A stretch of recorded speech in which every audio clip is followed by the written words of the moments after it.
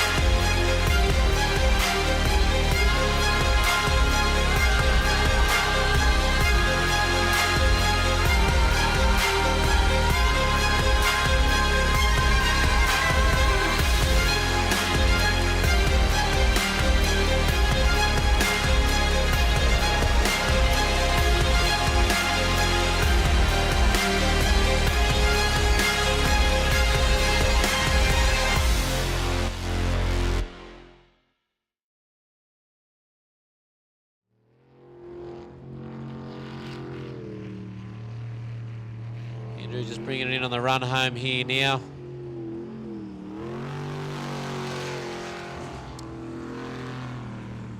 Bringing it through with a 102.44, so 62.44. We saw Darryl out before in the same boat running a 69.02. So after Q1, Andrew comes in with the bragging rights in the team. 62.44.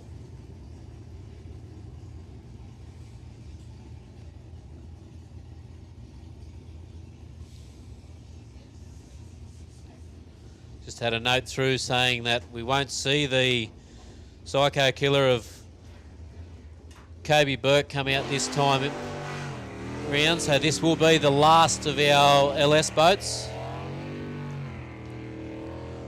With the Knackers racing boat driven by Kenny Russell. Navigator is Rhiannon Russell. Running a 6-litre LS package, making around about 550 horsepower. I'm being told here that Kenny's done a wrong way and has yet to readdress that wrong way, so he's probably unaware at this stage that he's done the wrong way.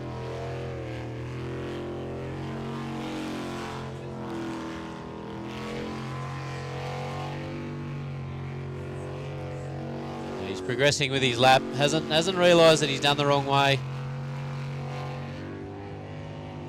So to actually correct your wrong way, you've got to go back to the previous direction change. So the previous corner that you've come into and readdress it that way. You can't just go back to where you turned wrong. You have to go to the previous thing, come in and readdress. So unfortunately for Kenny there, a wrong way is recorded. So they'll go back, study that track map and try and get on top of that.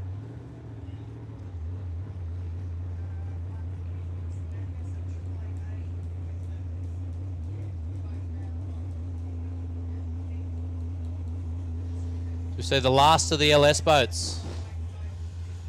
We're going into Group A racing now with Ollie Silverton. Ollie residing in New Zealand. Runs a boat in New Zealand and a boat here in Australia. I think this is going to be his last season here, unless we can talk him into it, running the Australian boat. Word is that after tomorrow next round, they're going to put the boat in a container and send it back over to New Zealand, and I'm not sure whether he's got a buyer for it or what his plan is. Well, he's coming through with a 24.36 on the split, 24.36 on the split. So the last couple of days they've made quite a few changes on this boat to try and get it to handle a bit more like his boat that he's got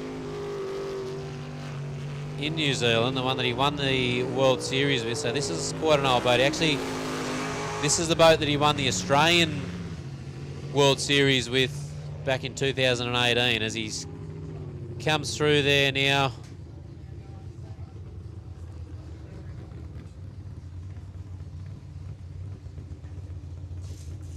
He's going for the calculator, so I'm wondering whether... No, 51.45, sorry. Screen's just done an update on me. So 51.45 is the number to beat. As we see Brendan go out in the pulse boat, but it looks like he's still got the cover over his intake, so...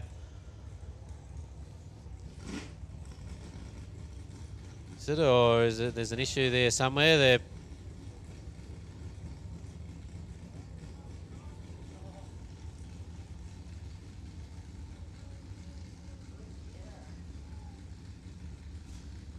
Like a big sock over the air intake. They've just taken that off now. So Brendan coming back in. They're just going to address that as Ollie goes back onto the trailer.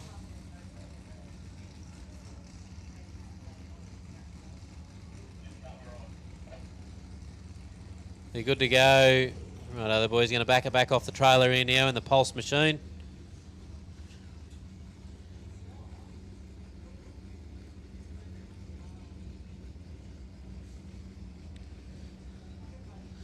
Brendan will be out today looking for some redemption after the Worlds. Be pretty keen to get the most out of this thing amongst the podium winners from the World Series. Brendan Doyle out of Balranald in New South Wales.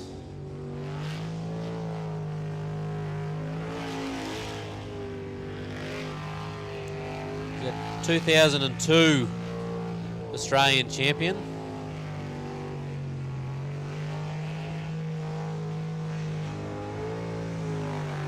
Comes a boat very much on song there.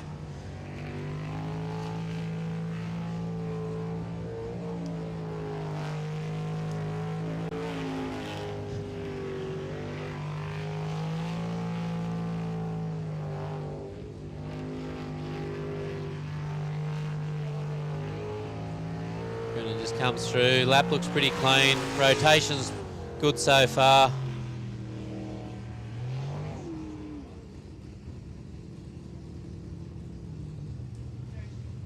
Here we go. Brendan Doyle with a 49.62.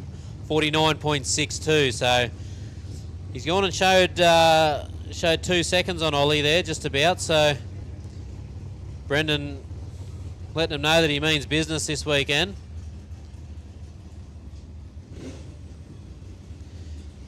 Giving the guys behind him a number to chase down.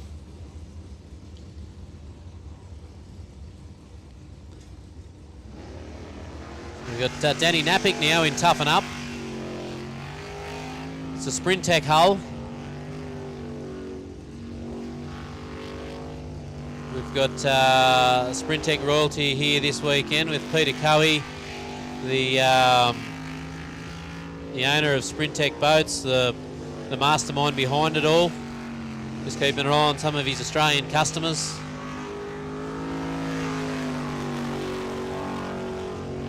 Giving them pointers, trying to help with make things happen. Pete, very well known amongst the sport. You know, all the accolades to go with it.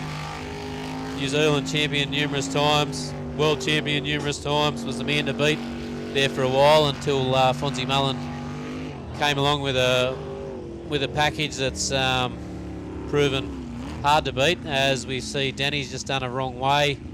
Still confused on where he's got to go to right that wrong way. And he's going to bring it home. So Danny, just the last little bit of that lap. If he'd have turned left at that Witches Hat, just after the Witches Hat on the way home, and he would have been home and hosed. But anyway, he's opted to take that back to the trailer and sort it out later. So we see Justin Roylance up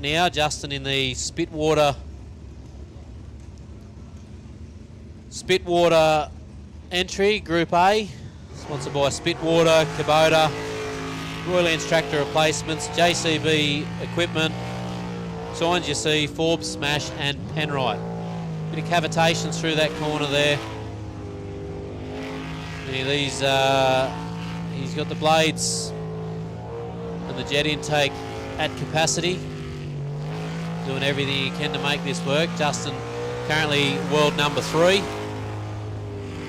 behind Brendan Doyle and world number 1 Ollie Silverton in the Group A class. Lane a lap down here. Got everything working well on rotation.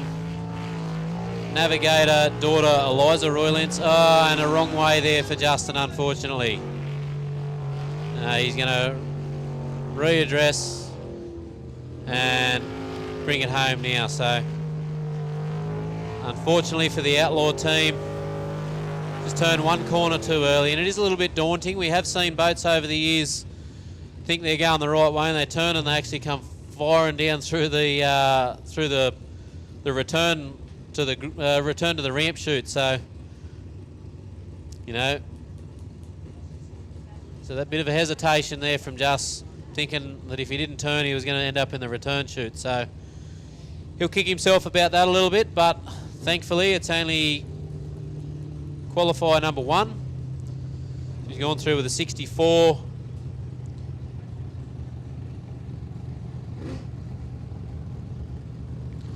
With a correction.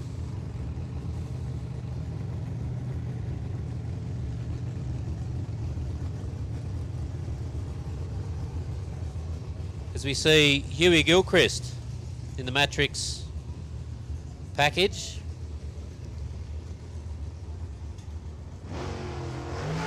So this package is essentially the same as the last 2 that we've seen go out. We've seen Brendan go out in the Pulse package with the JRE engine. We've seen Justin go out in the Pulse hull with the JRE engine. Now we've got Huey in the exact same combination. And that'll mean the next boat out is the same as well, with Tremaine Dukes in a Pulse JRE power.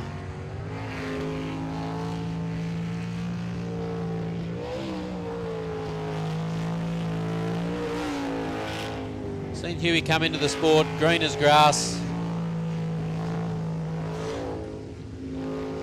through the late Greg Harriman and his team. Huey got into the sport.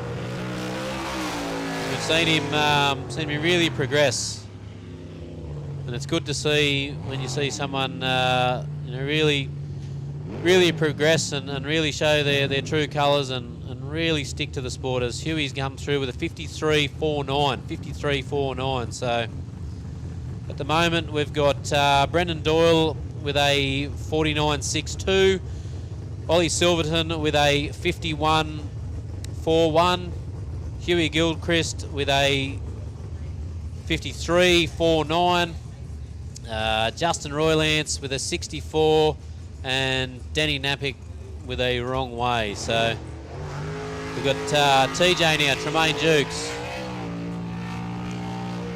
in the Girlfriend. So this is Brendan's old boat for building the new boat for the World Series.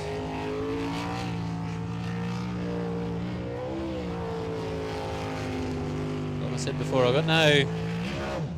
Hey, whoa! TJ's had an off there. Luckily, he managed to hit them tyres, the bales sort of square between the bales to slow him down. And luckily for the safety crew, they weren't standing behind the tyres in that instance. So, not sure what happened there with TJ, whether he's just taken that corner a little bit wide, grabbed a little bit of grass and become a passenger after that. Unfortunately, with these things, in that instance, you do become a passenger. You do not have much control once you grab that little bit of grass. So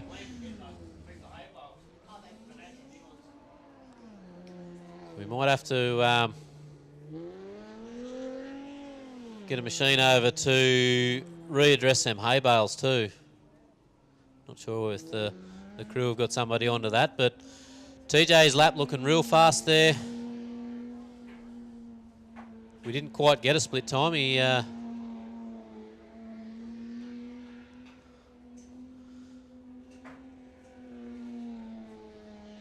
sure whether well, looks like they're going to drag the trailer around there and we'll get it on a trailer, or we're going to look at putting the boat back in the water. Not 100% sure.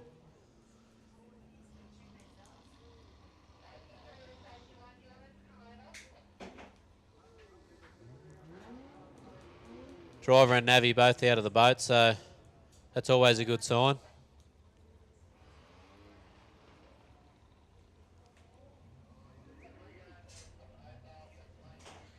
Yeah, can we get somebody from the committee in a machine to get some hay bales replaced?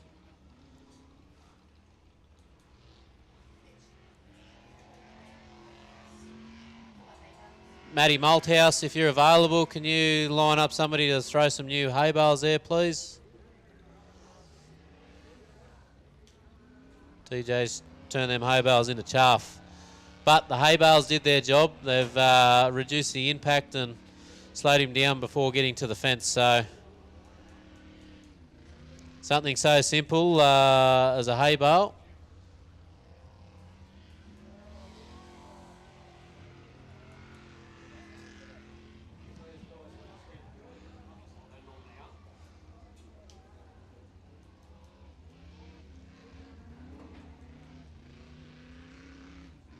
You see TJ just making his way back over to assess the situation. I think they're calling for the trailer, yep. Calling for the trailer, I think, by the look of it.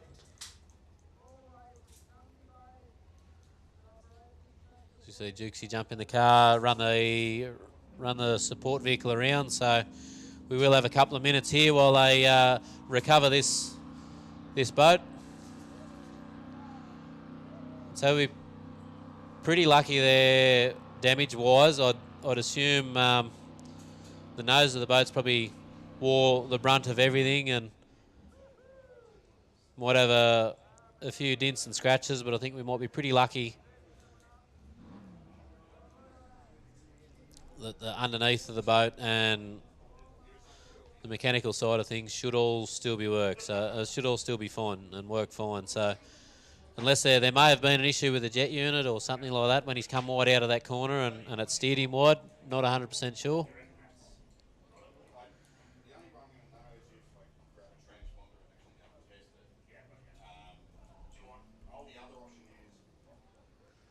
So while we've got a little bit of break in traffic, we'll thank Penrite Oils for coming on board. Penrite, I think this year's 100 years of Penrite Oil too, or we're getting very close to. So thanks to Penrite Oils for being the sponsor of the series the last couple of years.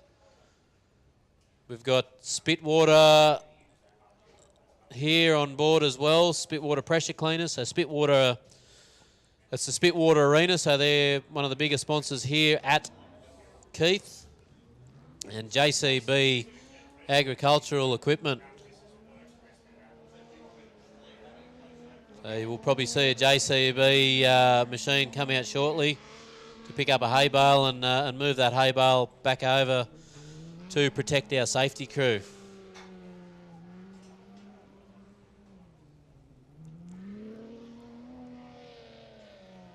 As you can hear the B&S chutes over there in the barrel racing or whatever they're doing over there, cutting hoops in the background.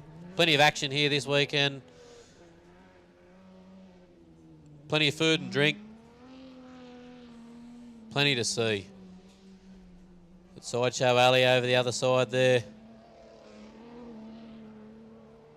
Plenty for the kids to do while the adults are keeping an eye on the racing, whether it be the motorbikes, the tractor pull, the lawnmower, the ute racing, or us here at the boat races.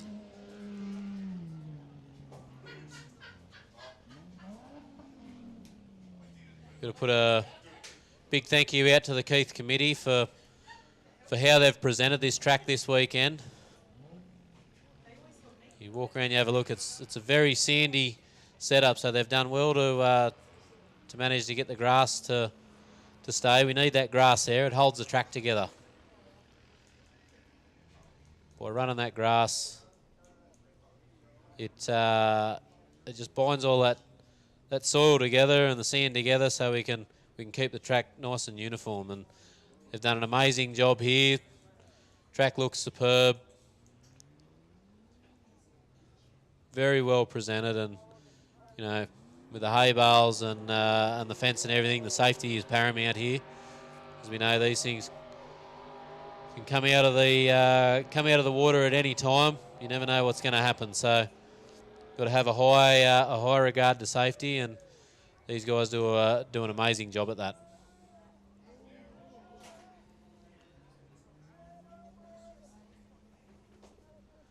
The guys, while we've got this little bit of a break in traffic, are just going to try running a fresh cable to see whether they can sort out what's going on here with the timing loop, because we're not getting a clean signal. Some boats are doing it, and other boats we're having a few issues with. So, all right, while they're doing that, I might have a little bit of a break. We'll be back very shortly.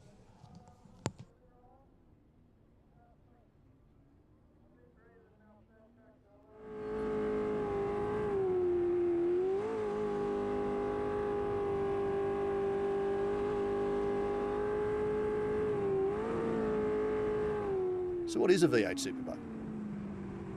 Born out of necessity in New Zealand in the 1950s as a way to negotiate the many shallow and rocky waterways scattered around the country, competition soon followed, with the Kiwis leading early development before Australia and the USA discovered the sport years later.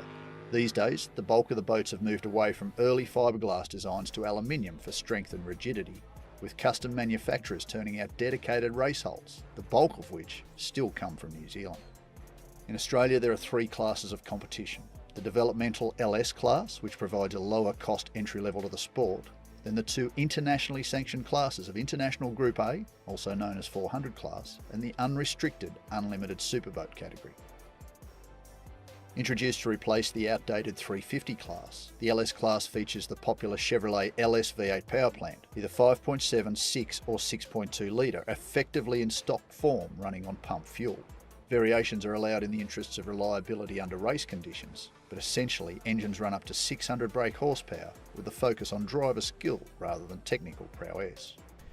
Well, the category for me at least is a very simple category. It's a sportsman kind of category. You've got, very similar engines. You can go to the max spec of each class, but everyone has to be on par, so it comes down to a lot more driving. That's kind of what appeals to me with it.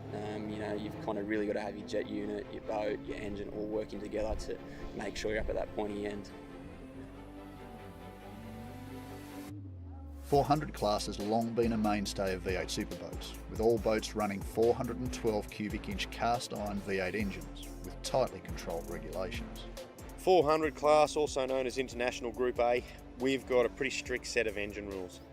These engines are making upwards of 700 horsepower now. And I think when the rules were originally designed, they might have been making 500 or 600 horsepower. So we've got to run a cast iron cylinder head, we've got to run a single 4-barrel manifold, we've got to run a carburetor with certain size butterflies in it. We have to run in Australia an unleaded 100 octane race fuel.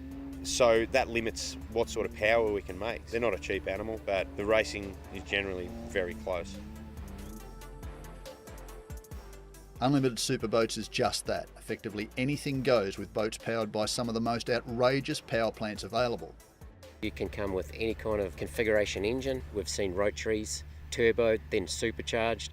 We've got turbo 6 cylinders. The most common one is the V8, of course, the aluminium V8.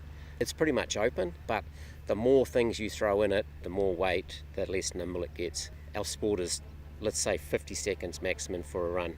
In that 50 seconds, there's going to be probably about an average of 30 corners. It's not the most horsepower, it's who can get around those corners and carry the speed around the corners the most. Events are held on purpose-built courses that feature a sequence of channels that are just a metre deep and often not much wider than the boats, with course directions running through a series of islands. The Track direction is determined ahead of the event, with teams forced to memorise the direction to be successful. An error in navigation left unchecked can see you back on the trailer for good. Often there are 30 to 40 intersections to negotiate over laps that traditionally run between 40 and 50 seconds. Every team competes against the clock, with 4 to 5 qualifying rounds setting the field from fastest to slowest. The fastest 12 boats in each class contest the first final, with the fastest 6 of those boats progressing to the second final. From there, the field is halved again to a final 3, who shoot out one last time to set the podium for each round. Points are amassed from every one of the 7 rounds, with a team's 6 best point scoring rounds setting their total for the year, with a very tight point system that rewards consistency.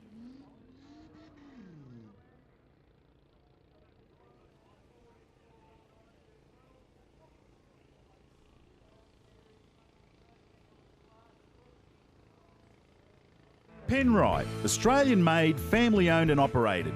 Make premium quality engine and racing oils, warranty-approved coolants, automatic transmission and manual gear oils, a complete range of engine and fuel additives, heavy-duty and industrial products for every application. Visit penriteoil.com for more information. Penrite, Australian-made for Australian conditions since 1926.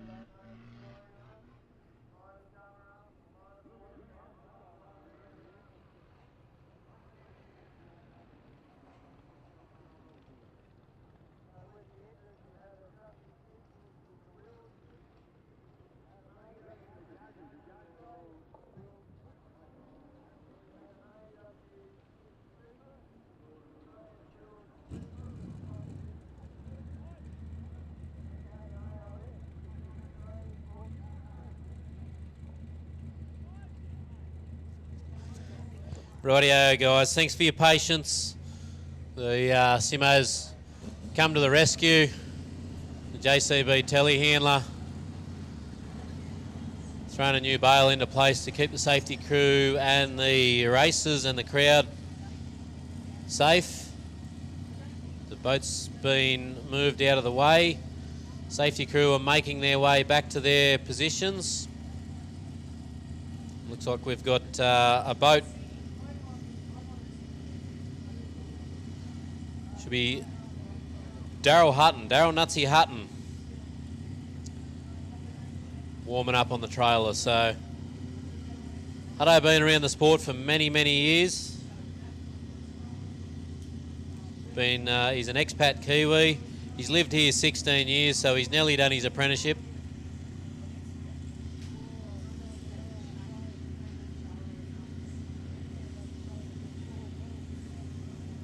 Navigator, or Navigator in this case, is Mick the Rubbish Man Parry.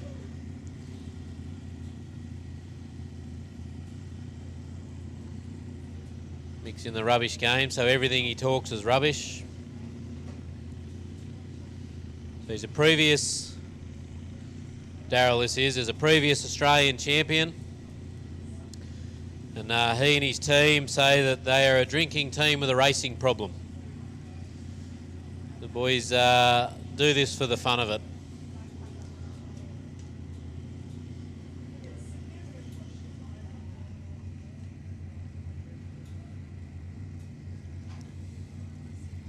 Daryl just patiently waiting while we get the last couple of safety crew back to their post.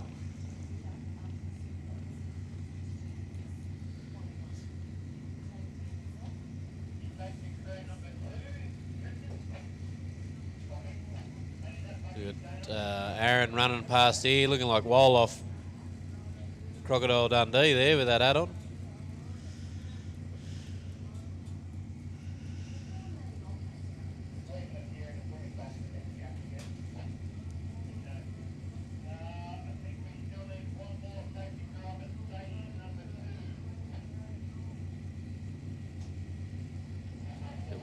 One of the safety crew just making sure we've got everything in place.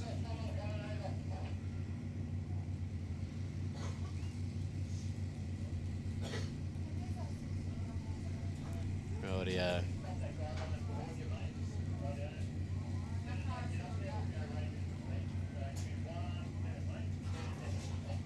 Rightio, within about a minute, guys, we'll be back on the water. Sorry for the hold up, these things happen. Unfortunately, that is part of what happens here in this form of sport. Not as easy as just dragging the boat away and away we go. We've got to make sure safety is at the forefront of it. As we see Hutto backed into the water now. So Phoenix Lubricants, Daryl Hutton, sponsored by Wimmera Mallee Waste, Frex Air Conditioning and Refrigeration, Phoenix Lubricants, United Fuels and ANC Forestry. In the Stinger hull, twin turbo 400 Chevy, making around about 1,300 horsepower.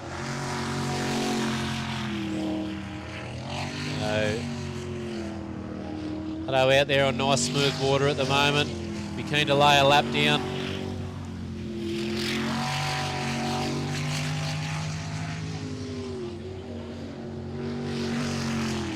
For those who follow the sport, they would have seen here a while back, Hutto had a pretty impressive off. He said he's going to try not to do it again. Or Tremaine Dukes coming out of the water.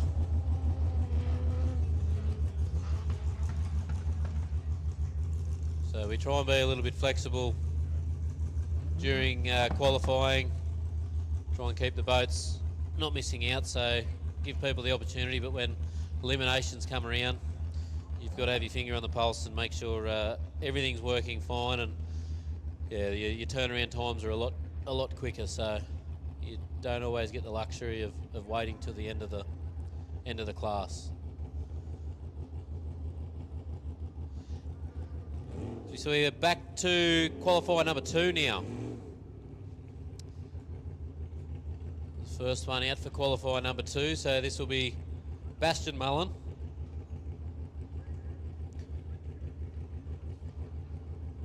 In the rip shift machine. So we've said it before, Bastian is current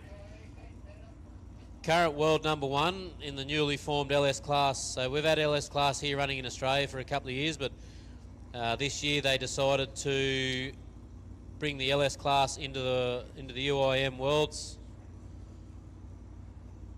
category. So run a 3-class category in the UIM World Series this year, and Bastian was the one that managed to come home with the chocolates, and he's taken the inaugural World Series LS category trophy and title. So he's reigning Australian champion. He's currently leading the Australian Championship.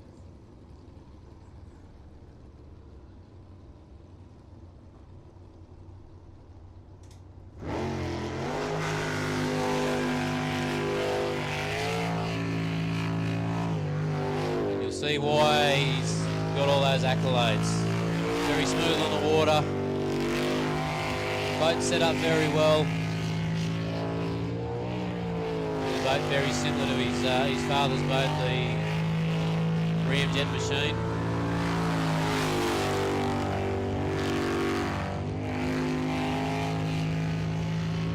Very well developed package, both engine and jet.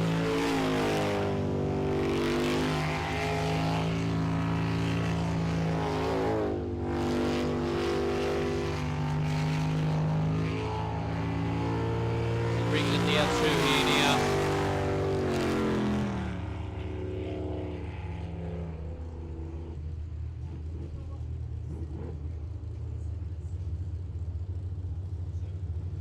So we're going to be around about a 47.1 here by the sound of it. 47.045.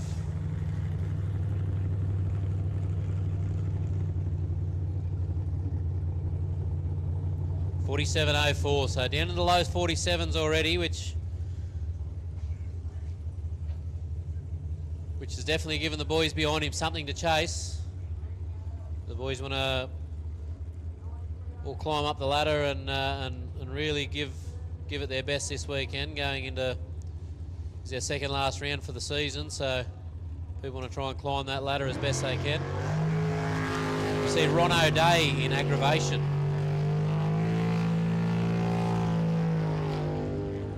Been around the sport for 35 odd years, decided to step back in, get the kids involved.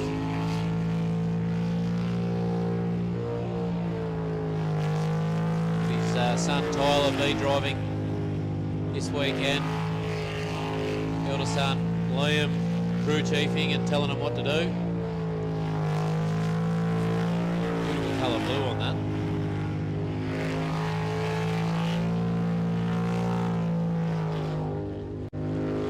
Few issues with some navigational errors early on.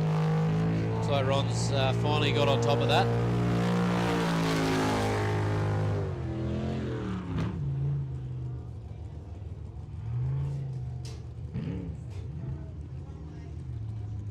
Was it the wrong way apparently? Unfortunately.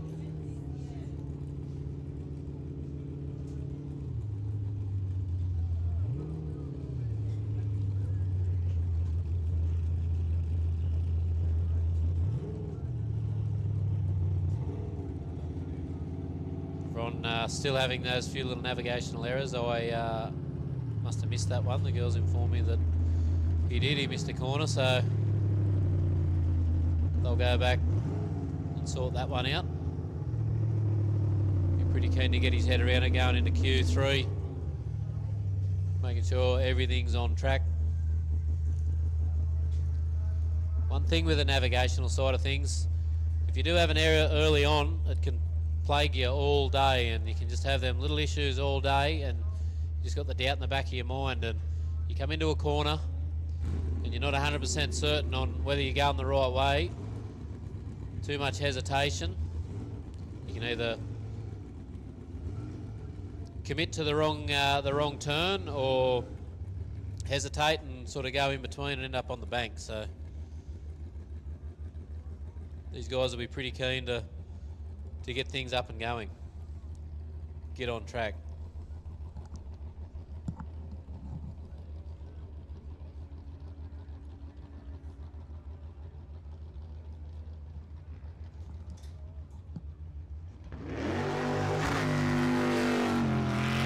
Matt Malthouse.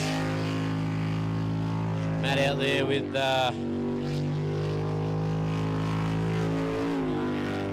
Leighton Collins in the navigator's seat. Matt getting this package back ready together this week.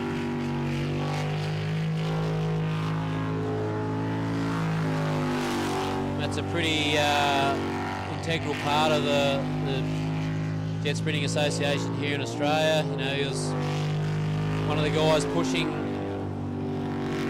when this track was getting built to make sure it was built to a standard.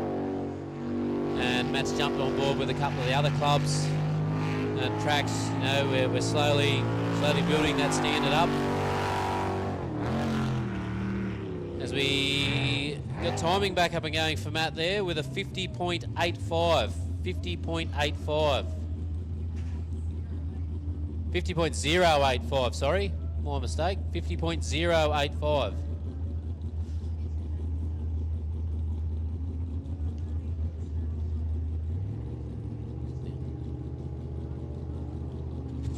Wow.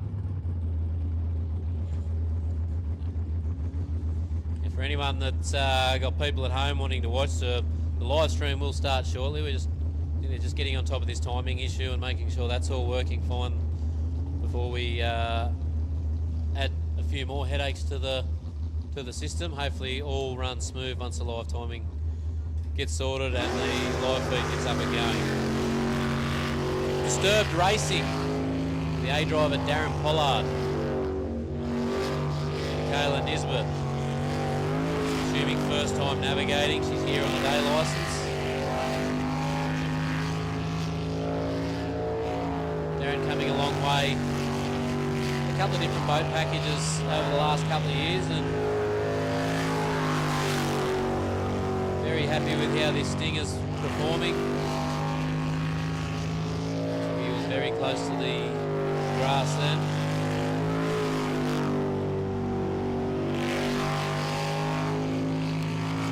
Back through, takes it right back around the top end of the track there. Turn just after that and brings it home.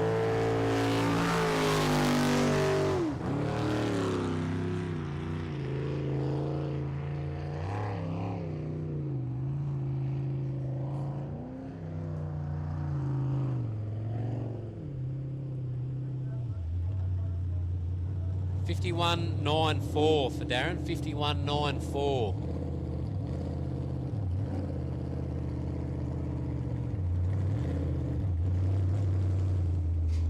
Not exactly sure what he did last time out, but it was a 55.089 was his time out, so he's picked up close to 4 seconds there, so definitely progressing in the right direction. We've got Kennedy's Transport, Kennedy's Racing. Daryl Aitchison out there now in A driving this boat. So these guys last time out went a 69.02.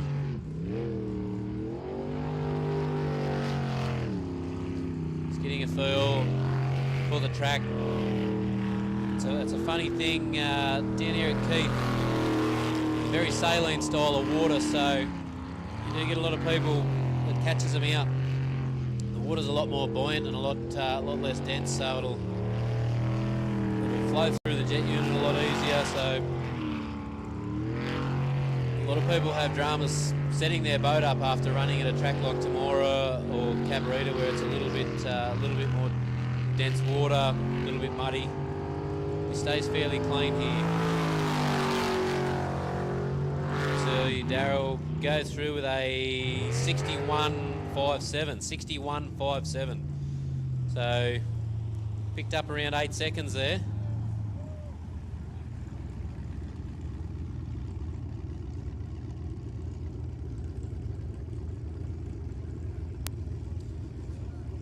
Guys will be pretty happy with that.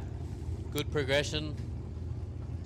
See a lot of head nodding and that coming on, and some thumbs up in the boat, so they'll be pretty happy with getting that back on the trailer and getting it ready for Andrew to jump in the B team.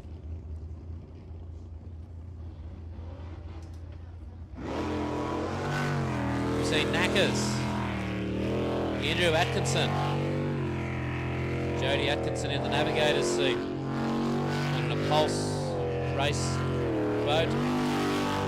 8.5-inch Southern Jet. Best result was first place in 2023. These guys come all the way over from Western Australia. Sponsored by Yes Mechanical, Kero Cooling, KCR Mobile Welding, short promo runs. Last time out with a wrong way, so they'll be pretty eager to get a run on the board this time out.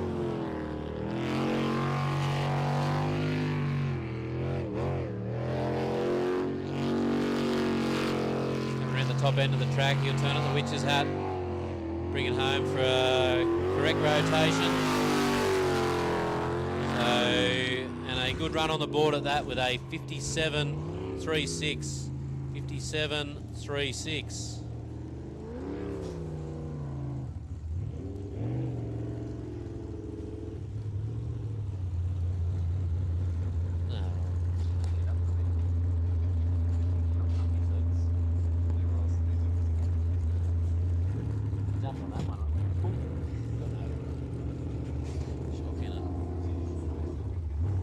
Rightio, and Knackers just making their way back to the trailer now. We've got Laurie and Carrot Howlett in Drop Bear Racing. Laurie went out last time with a 57.67. We're getting a little bit more confidence in the boat. He's just going to creep up on that. So this is the first time they've had this package on the water after their big entanglement at Cabarita. They were trying to, so he's grabbed a little bit of bank there and maybe got something in the jet unit. It's cleaned itself out though. So they tried to get this package ready. They put everything at it to get it ready to send it over to New Zealand, but the freight gods weren't on their side, and we had a few issues with freight, so it stayed floating around in a shipping container for a while. So they come through there with a 55.69. 55.69, so they've picked up two seconds clean.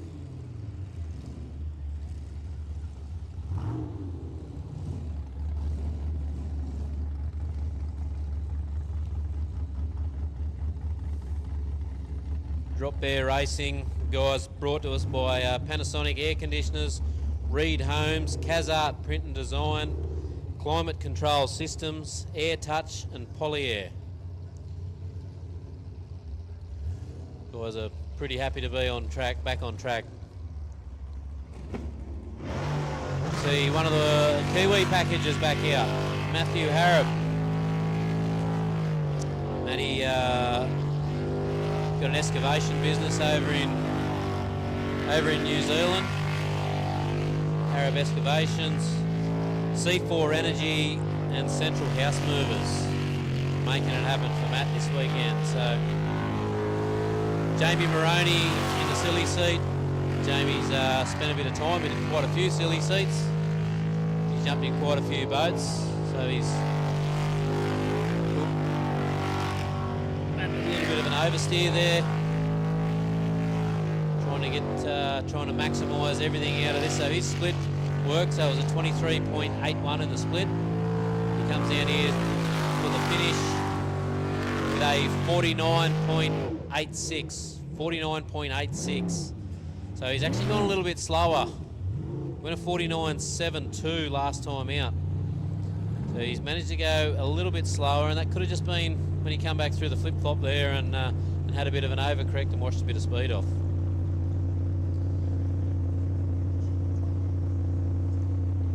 Yeah, maybe that massive big trumpet that he's got hanging off the engine there for the intake might have got a bit of a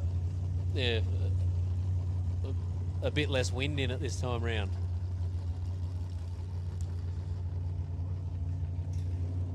As Kobe comes out in the Psycho Killer, I'll welcome Brookie Lucas up into the commentary tower.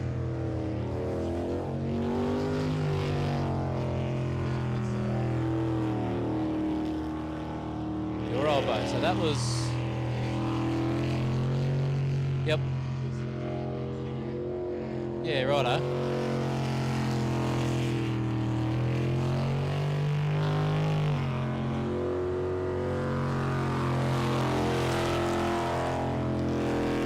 Yeah, so that then become no brakes, is that right?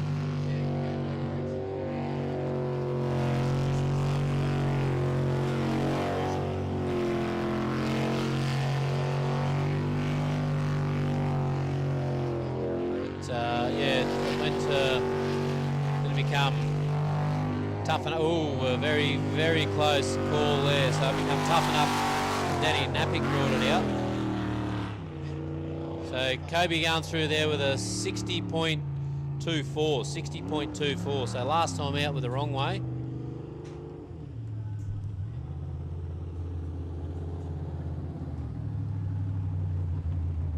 There's Gordon's.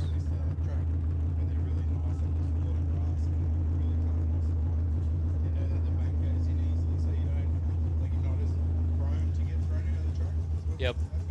Yeah, so the way that this track's formed, so anyone who's seen the track with no water in it will see it's that they're not super deep.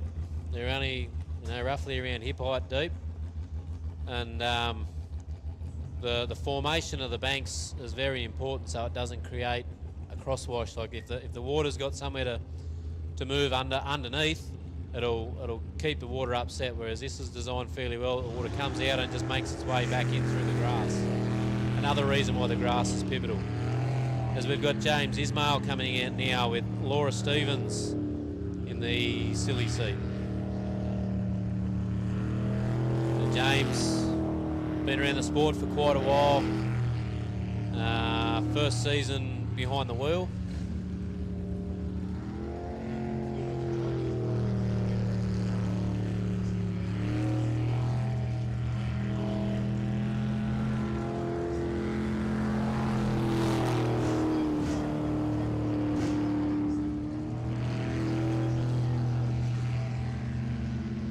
One of the hard things with this sport too, Brooke, and you've been around long enough to know, there's not very many opportunities to go and practice. Like literally a lot of people's practice is race day, so that's why we see a lot of people coming. And a few of the clubs over the years have had test and tune days and things like that, so people go out there and get as many laps in as they can. But not everyone lives near a track. As we see, James goes through with a 65.53. So last time out went a 68, so he's bettered that by close to 3 seconds. So that's all he's got to do during the day is just get it a little bit faster, a little bit smoother, and a little bit harder on the corners. A lot of these guys that raced, I think it was early November last year, late October. So that's nearly 6 months now since the beginning of the boat. So it's a big thing to come out, just have all that ready to go straight away.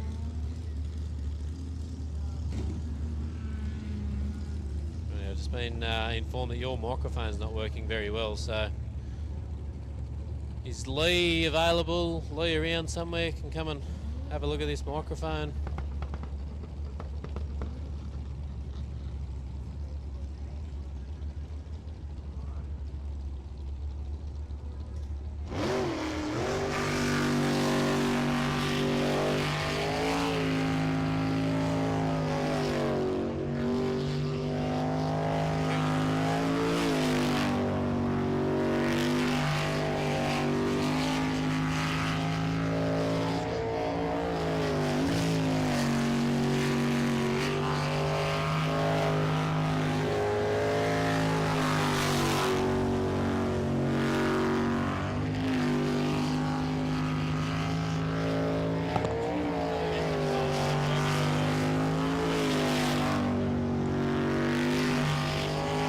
if that, yeah, I can hear you, but not sure whether they can hear on the live feed or out there, but I guess they...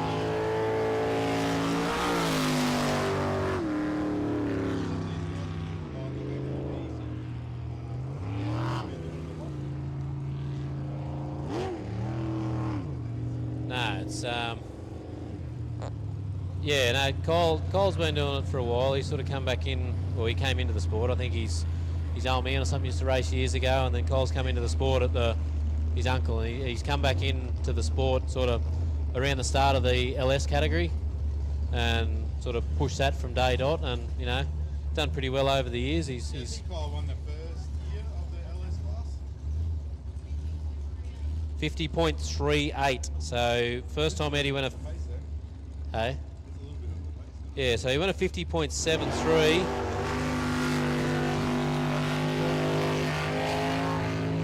So Rodney spending a fair bit of time up at the track near you, mate. Up there at Tweed. And he's cut some pretty good lines, Rod. His driving's come a long way, especially since updating to that Stinger hull.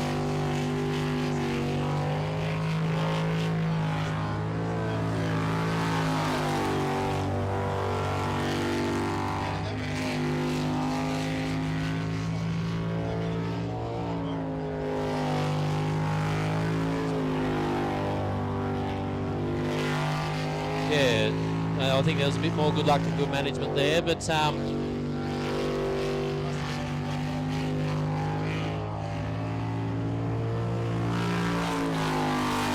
on the live feed it's Rod going through there with a 52.84, so last time it went a 53 flat. So apparently a few issues with your mic on the live feed, mate, so we'll get that sorted and see what we can... I don't know none of that technical stuff. It's moving up and down, I don't know. Maybe have to hold it a bit closer, is that going to help?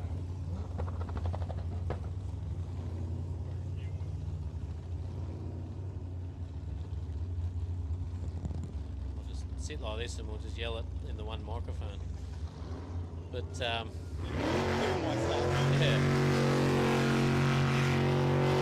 So twisted out there now is Steve. Ooh, very gutsy move there, halfway through the corner and a back off. But Steve out there, I think this is Jade's old boat, Jade Atchison. So yeah.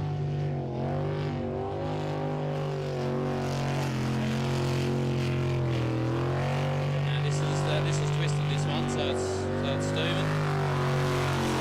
So with James. Retain in the silly seat. We've got it's a Sprint Tech jet unit, so I'd say it's probably the jet unit out of Darren's old boat. And it's a Stingray hull, so I think this was it was purple. What's his name?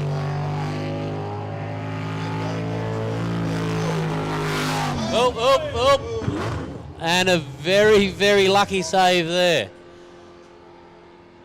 Unfortunately, that won't be classed as a time recorder because he wasn't in control over the finish line.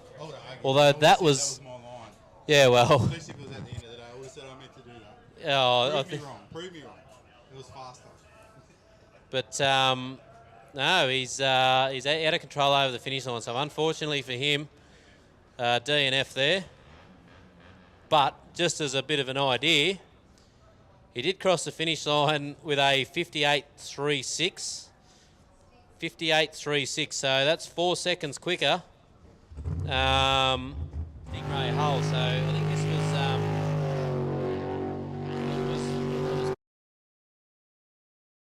that's a fair jump and things come a lot faster and you're in a different spot and you're late to turn and that can really cause a lot of, like exactly what happened there, you bump and bounce. And yeah, well, that's something I was saying before, like the more you give it, the crosswash hits you in a different spot, and you've got to get used to that. But as your day progresses, the crosswash changes because you're getting faster and faster, and you're probably taking a slightly different line too. So, you know, we've seen it over the years. Griffith's very renowned for that crosswash up through the washing machine there, where if you don't hit it the right way, it can push you. It'll push you. You know, it only takes to push you an inch or two offline, and you're up the bank. And we've seen many a boats over the years in Griffith. And the great thing is, once you get really comfortable in your boat, you've been driving for a fair while, you start to look for things in the track where you take a line that you might compromise on this, you know, one corner on the first go around, so on the second go around, the cross washes in a different place, and you can pick up more time there. Whereas if you don't do that, sometimes you're just driving the track rather than driving around the track. You know what I mean? Yeah. So anyway, that might get the nerves either into his system or out of the system after finishing the run like that. But when you have one like that and you just get out, you just give it a wipe down, it's all good to go. You usually go, oh, that was all right. Yeah, that wasn't that bad. But here we go. We've got Nate Mullen out now. Saw Bastion out before, but they just spinning the tyres a little bit coming out of the roundabout there. Probably just a slightly different line to what he's taken earlier today, because he didn't have that issue earlier, but might have just grabbed at the wheel a little bit harder this time or something. The boat's still looking on fire.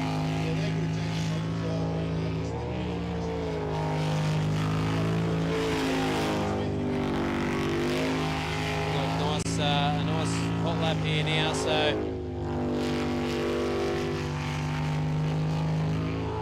Nate probably hasn't spent as much time in the driver's seat late driving, so you know, it's an amazing effort for him to come out there now. So he's gone out there with a 48.59, so last time out a 49.1. Yeah, so he's just going a little bit faster. And yeah, the thing is, like, you're racing against Bastion, his brother, who's just been to the Worlds. You know, he's really on the game. He's, you know, his race fitness is right up there. So for him to go out there and do that, I think it's a pretty good time. And he just creep up on it. Nate comes during the day, he just keeps coming. So he wants to look after the boat. He knows there's two of them driving. They've had a few crashes in the past, and so they understand now. They're getting some, what do you say? Some racecraft about them, understanding you don't win in the first round. So yeah.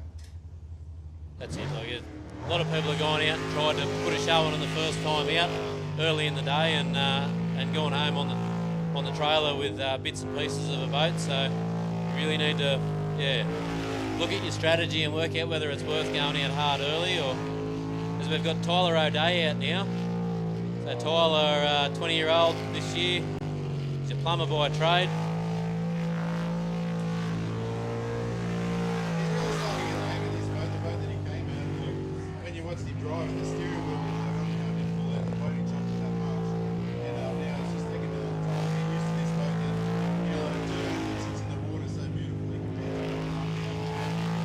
So last time out, Tyler went around with a 57.59. So just as he's coming down towards the finish line here now, we'll see him go through with a 53.46, 53.46. So, you know, you're looking at over 4 second pickup there. So like you were saying before, with the quicker you go, the less the wash is, but the different places that the wash hits. So, and the more throttle you have, the more control you have to push more water. So the boat sits in the water more, and you've got more control. So you see people like TJ before earlier, hasn't driven that boat, hasn't been out there for a while, but knows that he has to be pretty well on it to make sure it does everything that it should do. And that's what you see here with Tyler. He'll start to, you know, much less steering and puts on the next run will make him a lot faster. yeah, as we look around and see a big smoke cloud hanging over us from the tractor pool guys. Doesn't smell like normal diesel though. No, What they put in there. not sure. I don't think it'd be good for my ute though. As we see Mitchy Malthouse. Yeah, going out to show the old man up. So Matt going out there before with a 50.08. This boat has done previously in Q2, so Mitch hasn't done a great deal of driving in recent times either, so they're going to spend a bit of time just getting comfortable in that boat. Yeah, and now he's just off the throttle there a bit, so I don't know whether that was the confidence issue or hear a noticeable rev change. So I think he's going to be off the pace here a little bit. Last time out he went a 59.49, but with a rotation correction. So this time out with a 52.44, 52.44. So he'd be pretty happy with that, considering he did have a back off for about a quarter of the track there. So I don't know whether he thought he'd gone the wrong way and he was trying to get his brain to catch up with his driving. We've all been there. That's a sensible thing to do as well. Is like when you think you're in the wrong place and you actually slow down a little bit, give yourself time to get back where you are and get on top of the boat, get in front of it again. It does make a big difference. Yeah, we've all been there, especially when when you go there, you make a change and it's a substantial change. And I've made changes in a boat where we've picked up 2 and 3 seconds driving it flat out, and just a nozzle change or a blade change or something, and it just reacts totally different. I said everything creeps up on you a lot quicker. Like 2 seconds doesn't seem like much, but especially when you spread it out over the whole lap. So this is Matt Narn out wrong way straight off the bat. So Matt Narn going out there this is Darren's boat now. So this is B driven by Matt from New Zealand. Nan, not sure how they pronounce it. I'll find that out in the lunch break. But yeah, so this is Darren's boat. So this is the B driver. So yeah, so don't get confused when you see a couple of the same boats out there running around in the same class. There is some A and B driving happening. So the beauty of this sport, you can have 2 people driving the same boat in the same class. So if you want to get into the sport, you can have, it's not just one person wearing the cost of everything. Yeah, well, we've seen that plenty of times too. So Matt comes in over the finish line. Last time out with a 59.92, and he's gone a 67. So due to that correction, 67.5.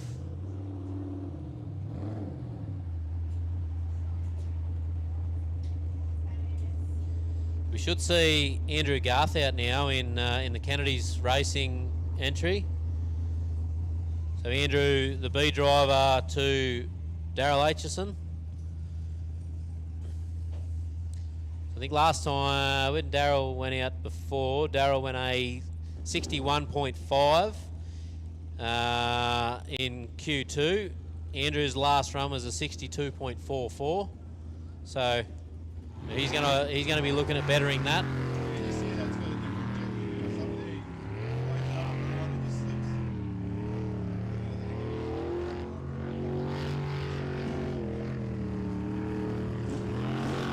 It's funny, like when you talk about jet units, there is an art to it.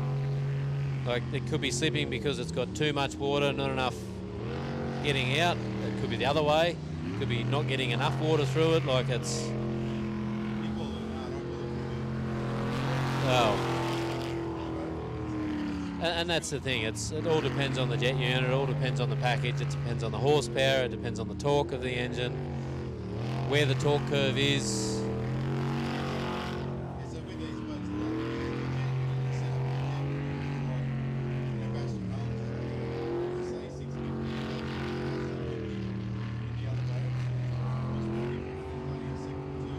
Andrew cutting a very fine line around the witch's hat there.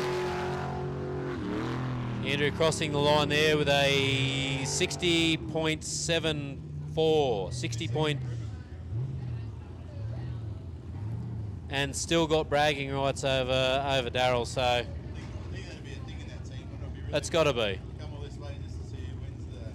So the Kennedy Cup. Well, it's something they probably have to look at. Yeah.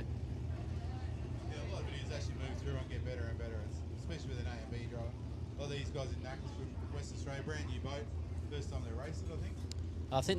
They raced it over at Baldivis or wherever they race over there. So done pretty well. I see on the socials that Daniel went over there.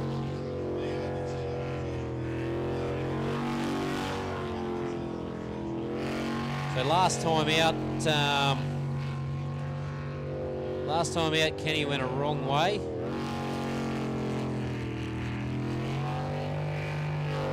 So this time out, they'll be keen to get their rotation right. So I think he's backed it down a little bit. He was probably a little bit aggressive last time out, and that's what got him in front of where he needed to be. So Andrew Atkinson took this boat out earlier, and when in this round he's been a 57.36. As Kenny brings it down in for his last turn and goes a 1 minute .02. So a 60.02 for Kenny Russell.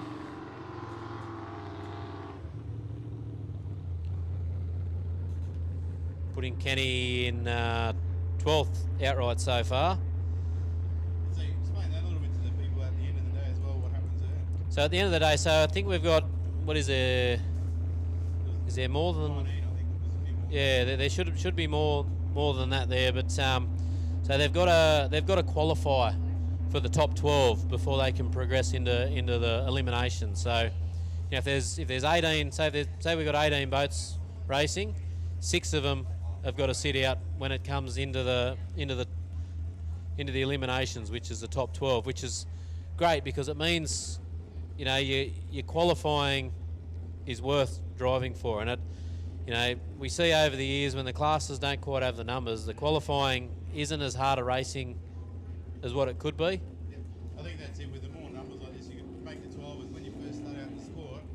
The greatest thing is to make the 12 cuts. That's what you're looking for at the start. You're not looking to win generally. You just, 12, and then you're going to go take the each. 6 cut from there.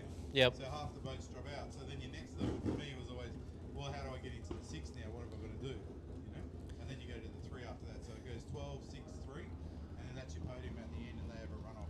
And you've got to be careful not to make changes too, unless you know that change is going to work. So some people will run qualifying blades, props, whatever you want to call them, and then they'll have elimination ones, you know, and they'll, like, not so bad here, but a track like Tamora or Cabarita that gets muddy, as the day progresses, we see Ollie Silverton come out now, really giving this thing some. So last time out, Ollie went a 51.41 for reference. So, you know, quite aggressive on the wheel there. He's still getting used to it. They made some big changes in this thing, and he'd be still getting used to how the boat sits and how the boat reacts. You can see it really dropping on the wheel, so it's obviously not.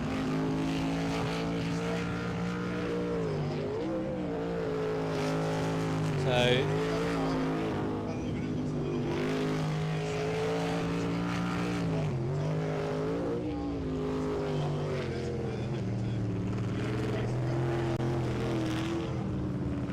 so maybe a bit of an issue there. Ollie's off the throttle.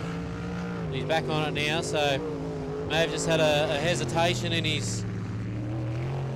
No, he's done a wrong way, which, you know, very uncharacteristic here for Ollie. You can see by the way that he was driving, it's like the boat obviously is really work the wheels and Right, he's back on track now. You've got to take that one. So there's a little bit of competition amongst Ollie and Justin this weekend too, with the sisters navigating. Macy in with Ollie and Eliza in with Justin. So Eliza's in Justin's boat and Macy's in with Ollie. So, you know, it's a battle of who's the fastest Royalians this weekend. Right between the three of them, it's good. Well, That's a bit unfair. It's 2-1. it is, but Anyway, we've got Brendan going here. TJ before, if anyone saw, he just blew the back off the jet unit when he was going down the straight in the other boat. is that what happened? Yeah, I didn't see what happened. I just seen it went very wide. Yeah, he blew the back off. So he blew the steering nozzle off it basically. The backstage was there, or the exhaust pipe, tailpipe was there. Yep. And the steering nozzle was completely blown off the back, straight out. And unfortunately, it's not repairable. The slide's broken.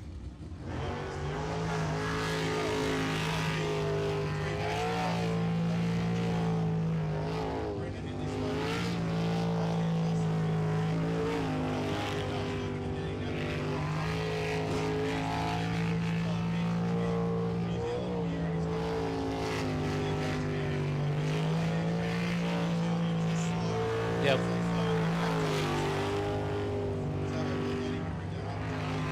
now he's got to get his brain to work as fast. He's got to pick 15 k's up an hour in his brain. You know, so there is, and Danny's fairly new to the sport, so working out what changes and dealing with the right people, it's always a challenge.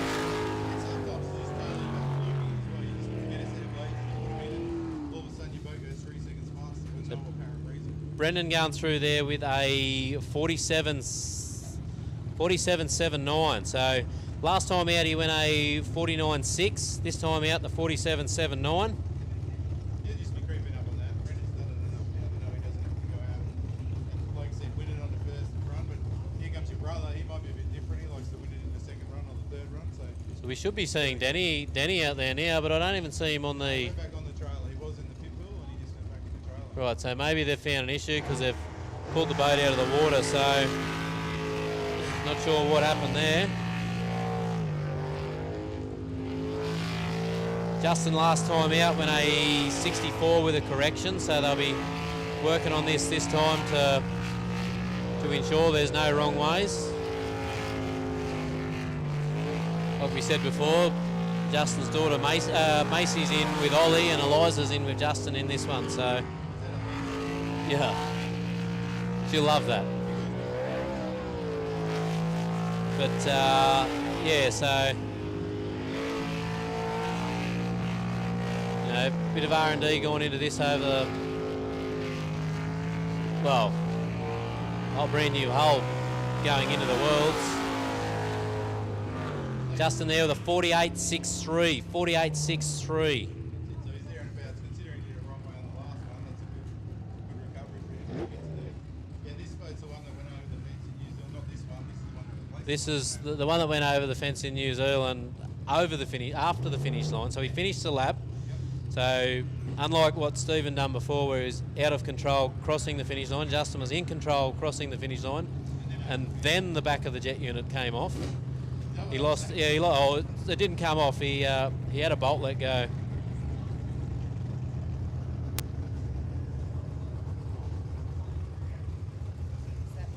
That's what we've had. We have had him in here. We don't know what's going on.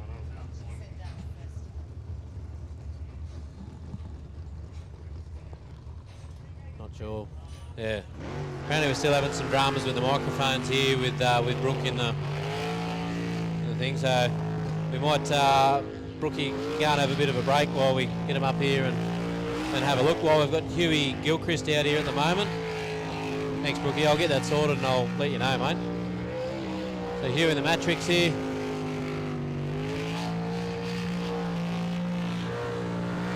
Huey's last lap out was a 53.49. Oh, he's just gone a little bit wide there and grabbed a little bit of bank. Sounds like he might have a bit of stuff in the jet unit there. Maybe he's had a little bit of an issue exiting the corner. So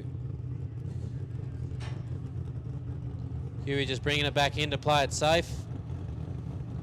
Doesn't want to risk anything. I think that should round out. Our Group A with Denny Napick gone back yet. I can see Denny's ute back at his pit bay, so they obviously found out an issue.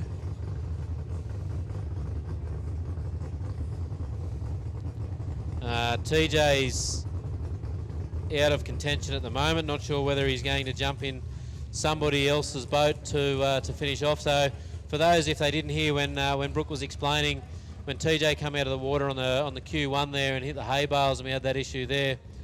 TJ, the back half of the jet unit, so your steering components actually, there was that much pressure that it pulled the threads out of the housing, so they can't fix it.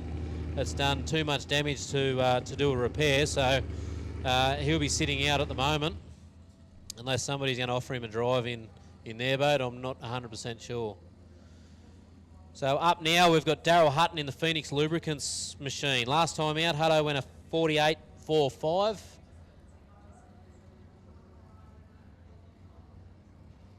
48.45 last time out with Hutto and Mick, the rubbish man, Parry in the silly seat. And Hutto took this package over to the World Series. Wasn't super happy with his performance, said the boat was doing everything it should. It was just the driver couldn't keep up with the boat. So he's going to try and get out here this weekend and you know, try and gather everything and make everything work again. Try and get himself back on track.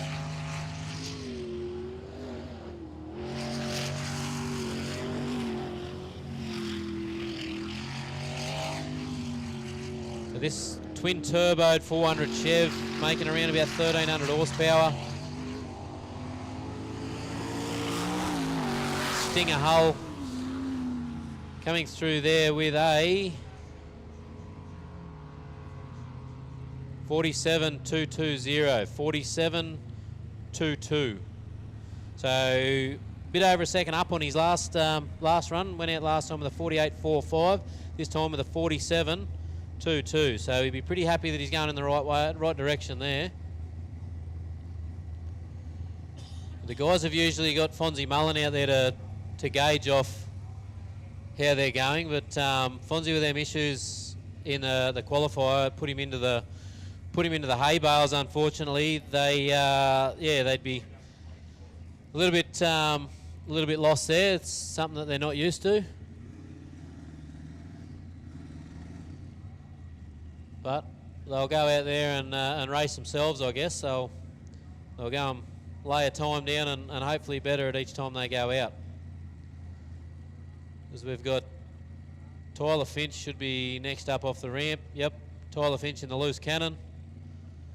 Just backing off the trailer here now. So another twin turbo package here. Tyler Finch, 30 this year. He's getting on a bit. Tyler does a little bit of work for quite a few of the teams here with jet unit stuff. He's a bit of a whiz on jet units, so bit of a machinist by trade. Tyler sponsored by UWS, Baldwin Boats in Mildura, and Far Faster Race Engineering.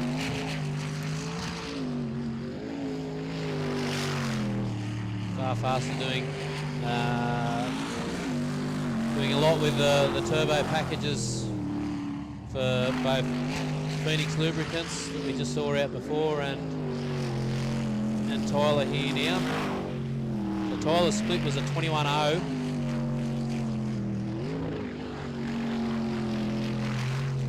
He comes back through. The rotation's all pretty good. As he brings it through there now with a 44.60.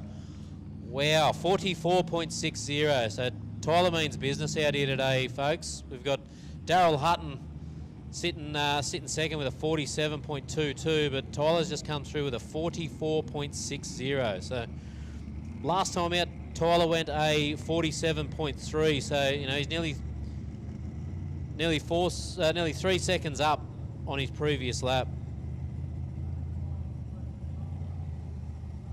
He's going to want to progress on that as well. So, you know, what we're seeing here, if we get Fonzie back out on track, you know, it's going to be a good battle between Tyler and Fonzie to really push each other and see what we get at the end of the day.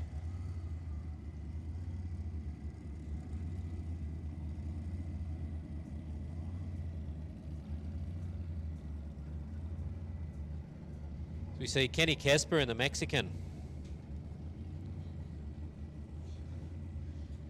Kenny's last run was a 55.18, so he'd be definitely looking forward to gaining on that, trying to work himself down into the 40s with the others. Sounds like he's spending a little bit more time on the throttle here now. The RPM is definitely up from last lap, so boat a little bit twitchy.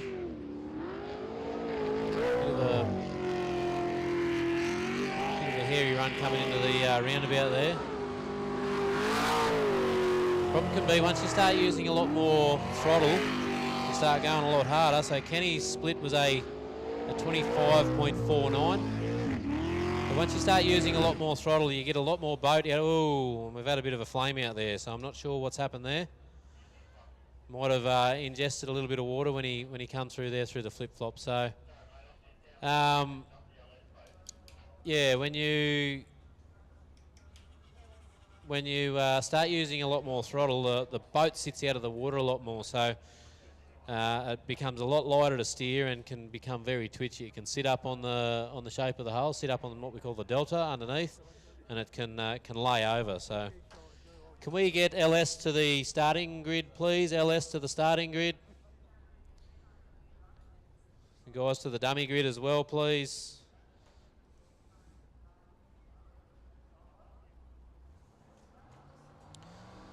So that rounds out qualifier number 2. So we are moving into qualifier number 3.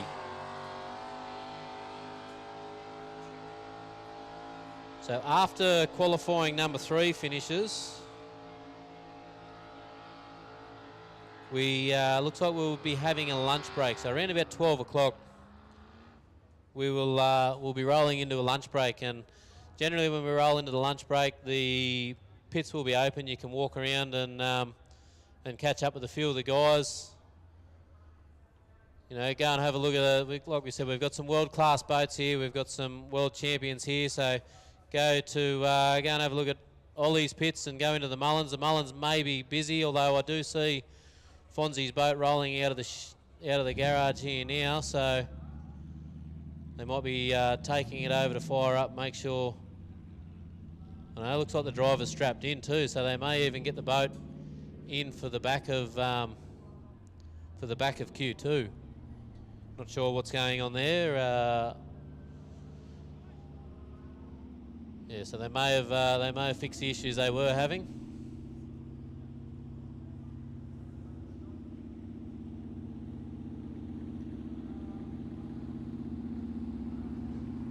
Yeah, so during the lunch break, yeah, definitely go out and call into the Mullins pit and see Fonzie and Bastian there, and go and see Ollie. But yeah, there's plenty of other guys out there willing to have a chat, and you know, don't be shy. Some of them will let you in the boat to sit in and get a photo for the kids or whatever.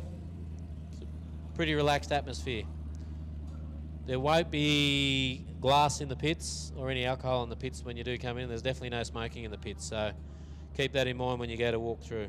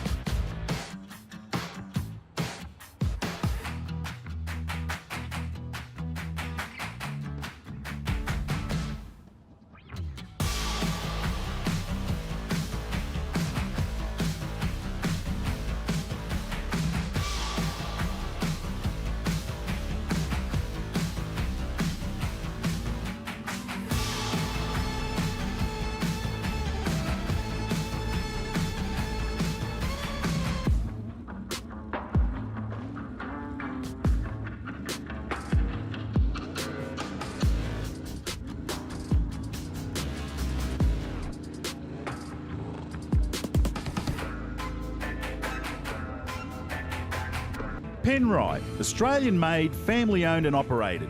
Make premium quality engine and racing oils, warranty-approved coolants, automatic transmission and manual gear oils, a complete range of engine and fuel additives, heavy-duty and industrial products for every application. Visit penriteoil.com for more information. Penrite, Australian-made for Australian conditions since 1926.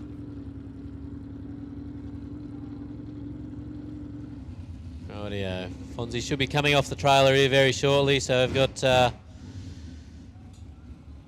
those that were here for the practice run, we had Fonzie have an uncharacteristic off into the hay bales over on the far side there. Looks like they've got everything back together. Doesn't look like there's too much damage to the boat. It did come back in with a reverse bucket off it, but that's back on there now. So, good work from the team to get it back in the water. So he's Fonzie's current world, current New Zealand and reigning Australian champion. So you'll probably just go out and just want to test how this boat feels on the water after that off, just to make sure there's no issues there, and we've got things ironed out.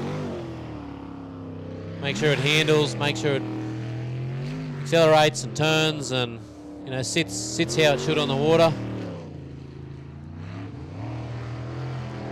After an off like that, it's there's always that little bit of doubt in your mind, just to make sure that things are doing what they're supposed to be doing. Not sure whether he knows exactly why the boat come out of the water. So if you don't know exactly why the boat comes out of the water, then you've got that doubt in your mind, wondering whether it'll happen again. Just saying, bring the boat home down here now through to the finish line. A little bit of crosswash through the top end there. And Fonzie getting a run on the board with a 56.62. 56.62. So that gets him a qualifying run in. So I'm sure they'll go back and just make a few changes on that now and just make sure everything's right, and find a few of the little issues out there and go from there.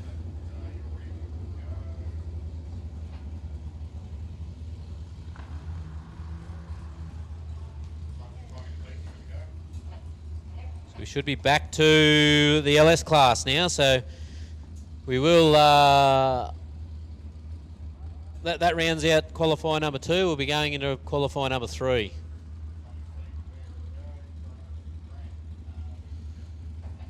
As we see, not sure whether Bastion's not going to come out for qualifier number 3. Guys are still in the pits over there with the boat under the cover still, so we won't see Bastion Mullen out first. We'll see Ron O'Day in aggravation. So with 2 wrong ways up his sleeve, Ron's going to have to go out there and try and, we know the boat's capable. Just got to get the driver on the same page. So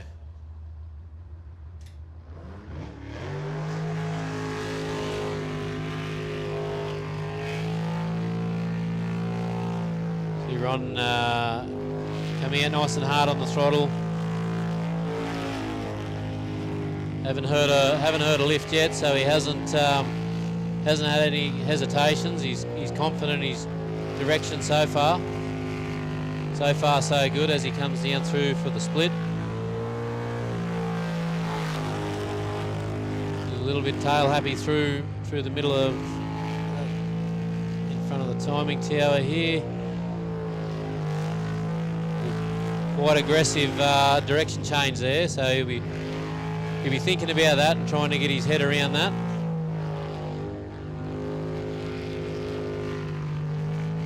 He brings it down around now. Keep going, and very good. So has done his homework, got his head around the rotation, and brings it through with a 55.79. 55.79.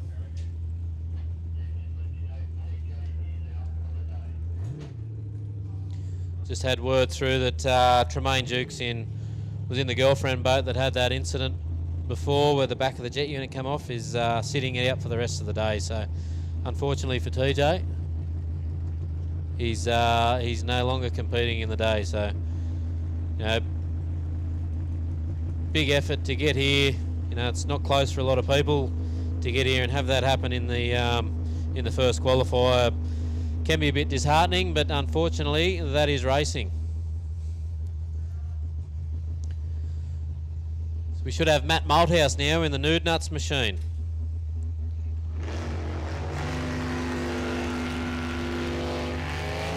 So Matt and Leighton Collins in the navigator's seat, both locals here to Keith, and he's snagged a little bit of bank there, which has upset the boat. And he's just done the same thing again around that back island. And he's, yeah, unfortunately for Matt, he got a little bit excited through a few of them corners there, and it's just put him off. It's put him on the wrong line. It had him going into that corner there wide, and he was looking like he was going to try and turn right when he needed to turn left. So the boat was on the wrong side of the channel, and he didn't have much of an option there. So unfortunately, that's put him out of qualifier round 3, but should be minimal damage to the boat. We'll see that boat come back out shortly with Mitch Malthouse, Matt's son, at the wheel.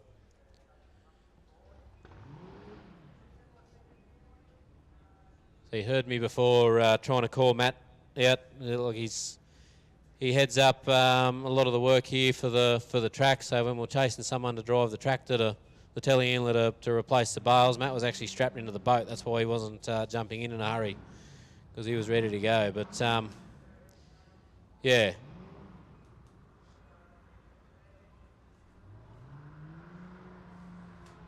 So they should be able to start it and bring it back to the boat ramp. There we go. Boat's fired. Right, yeah. So minimal damage there. So bit of good luck on his side this time out. He's probably cut his lines a little bit fine there when he's come around through the back of the roundabout. He did hit that island, just snagged that island.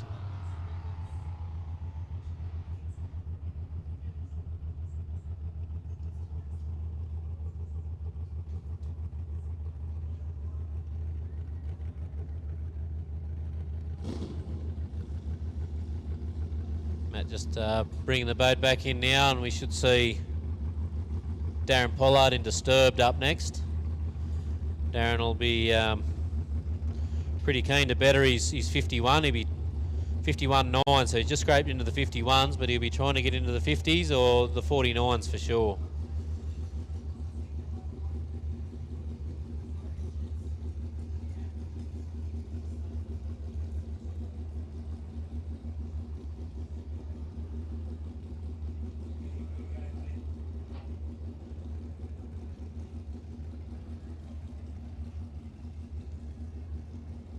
Darren just about to come off the trailer. Matt's going to go back and study the track and get his head back around that rotation. He was doing pretty well there earlier on in the day. The 50.08, 50.08. And then with the DNF just then, he'll be keen to get back out there, especially if Mitch is going to go out there and do better than a 50.08. There's definitely going to be some competition in the family there. As we see Darren Pollard, Michaela Nisbet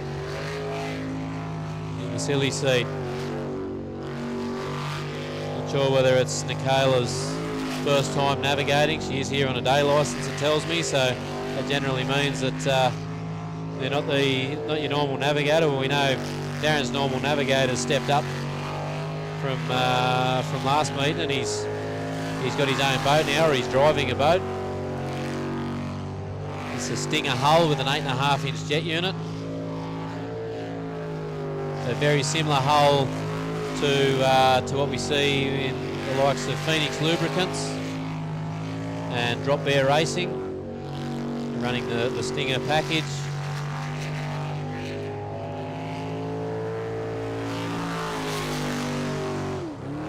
Darren trips the beams with a 52.19, 52.19, so he's actually gone a little bit slower by about 0.2 of a second, and grabbed sounds like the jet unit might have a bit of stuff in there.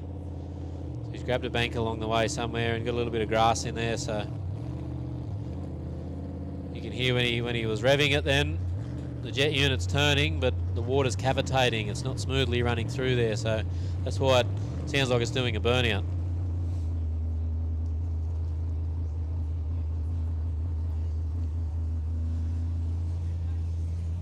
Next up, we've got Darryl Aitchison and Marcus Hall as the navigator.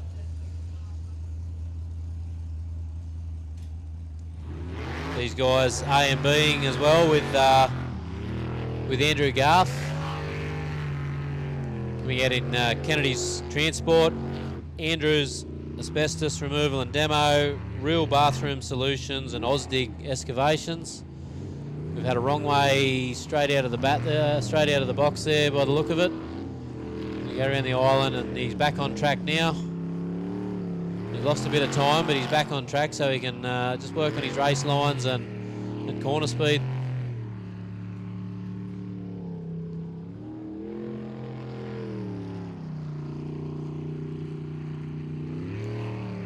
Comes down through under the split.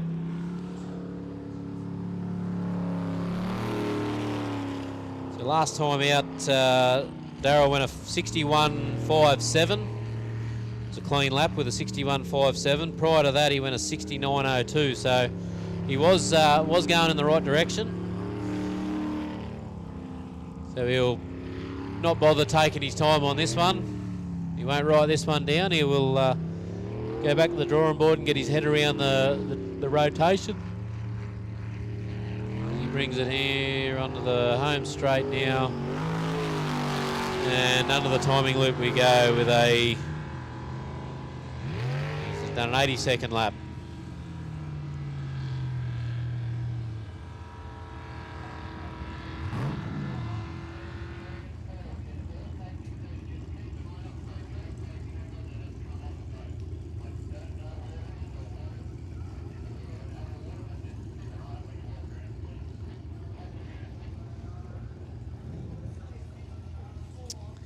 Next up we should see Knackers.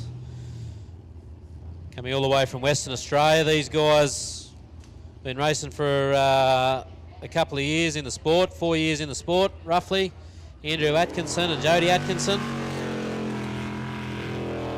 These guys stepping up and going with a new pulse package in recent times. I think they've raced at one time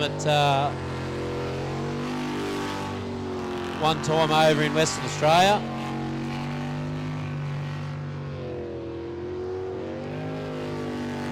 It's a big haul to bring it over from Western Australia to here, so the guys are pretty keen to see what they can do.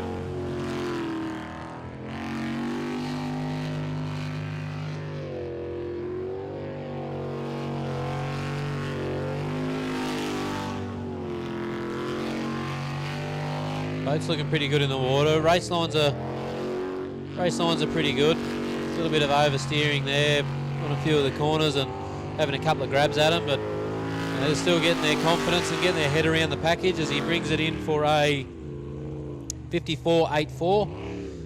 54.84, so he's definitely gone quicker. Last time out was a 57.36, so picking up around 3 seconds there, close to. So I'm sure the team will be pretty happy with that. B team went out with a couple of wrong ways. They went a 60.02 last time out in Q2, so now that they've got their head around track rotation, they'll be working on catching the A team. Laurie and Karen Howlett out now.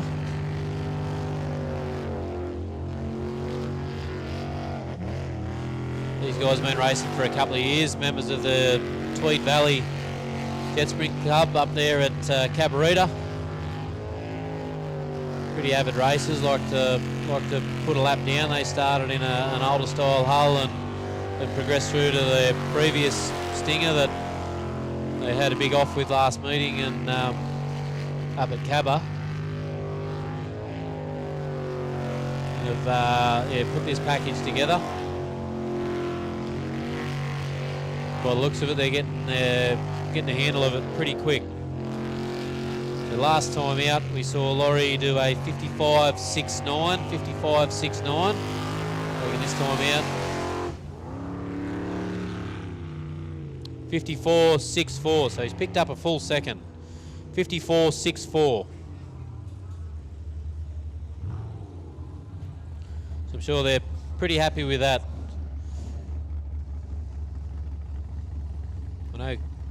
Kaz would be in the navigator seat. She'd be pretty happy to come through there with a 54. So Laurie's an electrician. He spent 5 years in jet sprinting, but you know, in that 5 years we did have that spicy flu in the middle there that put a halt to a lot of things around the place. As we've got Moist Az, Matt Harrop, Jamie Moroney in the navigator's seat. So Matt coming out of New Zealand, Jamie being an Aussie.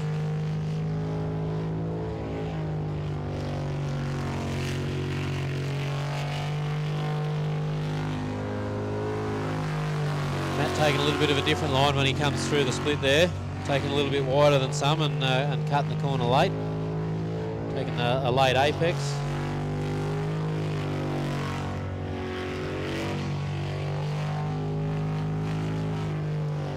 Matt over here on, thanks to Harab Excavations, Central House Movers and C4 Energy, as he comes through there now with a 50.44, 50.44, so gone a little bit slower again. So Q1 went out there with a 49.72, and Q2 went a 49.86, and he's gone a 50.44, so he's slowly going in the other direction. Don't know whether they're trying things in the jet unit or tune or something like that.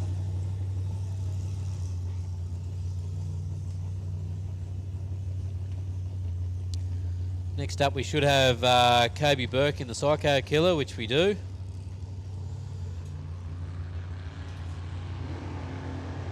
Oh yep, and now I've got the live stream up and going so I can see what you guys are seeing out there.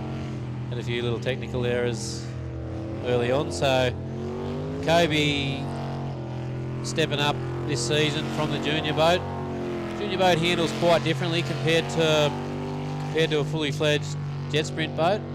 So he's spending a bit of time. He's very luckily there, grazed that island, done a little bit of mowing as he went over that. So you know, he's using a lot of the track here. He's taken some lines there that I'm sure his mother and father wouldn't want to be watching, but Kobe only about 17 years of age. I can't work it out. What's 2008? Be about 17.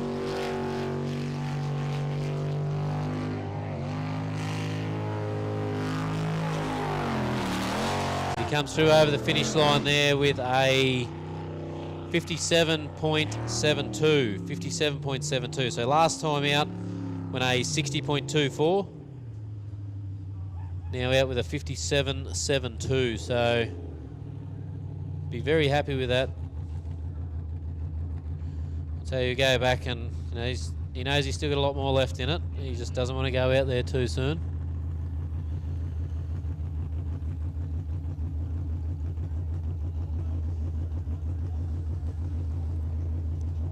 Will Cartwright doing the navigational duties for Kobe. We'll spend a bit of time in a few seats.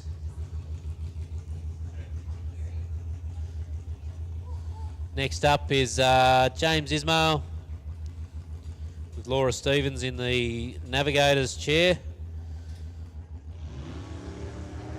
James here on behalf of Universal Home Improvements, Climate Control Systems and CASART. These guys just slowly creeping up as the day progresses. Started out with a 68.7, went to a 65.5, so he'll be trying to look at bettering that.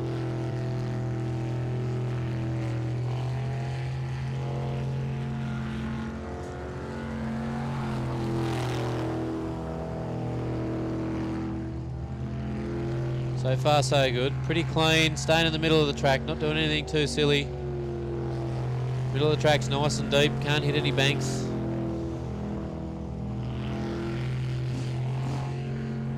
Just a nice steady, haven't heard too much of a note change. Oh, he's just gone a little bit wide there just after I've given him the commentator's curse. So he's got You can hear he's trying to hit the throttle there, but it's just not working for him. So he's obviously grabbed a jet unit full of grass there as he's come around. So he'll just have to idle this one home when they get it on the trailer. Someone will have to, when they switch it all off and everything, they'll pull it out and get the jet unit clean again, ready for next run. So the grass wraps around the front leading edge of the props, and the water won't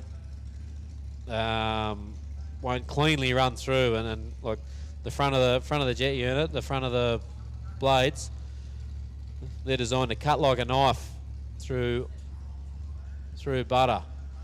But when you've got a heap of grass sitting on the leading edge, it disturbs the water, and it does what we can see here now, just cavitates the jet unit. Builds up in the stator and on the intake, and yeah, once that water flow, the path of the water, the flow of the water gets disturbed, you have a lot of jet unit issues.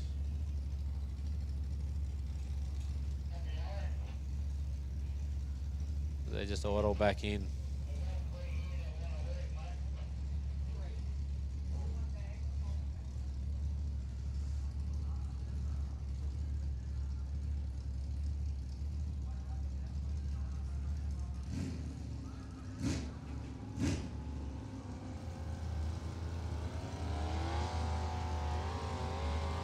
He's got a time on the board already with the 68 and the 65, so he wouldn't be too stressed. He just wants to get his head around that and just work on his lines. He was running some pretty clean lines there early on, but he just went a little bit wide there and just grabbed that bit of bank. So they'll work on that.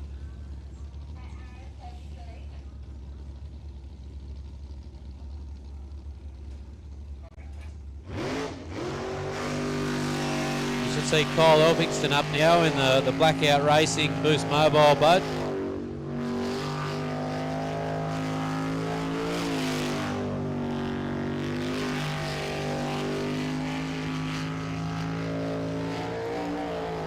Running a little bit tighter lines than what we just seen there with James before, but Kyle been doing this a little bit longer than James, so he knows how this boat handles, got a lot of trust in it. Kyle, the Boost Mobile signage. Kyle headed up a few boats doing some displays at the Boost Mobile Gold Coast 500 Supercars racing. A lot of traction, a lot of interest up there as Kyle comes through there with a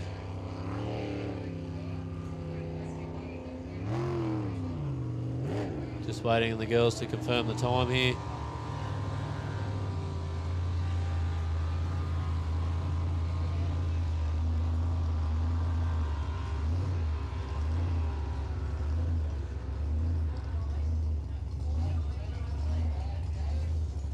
It's going to be a high 49 or a low 50 here by the sound of it.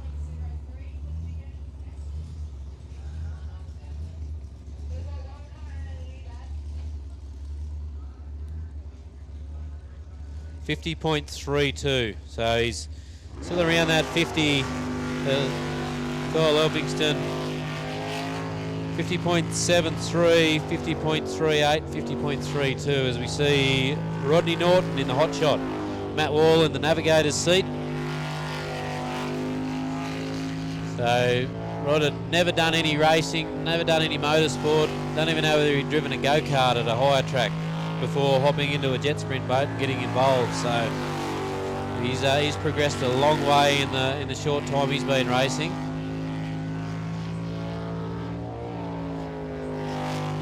Pretty nice line there through the flip flop out of the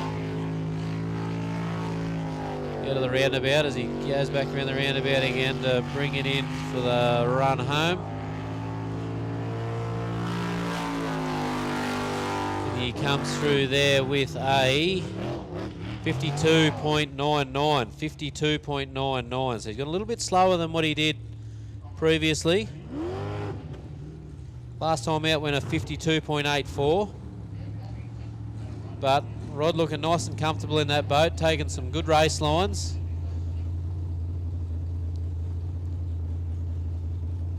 pretty happy with how things are going.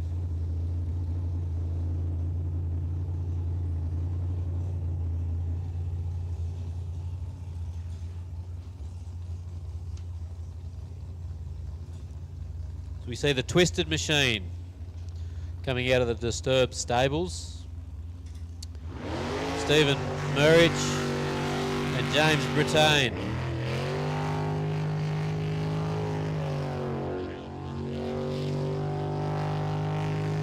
Stingray hull.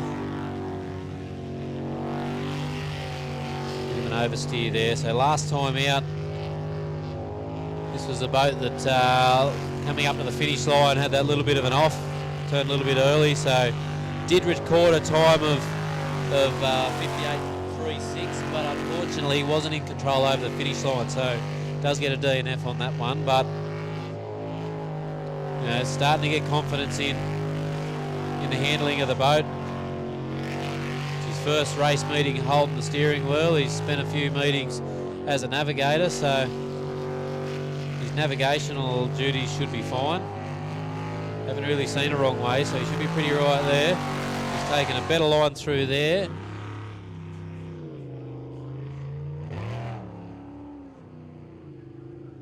Comes through here with a 5.595. 5.595. So last time out was unofficially a 58.36. This time out a 55.95. So he'd be pretty happy with that one, I reckon. Boys will come back, probably be some high fives thrown around the pits. Getting everything ready to go back out again after the lunch break. The lunch break can disturb a few people as well. There's been plenty of people in the zone, got their mind on the job, and then go out for their lunch break and come back and go slower or have offs, just, you know, lost their concentration. So it's definitely worth keeping an eye on things once racing gets up and going again after the lunch break. As we hear one of the tractor pull tractors in the background making plenty of noise. So up now we should have Nate Mullen in the rip shift machine. So we didn't see Bastian go out earlier. Bastian might be pretty comfortable with the times he's run. He's had a fair bit of seat time of late. Nate going out now. Nate previously with a 49.11 and a 48.59. So much tidier around the roundabout then. He did get a bit of cavitation earlier on in that last run, so changed his line a little bit there, and it seems to have worked a lot better in the boat. Comes out here through the split of a 23.12. So well up on all the other boats that have been out so far.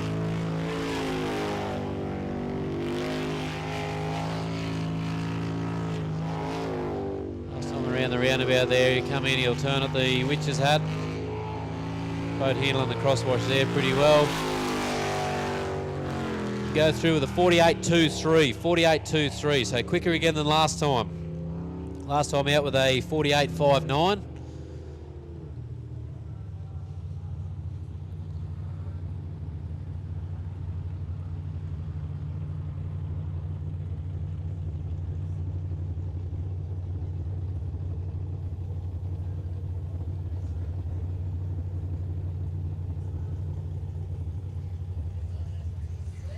.23 in the GM Motorsport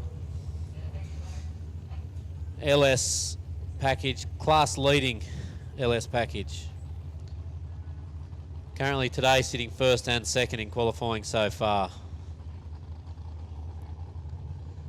As we see Tyler O'Day. Tyler O'Day's last lap out was a 53.46. Was a pretty tidy run. His old man out there with a 55.79. Got his first lap down with a couple of wrong ways, so Tyler will definitely be looking at progressing, trying to get himself cemented into the pointy end of the field.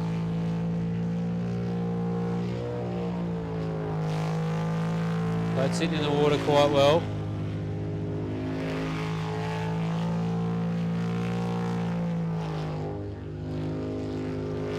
A bit of an oversteer there, but it's in it pretty well. Nice line in and out of the winch's hat there. So that brings Tyler through for a 53.22. 53.22. So going a little bit quicker. Last time out was the 53.46. So 53.22 this time out. Next boat up should be Mitchy Malthouse in Nude Nuts.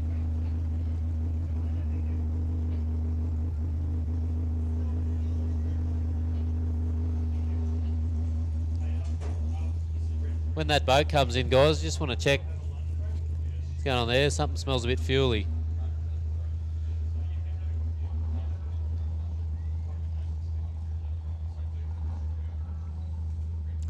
We see Mitch Malthouse last time out with the 52.44. So Matt with issues get there earlier.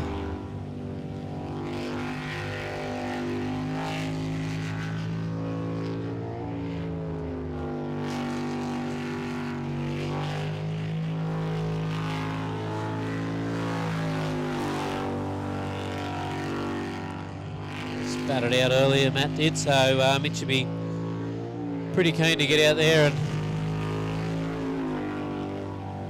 put a lap down. Hasn't spent much time in the boat over the last couple of years, so he'd be keen to do it in front of a home crowd, that's for sure. Try and get himself up on the podium there with a 50.28. 50.28.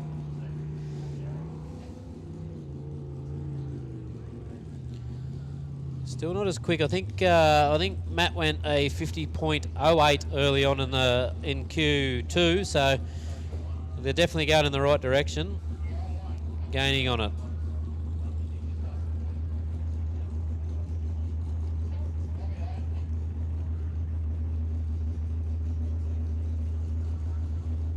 Next up is the B team driving Disturbed, which is Matt Nahn out of New Zealand.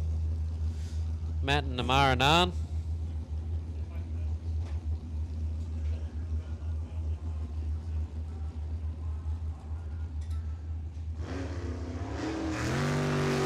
Matt's last lap out had a navigational error, so with a 67.5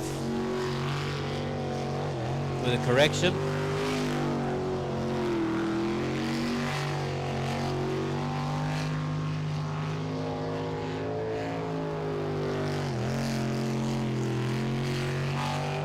That'll be definitely looking. Previous run with a clean run was a 59.92. So he'll be looking to go deep into the 50s, I'd reckon. Darren went out there with a 52.19, so they definitely know the boat could do it. This time round, things look a little bit better if you can make it stick to the finish line. Brings it through there with a 54.04. 54.04. That's his quickest time of the day so far. They'll be pretty happy with that. They're progressing in the right direction.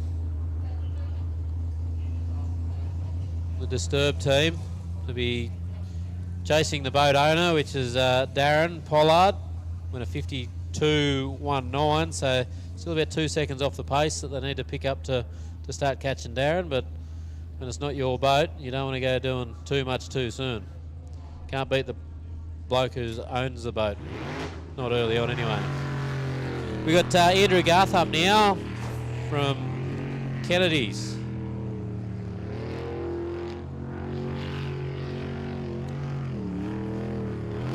Andrew's best time of the day so far is a 60.74.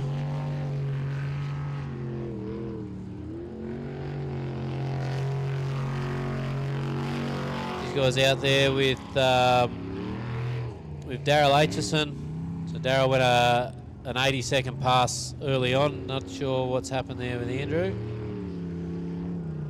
Lost a fair bit of confidence in the lap there, and bringing it home. So went a wrong way and chose not to readdress. So Daryl earlier on went 80 seconds with a few wrong ways, and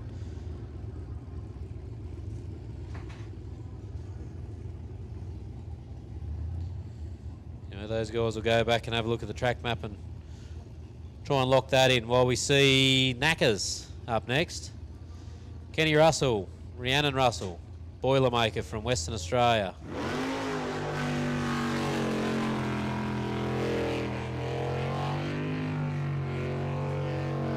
These guys had a few navigational issues early on, and he's done it again.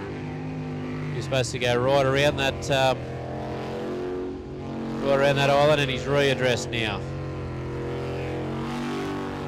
So best time so far with a 60.02. The run before that was a lot of trips around a lot of islands, and he's gone wrong way again.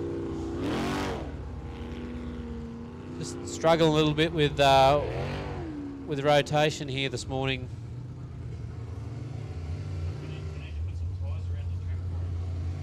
Yeah, these guys aren't used to no tyres. The track they race on is got a lot of tyres and things like that, so they're probably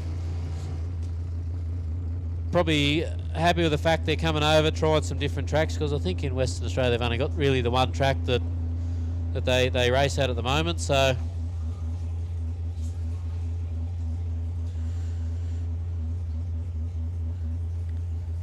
they're probably pretty keen to get out and try their luck on a few different tracks. Not sure whether this is the only one or whether they'll leave the boat over here and bring it back out at Temora.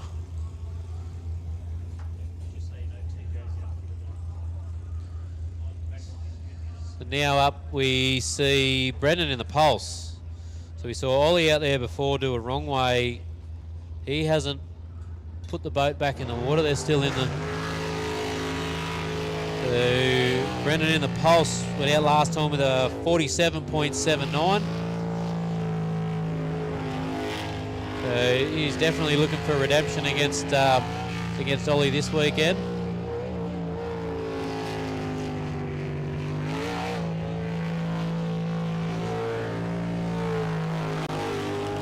Brendan comes through with a split time of 22.67 to the split.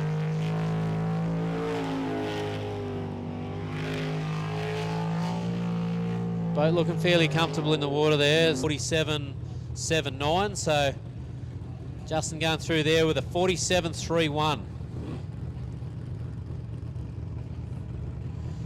Laying a time down there for he and Brendan to fight it out. Similar package boat, obviously maybe a few little setup changes and a different driving style, so it'll be good to watch that one as we get into eliminations later on. Not sure whether we're going to see Ollie come out.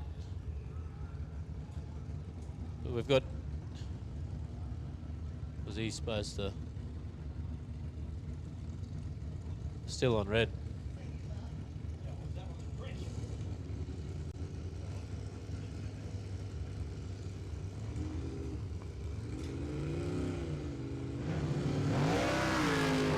Huey just getting to the start chute there with the red light on, so the safety crew checking something.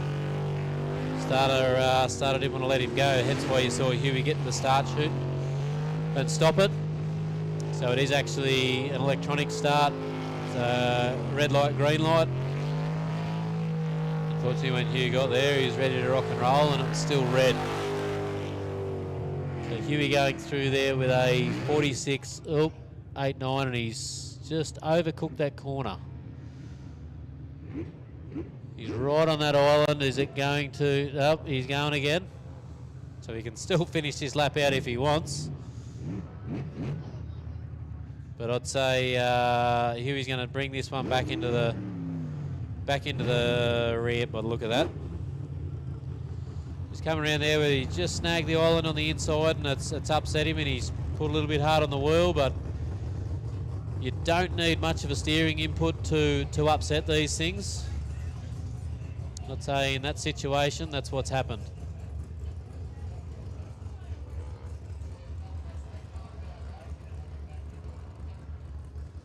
Not sure where we're at with Ollie Silverton coming out. Just been told Ollie's going to come out in the PSP Group A boat after Unlimited, so guys must be just fixing a few little issues there.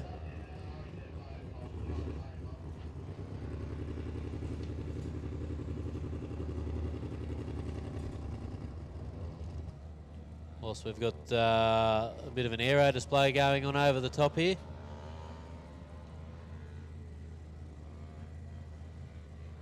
Do we know about Danny Napick? Rightio, Danny may be doing some repairs at the moment, not sure.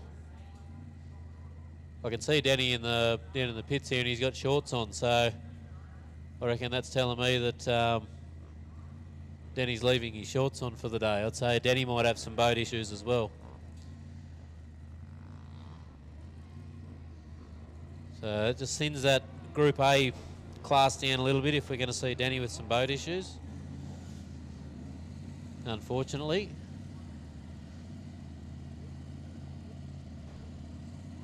Well, we're just waiting for the Unlimited guys to get ready. I can see Ollie coming down now as well, so whether they're going to let Ollie go straight up or whether they're going to send the Unlimited guys out. So while we got a little bit of peace and quiet, big thanks to Penrite, Australian owned, the factory out of Melbourne. Penrite Oils supporting the V8 Superboats for the last couple of seasons. Here at Keith we've got Spitwater, the naming rights of the Spitwater Arena, and we've got JCB as well. JCB, a big player in the ag industry. Keith being a very ag dominated town.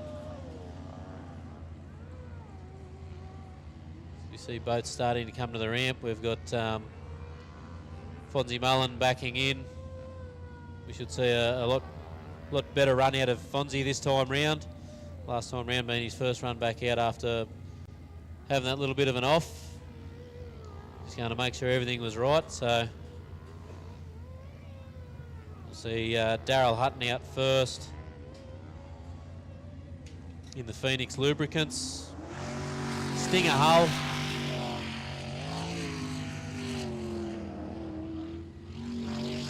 Comes out with all guns blazing here now. Very untidy through there, very busy at the wheel, I'd say. So Daryl's best lap so far is a 47.22, 47.22.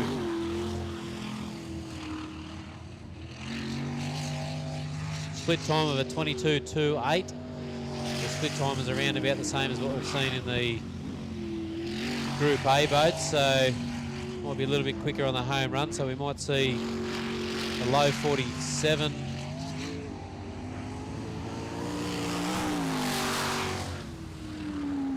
As Daryl Hutton comes through with a 46.79, 46.79. So Daryl will be pretty happy with that.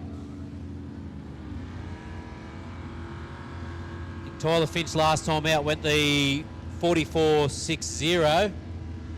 So Hutto knows he's got a bit of chasing to do. Still 2 seconds off the pace there. 2 seconds might not sound like much, but in racing terms, it is a bit of a feat.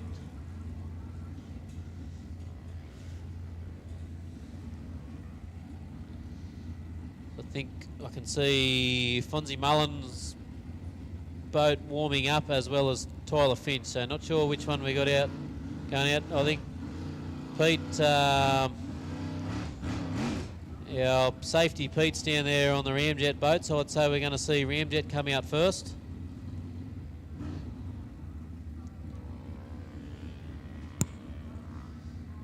The only time Fonzie's got recorded so far is a 56.62, but as I said, he was only out there just testing to make sure the boat was still operating as it should.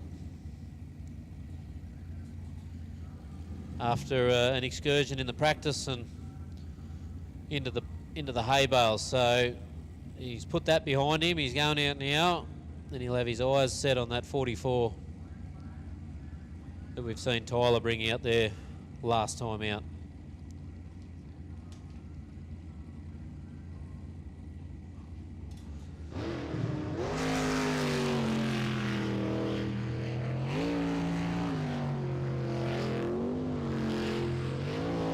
Very wide out of the roundabout there for Fonzie. Not as aggressive out of the start as we have seen him in previous races, but he's still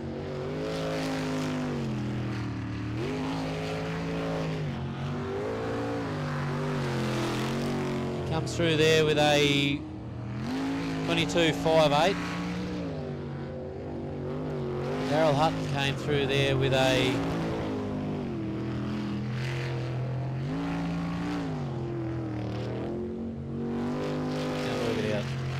screen's changed on me. Anyway, Fonzie comes through now with a... Screen's moved again. Rightio, 47.14. 47.14.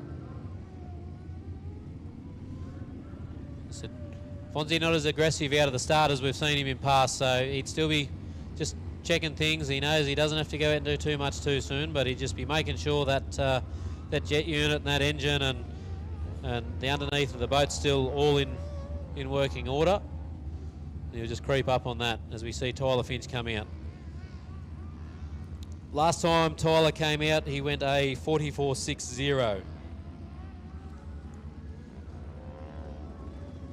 So big lap for Tyler, that one. So will we see him progress on that? He did tell me yesterday he had some changes he wanted to make as the day progressed, so very, very twitchy on the wheel there. He's gone very wide on that exit of the roundabout. He's got a 21.04, so he's on track for that same 44 that we saw last time out. Very similar split times.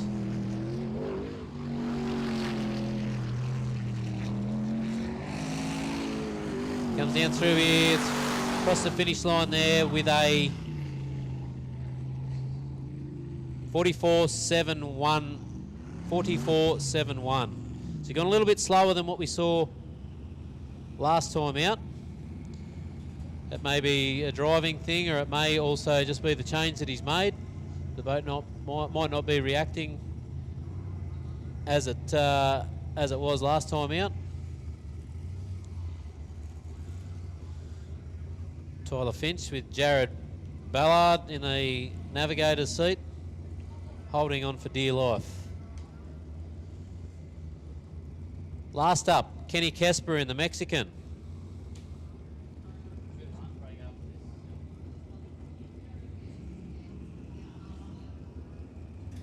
This will be the second last boat before we see everyone open the pits for the lunch break. We will see Ollie Silverton come back out. He missed his run in the... was that a puff of smoke, or was that... So we've had a bit of a flame out there for Kenny Kesper. He did have a DNF last lap as well. So we're going to see another DNF from Kenny Kesper, unfortunately. So the time recorded for Kenny best so far is a 55.18. Kenny and Jack Kesper. So I think I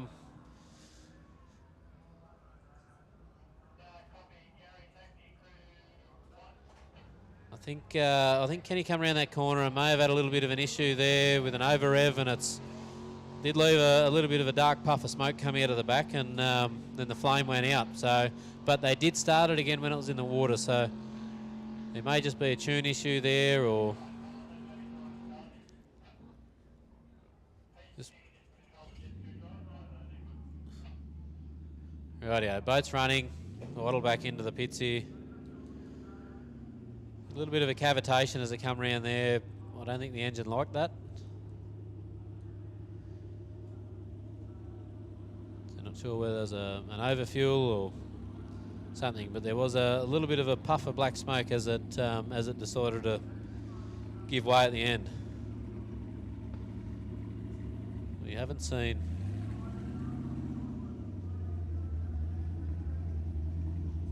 Ollie back in the water yet. We've still got the boys looking at the back of the boat. Oh, and they're backing in now. So Ollie Silverton, the Suntough PSP Racing entry, all the way from New Zealand.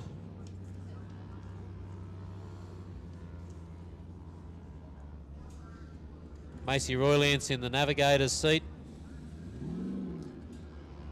Reigning Aussie champion, current New Zealand champion, and current world champion. So these guys are pretty keen to try and take home the Triple Crown again this year.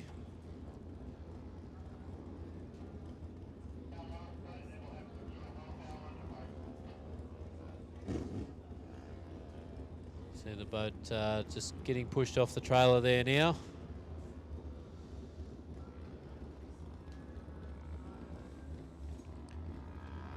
PSP Racing, PSP Sunturf, PSP Clearview, Biolytics, GJ Gardner Homes, Hines, Drainage Systems, Magnum Automotive, Prestige Building Removals, Advantage Designer Homes, and Munich Sheet Metals. You see Ollie out there now. A lot more confident than his last run, and the boat seems to be handling a lot better too, so I think they might have gone back and made a bit of a change. He was very aggressive on the whirl, and the boat was floating around quite a bit. Looked very light in the steering in his previous run. He's come there with a 23.64, so he is down a little bit. You see a few of the Group A guys going through there in the 22s, so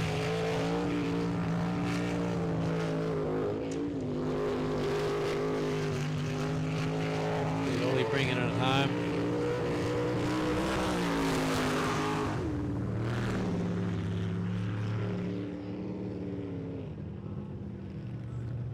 So Ollie Silverton through there with a 49.70, 49.70.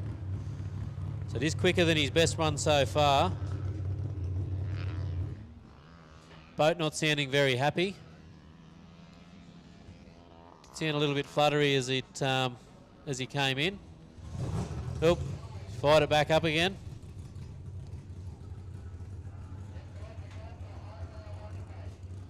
Rightio, guys. So that rounds out qualifier number 3. We are going to a half-hour lunch break. The pits will be open for you to go down and have a look, check out the boats, get a photo with your favourite driver, get some posters, get the kids involved, throw them in a boat, get a photo, talk to the drivers, and we will meet back here in around about half an hour, 40 minutes.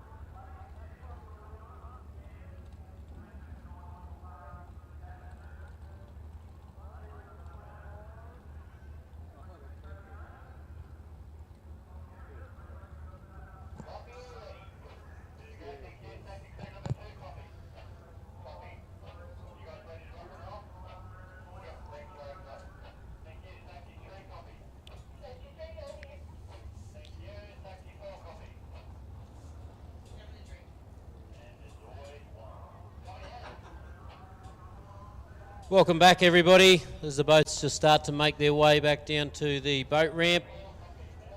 We'll get back into qualifier number 4 to kick off after the lunch break. Unfortunately, there was no access to the pits during the lunch break, so there will be access after racing finishes. But just be mindful that there will be people cleaning up and packing up and getting things sorted when racing finishes. So there'll still be no alcohol, no smoking in the pits when that happens.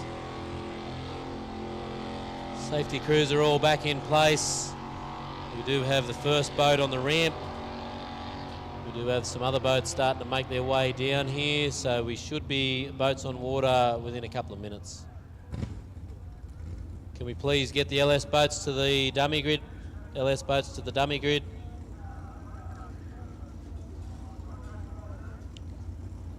First boat off the trailer after the lunch break will be Bastion Mullen. So Bastion sat out the last qualifier number 3. Is ready to rock and roll for Q number 4.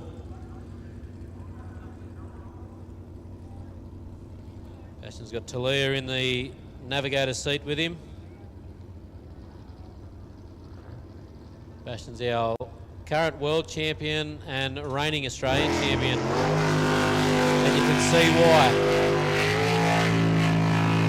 Last time out, his best run so far was a 47.04, 47.04, so no doubt we'll see Bastion try and close the gap on that one a little bit too.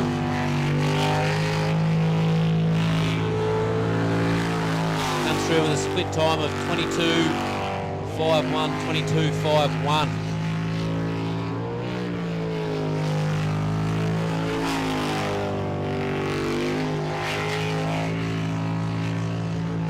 Nice smooth race lines here for Bastion after the lunch break.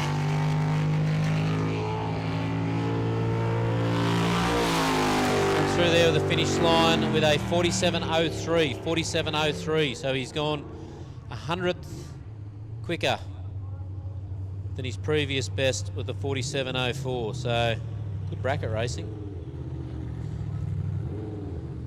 He will be the one to follow, he will be the one to beat with a time like that, so we will see a few of the drivers stepping up after the lunch break with the LS class. So there's 19 boats entered in LS and only 12 of them get to progress through to the finals, eliminations. So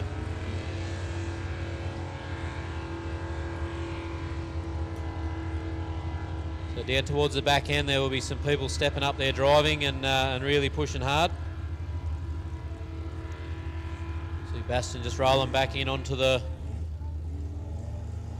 boat trailer, and we should see Ron O'Day up next in aggravation, just getting pushed out off the boat trailer there now. Ron's best time so far is a 55.79, 55.79. He'll be keen to go and try and better on that one too. With that 55, he should be around about midfield, so he should be safe to progress into the top 12, but don't know whether anyone back further in the field has got anything left to give. They might be sitting on a few tricks up their sleeve. Ron comes out of the start chute, nice and quick. Nice clean turn around the roundabout at the top end there.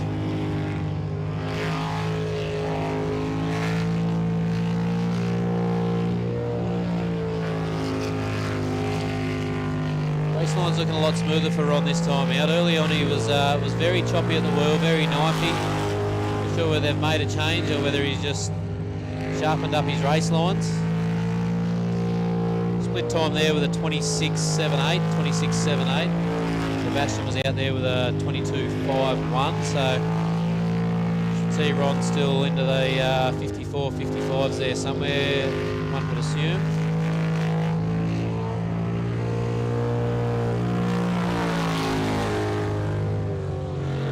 Comes through there with a 55.18, 55.18. 50.18.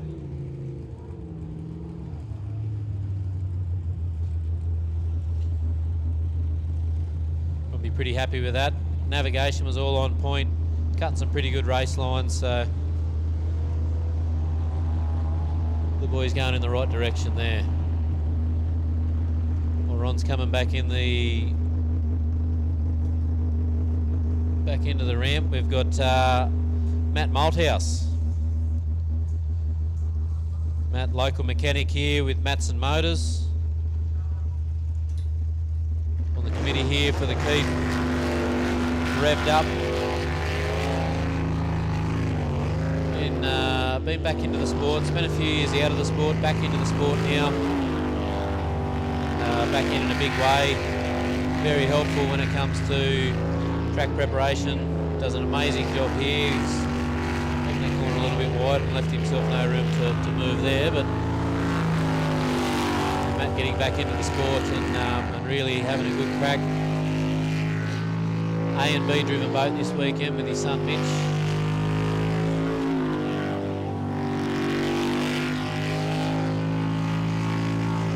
Into the back half of the track here now.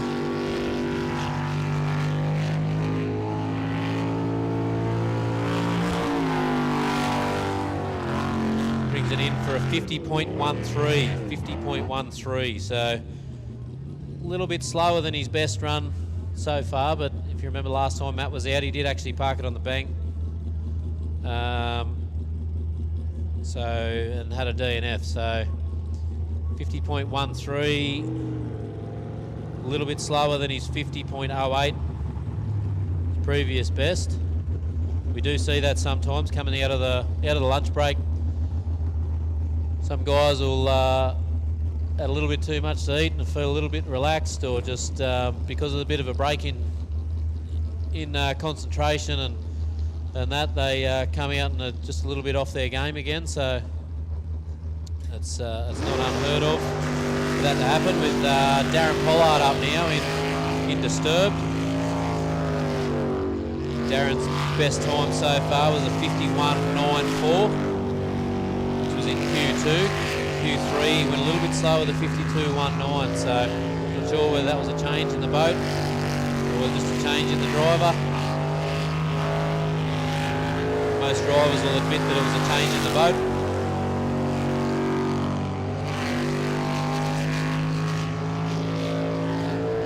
Split time then was a 24.56. Matt Malthouse comes through with a 23.9. Ron O'Day was a 26, so see Darren into the low 50s here again. Going through with a 51.62. 51.62, so that's Darren's best time for the day. Beating his previous best of a 51.94.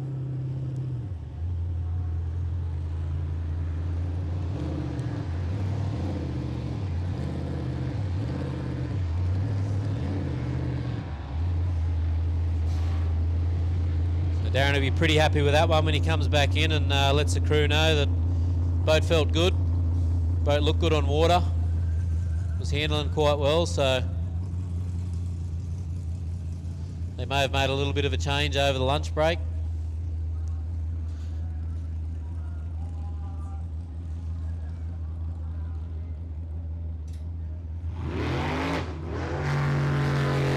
Now we've got Darryl Atchison in the Kennedy's Racing outfit, a driver of the Kennedy's Racing team.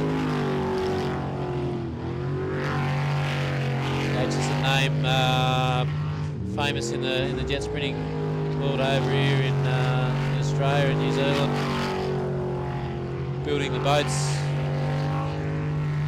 for many Australian and many world champions over the years. A bit of a navigational error there, and he's not 100% sure where he's back on track there now.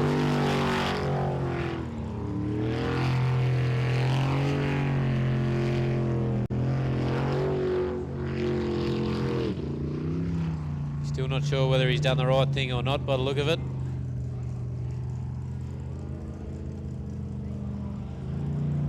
So he's just going to bring it home there now.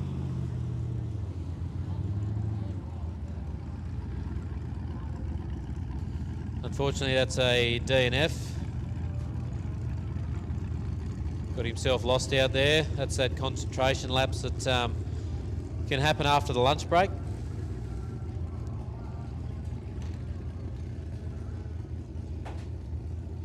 Next up, we should have the Knackers outfit from Western Australia with Andrew Atkinson and Jody Atkinson in charge there. So this thing also A and B driven, so it will be back out a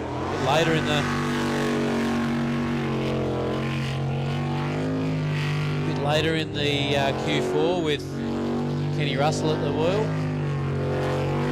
New Pulse package.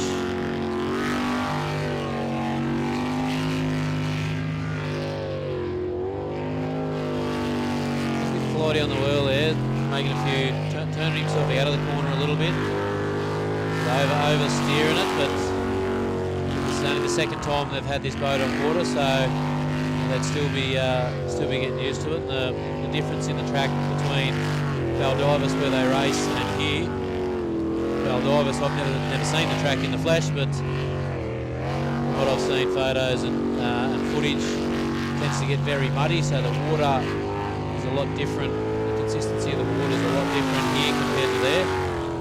A lot lighter and a lot more buoyant here. So Andrew coming through there with a 53.72. So that is his quickest run of the day so far. Previous best was a 54.84. So 53.72 for Andrew Atkinson there.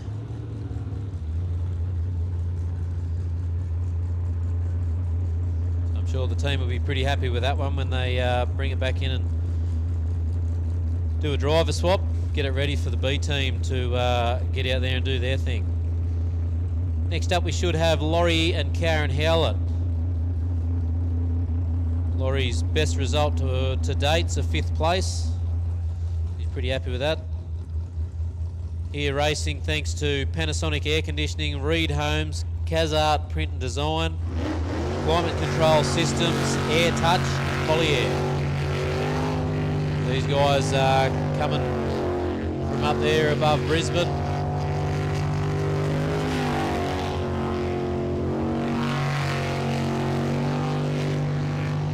Doing their thing, they're regulars at the Tweed Coast, Cabarita. Thing with a wrong way there. Got to go and readdress his wrong way now and go back down. Yep, he's readdressed that wrong way.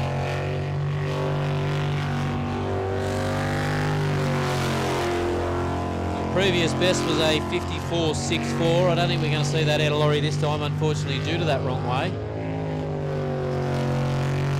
But he gets to work on a bit more driving there and work on his lines, and obviously he hasn't let the wrong way get to him. Some drivers get caught up and get lost in where they're supposed to be and just bring the boat home. But Laurie's gone and readdressed that, brings it through for a 65.45.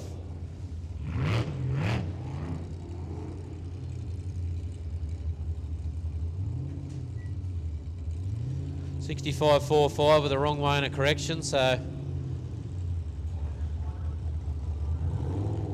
with his 54.64, it'll still have him sitting well into the top 12.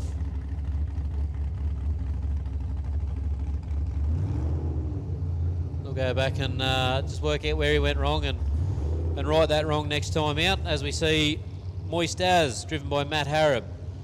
Jamie Moroney in the Navigational seat. Running a Burt-built hull. An LS3 and the biggest intake trumpet anyone has ever seen. I think he's compensating for something. Comes down here through for the split. We see a split time of a 23.75. So that gets him just in front of Matt Malthouse to the split, and a bit over a second behind Bastian Mullen with his 22.513. Comes through and trips the beams there with a 49.77, so not quite his quickest time, the 49.72. Been the quickest so far. A little bit down on the back half of the lap too, with Bastian's split to finish being a 24.52 and Matt's there being a 26.01. So Bastian quicker in the first and second half of the lap there. We've got Kobe Burke coming up here now. Kobe had a few close calls last time out. He's at the nose of the boat, which a little bit forgiving in this boat. He has just done a wrong way, and he's just realised he's done a wrong way. He's going to have to come in, take a very hard right there. Now he's got to go right around the island and head back towards the start. There we go. So he's righted that wrong. Unfortunately, it's going to affect his time quite a bit.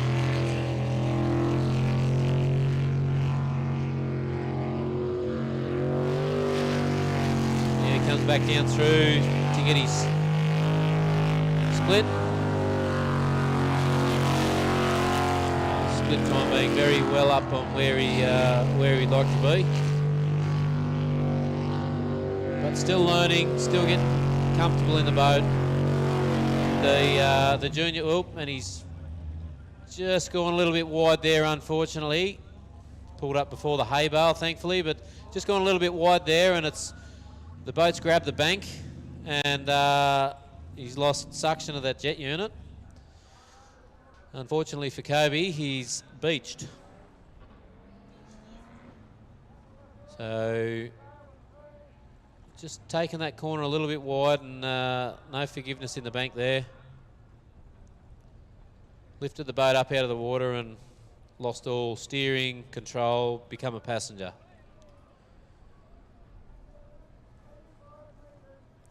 DNF there for Kobe. Will Cartwright in the navigator's seat. Will's jumped in and done a bit of navigating for a few people now, so usually in with Jody Cottam in the Steady Eddie package. They're not here this weekend, so Will's put his hand up and said he'd happily jump in and help Kobe out.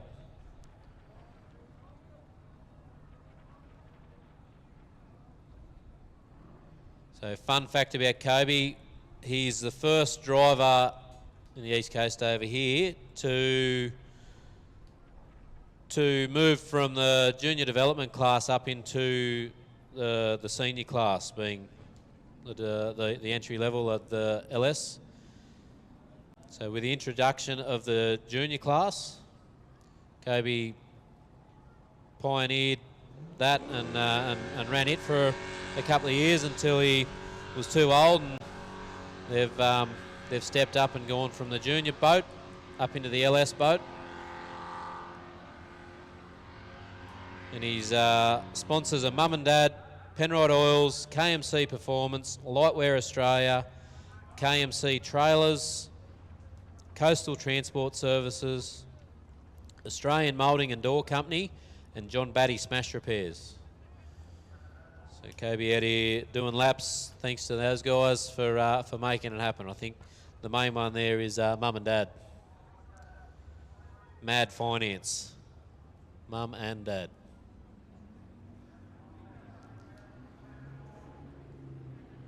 I'll get this boat started. Hopefully don't need the jet ski. Get fire in the belly of it there shortly once the safety crew are all out from behind the boat. And there we go.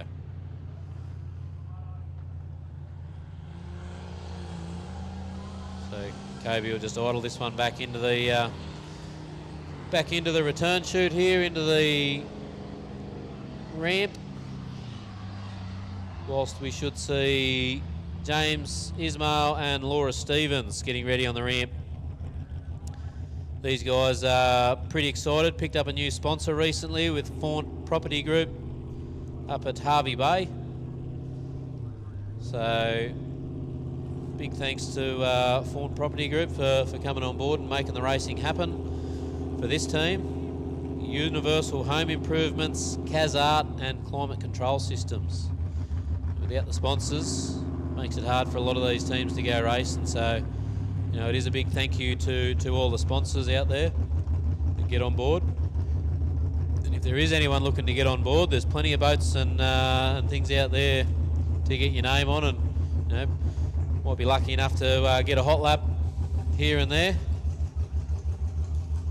Give you the bug so you want to go out and buy your own. Plenty of boats for sale.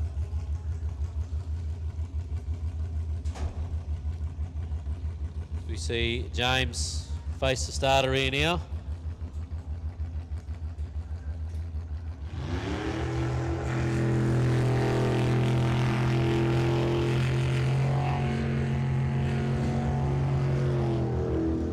Slowly progressing. Every time they go out, you just hear the rev change just a little bit more each time.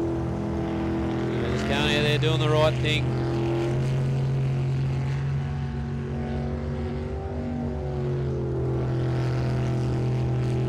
A lot of these races don't have big budgets, so they try and do the best they can with what they've got.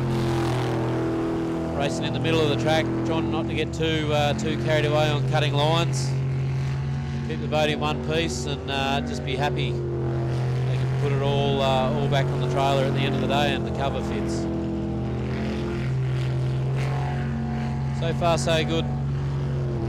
Navigational wise here for James.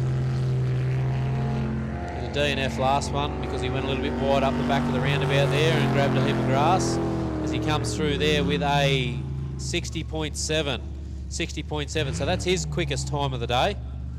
Previous best was a 65.53, and then he was on a pretty good lap there last time when we saw him go around the roundabout and take a little bit of grass and had a real slow trip back to the ramp.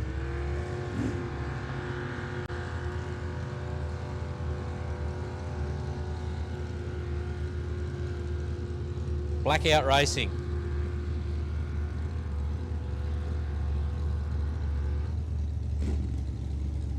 Kyle Elphingston here racing thanks to Coastal Transport Services, Coastal Truck Services, KMC Performance, Velocity Engineering, Warspeed Industries, Next Gen Demolition, Madden Plumbing, Central Coast Batteries,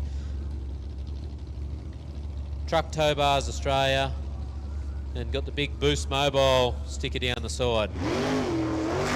This boat's actually for sale if anyone's interested. A brand new Pulse package, done maybe a season with it. Kyle saying he just wants to step back and focus on the business for a while.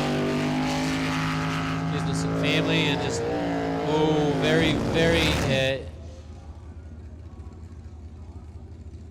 caught the roundabout a little bit early, and it's pushed him wide and probably got a gut full of grass in the jet intake there. So very lucky to get away with that without too much damage. We've seen on many occasions people coming through in a similar situation, grab the bank, and it's actually lifted the boat completely up out of the water, and boats have gone end for end and over and over. So very lucky to get around there with how that went. Kyle's going to bring it back into the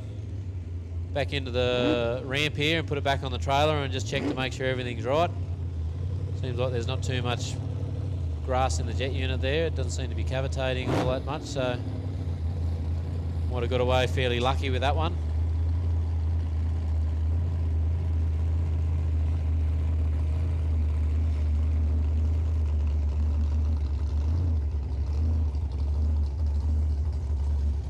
Looking like a pretty good lap up until there, but if you'd got around there and sent it back through, we would have got the split, but unfortunately didn't make it around far enough to get a split time.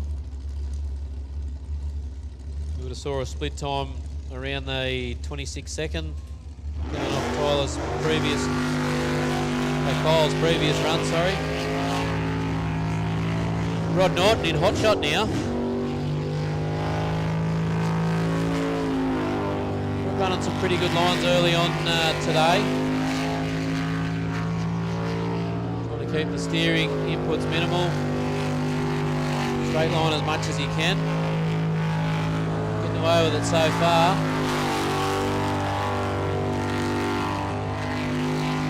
Split time there of a 25.23.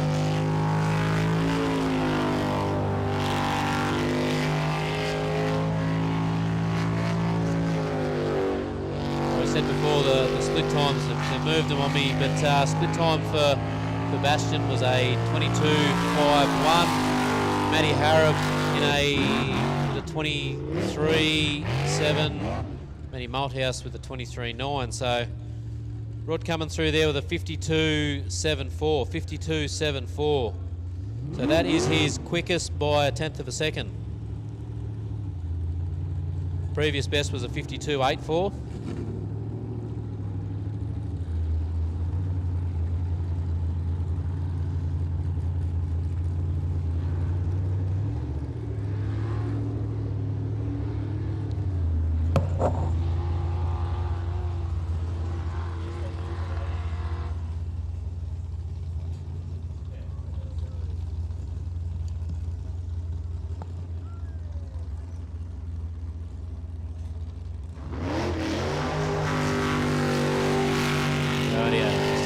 Split times turned around a little bit there, so we can keep it on a little bit easier. Well, we've got Stephen Murridge out there now, so this is Stephen's first time racing. His first race meeting, so he'd be pretty happy with the progression he's made so far. Best lap so far has been a 55.95. A little bit floaty on the wheel there.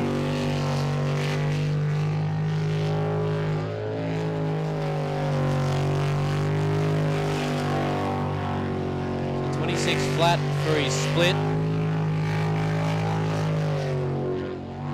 Should put him sitting around about Andrew Atkinson and Ron O'Day. Comes through there now with a 54.64. That's got him just in front of Ron O'Day in aggravation with a 55.18. And sitting just behind Andrew Atkinson in the Knackers Racing entry with a 53.72. So, considering it's first time Steve's driven a boat, I think he'd be pretty happy with how things are progressing so far for his day.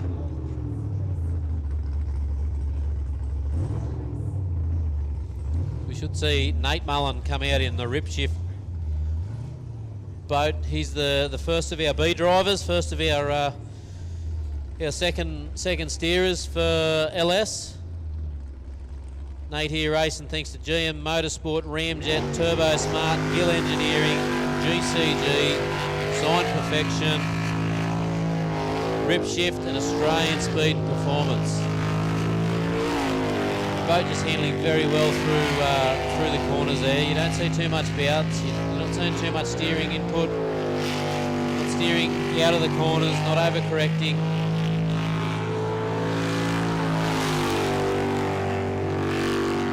Split time of a 23.09, so Bastian's about 6/10 up on the split there.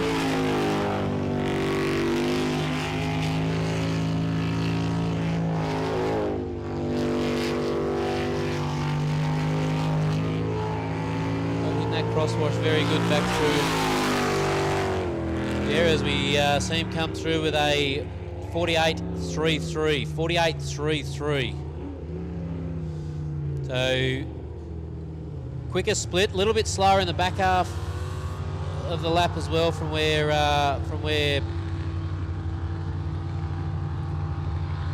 Bastian's last one was a little bit slower than Bastian in the back half of the lap as well. So Nate definitely not keeping his brother out of his sights. The difference there of about 1.3 seconds. Did go a little bit slower than his previous lap of a 48.23.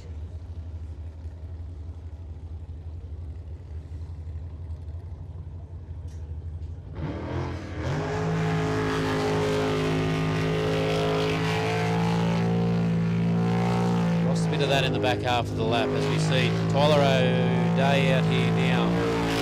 Aggravation.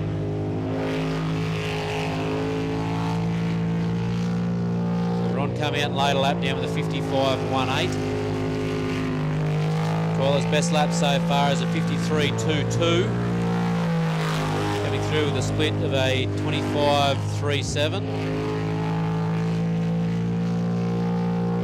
So it's going to have him sitting around Rod Norton and Andrew Atkinson there somewhere in the standings out of Q4.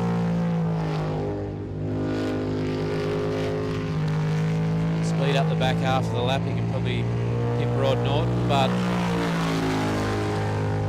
comes through and just behind Rod Norton there with a 53.27. 53.27.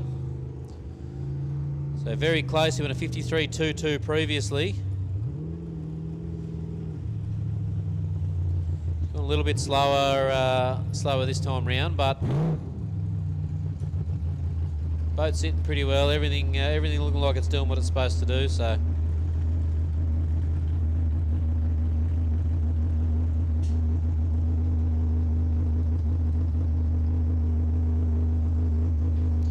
Mitch Malthouse up next. Local boy Mitch hasn't been in the boat for a while, so this is first time back in the boat. So there's still a few band-aids on the side of the boat from last time it was driven here. Mitch's best time so far, a 50.28.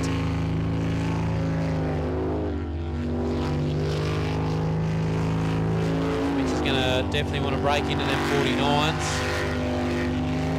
He might not have had a sandwich for lunch, he might have just held back.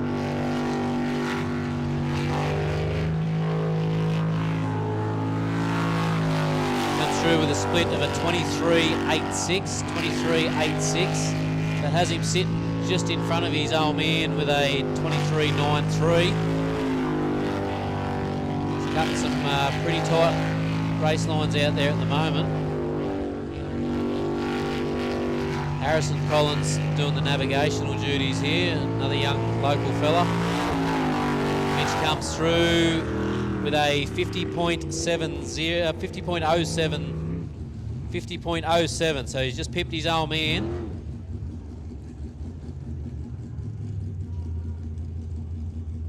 Putting Mitch into fourth place behind.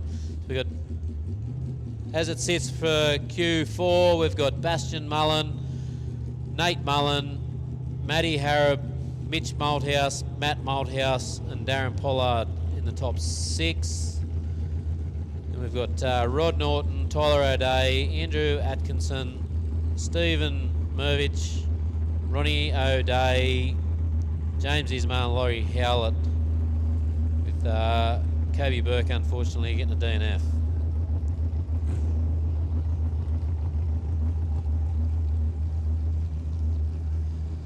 So Mitch going substantially quicker, about 2/10 quicker than his previous best. We've got another B team out here now. Matty Narn from the other side of the ditch, coming over from New Zealand to race. Matt's best time so far was a 54.04. Amara Narn sitting in the silly seat next to him.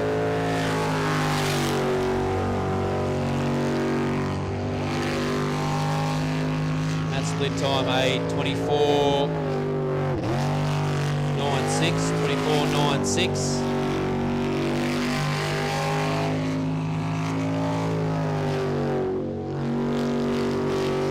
Got him sitting, just going Darren Pollard, owner of the boat.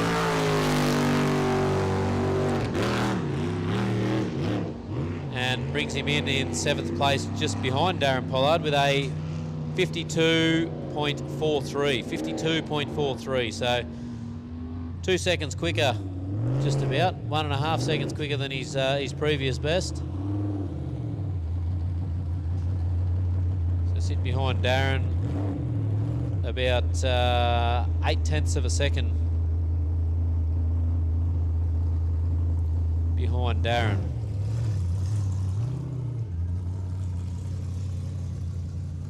And about 0.3 of a second in front of Rod Norton in hot shots. So be some good racing once we get into eliminations between these guys, trying to ensure themselves a spot, because they're all fighting for around that 6th spot at the moment.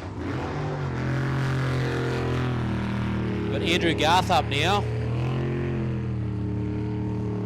Andrew's asbestos removal and demo. So assuming Andrew does demolition and asbestos removal by day and racer by weekend. Kennedy's Transport, Real Bathroom Solutions and Osdig Excavations. Bringing Andrew and Daryl Atchison here this weekend. Best lap so far for Andrew is a 60.74. So far things looking pretty good here. Last time out did have a navigational error, got really lost out there and brought it home. This time things are looking like they're on track.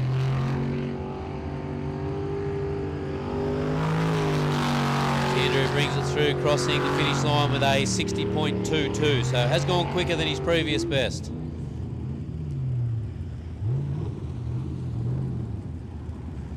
So 60.22.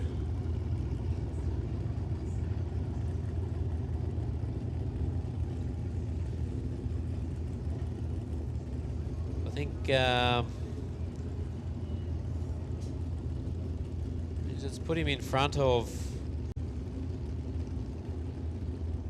Go back through my notes here. Have him in front of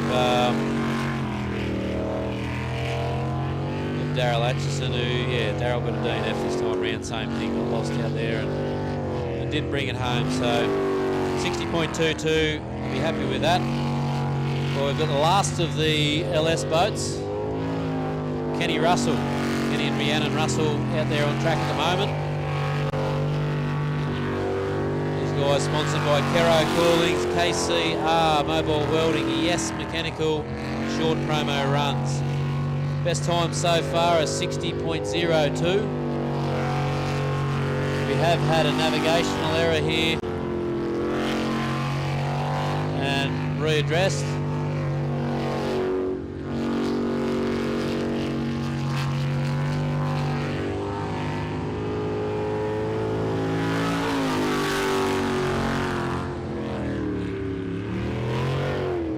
Wrong way, so I didn't get readdressed. The girls have just informed me up here that we have gone a wrong way and it didn't get readdressed. So Kenny got one more chance to better that 60.02.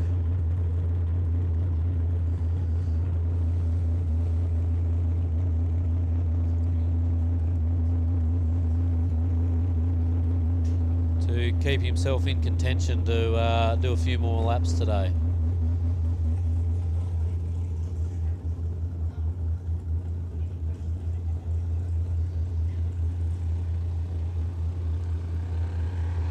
We get back into Group A racing now with Ollie Silverton. Current NZ1, reigning Aussie 1, current world number 1 for the Group A class. So Ollie the man to beat here in Australia at the moment. This isn't the boat that he campaigns for the World Series. This is his previous World Series boat, which he raced here in Australia. They have made some changes to try and get it up to a similar standard to his new boat that he races in New Zealand. Ollie coming through there with a 23.12, 23.12.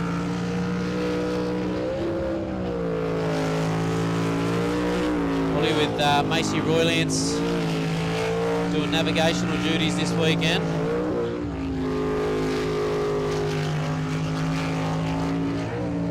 A little bit wide through there and hit a bit of the crosswash. Brings it through for a... And they move the screen here. Ollie Silverton with a 48.77. So that is his best run so far. Previous best of 49.70, so he's picked up a second.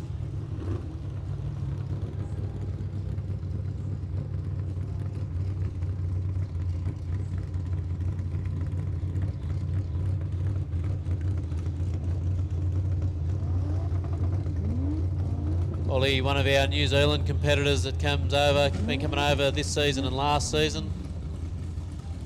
Big commitment. Great to see. He said he wanted to be the best, so he had to beat the best, and he's definitely sticking it to the Aussies over here. With Brendan Doyle up now with the Pulse boat.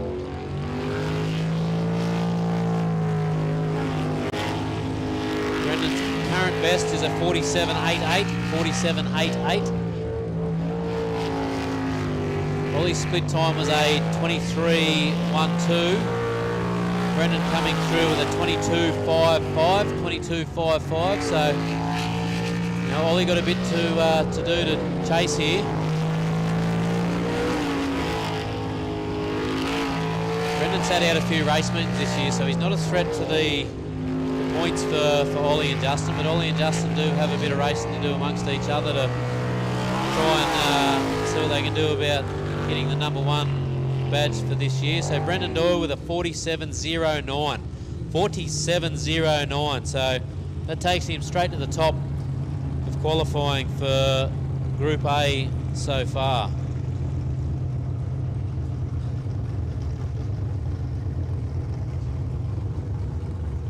So with Justin Roylance done a 47.31 on his previous run. So he's within 2/10 of getting Brendan's quick lap there. Get a rough idea when he gets around to the first split.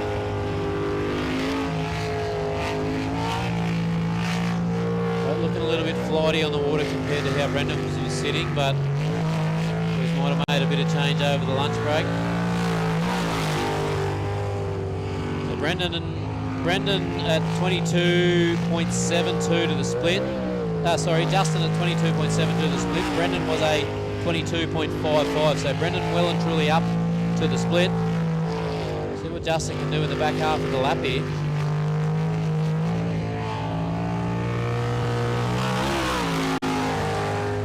Come through into P2. So he's gone a little bit slower than his previous run.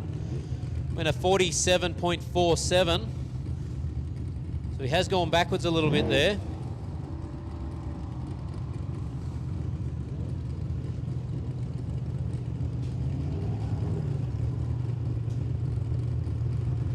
So Brendan's back half of the lap was a 24.54. Justin's was a 24.79. And Ollie's was a 25.65. So Ollie needing to make up around about 1.7 seconds to close the gap on Brendan at the moment. Justin about 0.44 of a second behind. We see Hugh Gilchrist in the matrix.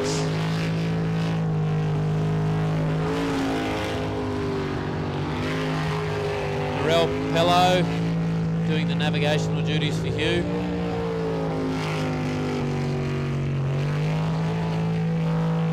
See Hugh come down around under the timer there with a 24.95. So he's up on Ollie's time. Ollie with a... Sorry, he's not. He's just down slightly on Ollie's time there.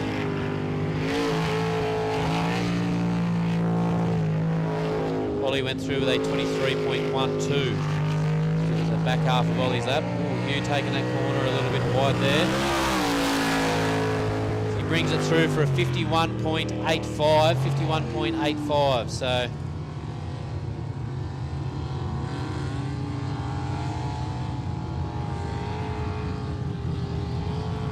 that's Hugh's best lap out of the day so far. Previous best was a 53.49. So he's gone and bettered his previous best. Still got a little bit of driving left in it. A few corners there where he was a bit ambitious and cut a few tight, and it's pushed him a little bit wide. That rounds out International Group A and brings us to the Unlimited class. First up in Unlimited, we should see Fonzie Mullen, but it looks like we may have Daryl Hutton coming out first. Fonzie a little bit out of character this morning. Not sure what the issue was. Spat him out of the water and put him into the hay bales. It's probably put his progress back a little bit for the day, but no doubt when it comes to the pointy end, he'll make sure he's up there. Came out and ran a 47.14 last time out, so he means business. He will be doing everything he can to rein in Tyler's 44-second run.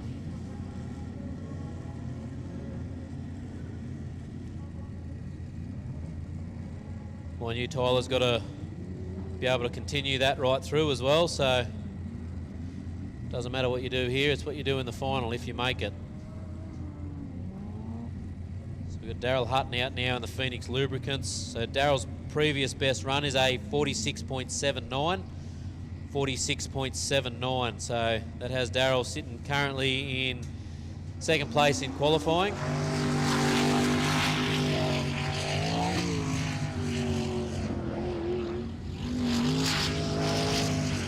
Tyler sitting first, Daryl sitting second, and Fonzie Mullen is third with his 47.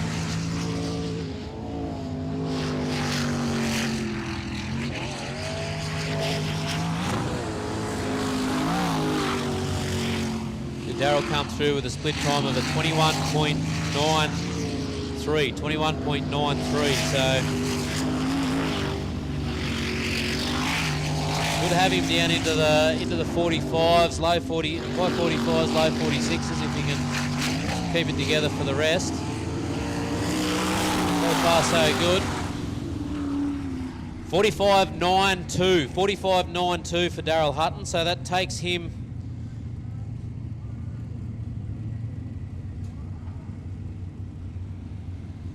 he's still in second, following Tyler Finch in overall standings for qualifier. Can't see out the window now. Threw a fair bit of spray in, but Hutto will be very happy with the progression of that one.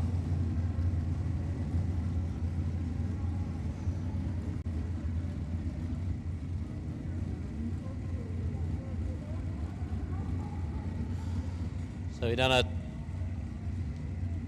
21.913 first half of the lap and a 24.015 for the back half. So as I think we see Fonzie Mullen getting pushed off the ramp here now. So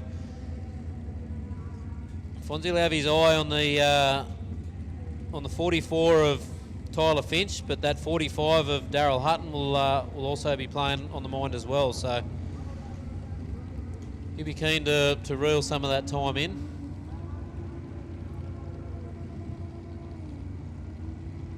So we see him just approach the start chute here now.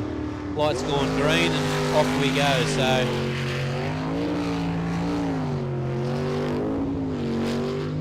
keeping an eye on the split here, we'll have a look and see where he's at, as opposed to Daryl Hutton's lap just then.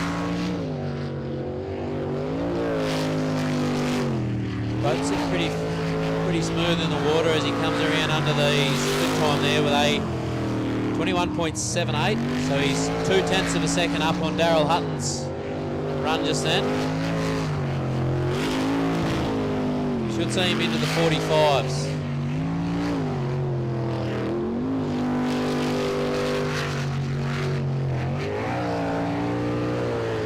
Here under the finish line here now for a 45.926. 45.926. So Daryl Hutton actually quicker in the back half of the lap than Fonzie was just then. So there's 2 thousandths of a second split, Daryl Hutton and Fonzie Mullen at the moment. 2 1,000ths of a second. So 45.926.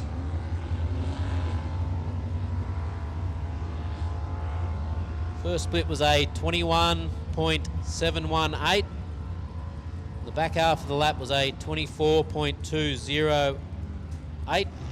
We saw Daryl Hutton got Tyler Finch out here now. He's left the start chute, giving it absolutely everything by the look of it. This will be a good gauge when we get Tyler around for his split. Boat sitting very happy in the water there now. It's not bouncing around too much. He comes through with a 20.80. 20.80, so he's over a second up to the split from what we've just seen from Daryl Hutton and Fonzie Mullen.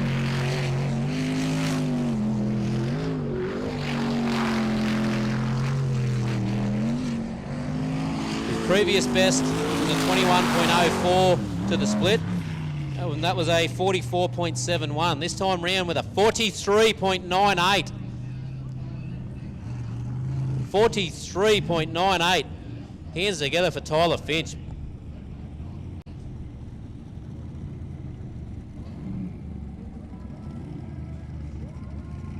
That's the fastest we've seen on track today.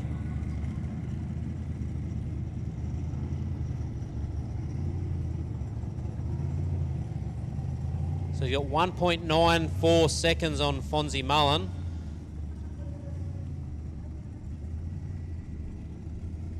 And 1.942 seconds on Daryl Hutton. So the difference in the back half of the lap was there was a second. Tyler Finch was nearly a second quicker in the front half of the lap and over a second quicker in the back half. So clean run there. As we've got Kenny Kesper in the Mexican.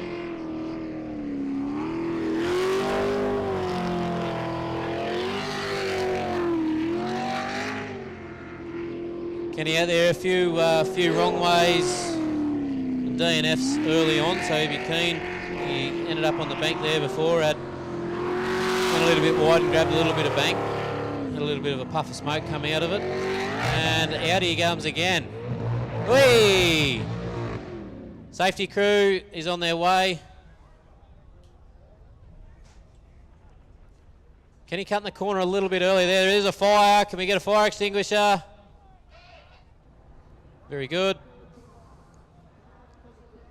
A little bit of fuel or oil come out of the boat then when they've gone up on their side. Quick response by the safety crew. Hands together for you guys. Check to see whether Kenny and Jack are fine in the boat. You can see one standing up through the smoke. The other one just getting out now. Fire's still going.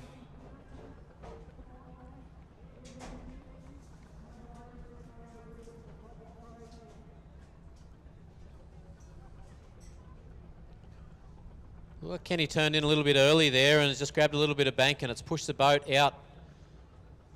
I don't know whether you can see it from where you guys are sitting, but it does get a little bit of water build up there and you can't really see the edge of the bank all that clearly when you've got a bit of spray coming. So it's pushed him out and he's probably thought he was still in deep water, but it's managed to grab the bank and just pulled the back of the boat around and he just slid up gracefully and got away with that pretty well, I think.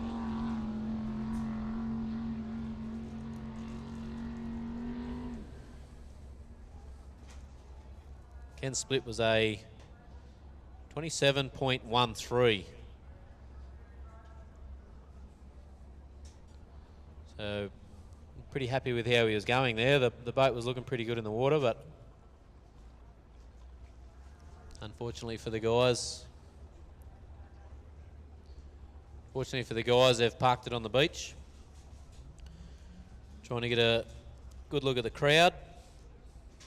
So that's another DNF for the guys, unfortunately, but they are both out of the boat and they are both well and in good spirits.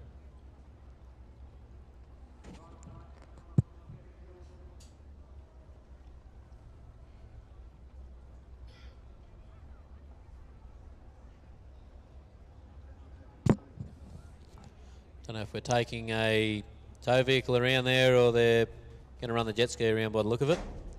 So we might have a couple of minutes to get this sorted. Is that Chris Edmonds on the jet ski? Can't we get someone responsible on that thing?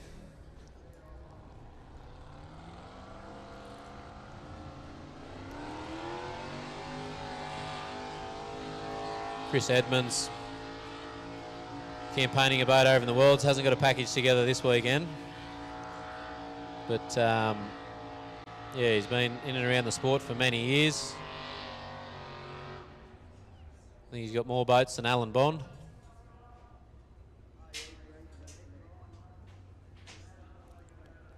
But I don't think I'd let him on my jet ski. He's just spinning around there, get the rope hooked up. Well, we've got a bit of a break. I want to just thank the Keith crew for the committee for putting on this event. The amazing presentation of the facilities here, the best in the world.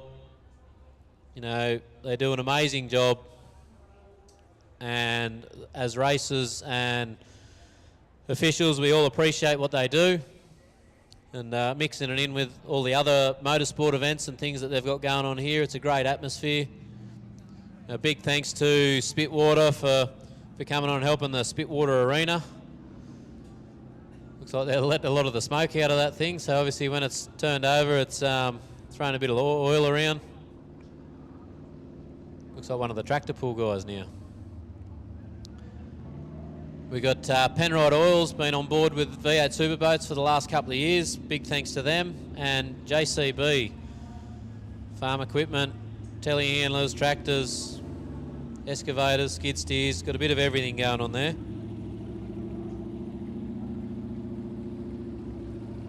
So big thanks to all those guys, and a big thanks to the safety crew for being out there and braving it.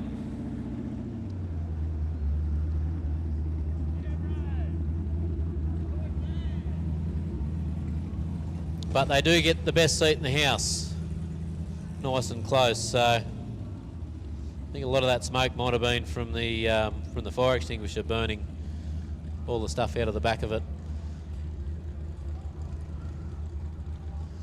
But it's always good when you can push it back into the water and drive it back to the trailer. So we will see the guys go and work on that thing, tidy a few things up, probably top the engine oil up and get it ready to go again. So that should round out our queue number 4 for Unlimited, and we should be getting ready to go into queue number 5.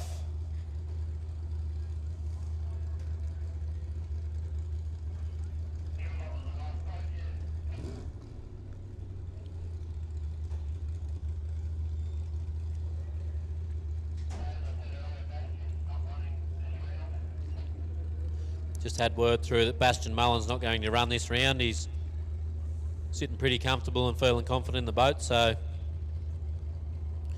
his time of a 47.03 he's comfortable with going into the finals.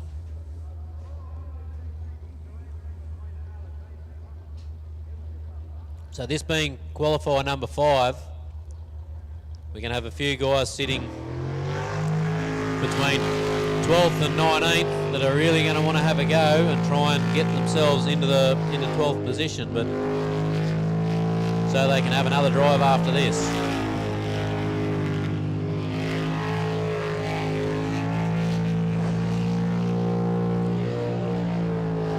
So Ron O'Day's best time so far is a 55.18, which was his last run, 55.18.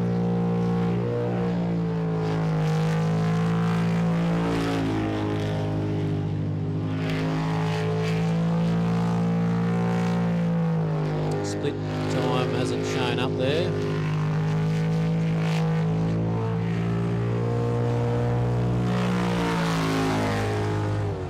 She brings it through for a 49.13, so he's picked up a full second. Oh, a couple of seconds actually. 49.13. Ah, sorry. Girls have just pointed out that he's done it wrong way. I was thinking that.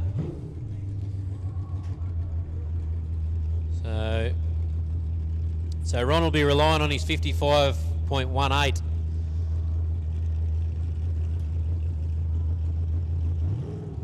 I'm sure he'll show everyone the 49.13 though, and let everyone know that he went a 49.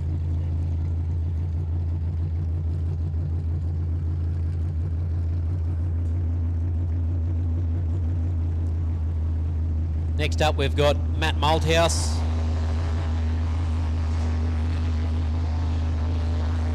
In the Nude Nuts machine.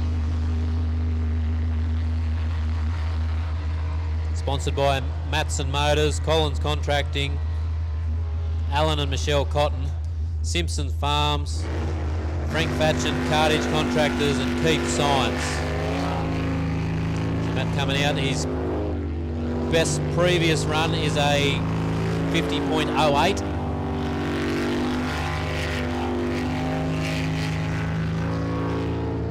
So this boat double driven, double duties. So it is actually the quickest time the boat's been today with a 50.08. Mitch going 50.09 in the boat. So they'll be keen to try and get this thing into the 49s. Split time was a 23.84.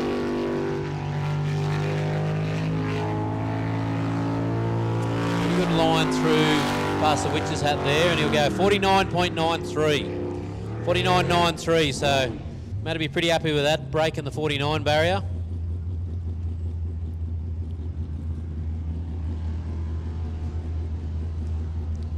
$49.93.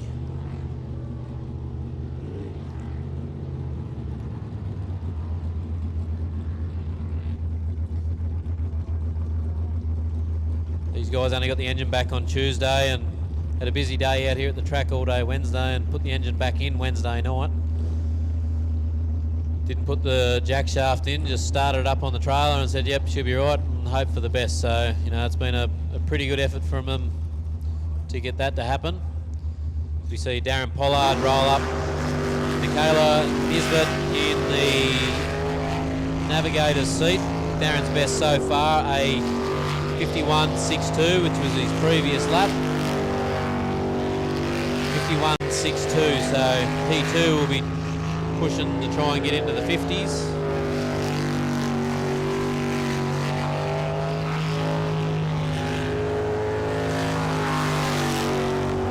Comes around with a 24.70, so down a little bit on where Matt Malthouse was.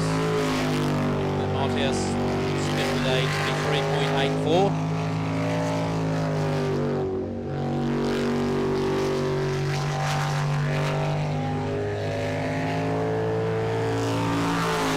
Under the finish line here with a 51.93, so not quite his best run for the day, but not his worst. So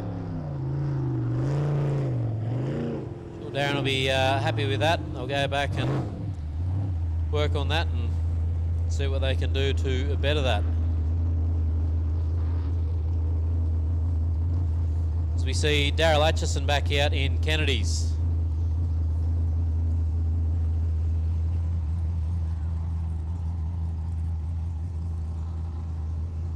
DNF last time out for Darryl. We had the B driver, Andrew. When I get to my notes here somewhere.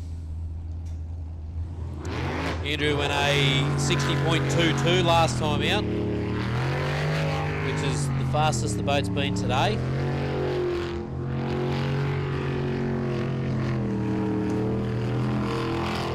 .22. So Darryl will be pretty keen to try and get some bragging rights back in the camp.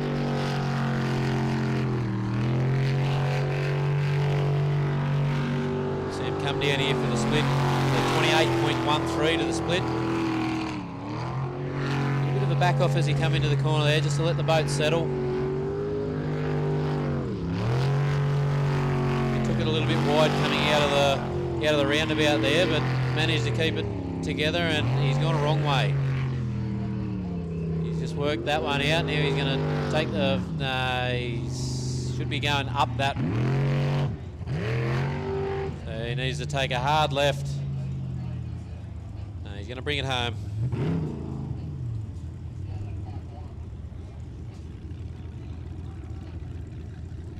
So unfortunately for Daryl, that was his last chance at qualifying. Because after qualifying number 5 here, we're going to be going into... We're going straight into racing. So I'll have to, when qualifying number 5 finishes, we'll be working on who does progress through in the LS category, because out of the 19 boats that we have here, or 19 drivers that we've got racing, only 12 of them get to progress. So we've got Andrew Atkinson up now in the Knackers entry, the wrong way. So he's just going to come back and regather. Easy go right there. There we go. Back on track again now. Go right around, bring it back through number 6. Rightio, so the guys are back on track here now. Best time so far with a 54.84. We're probably not going to see him better that now due to the wrong way. Split time's not going to show a great deal. Split of 38.16.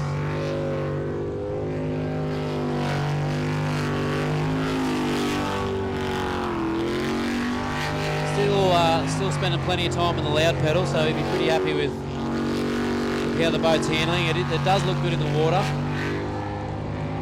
A bit of an idea on how his lap was going off his split. So it was a 65.84, 65.84. So wasn't far. Was only went off the back half of the lap, and he went about 0.4 of a second slower than Darren Pollard.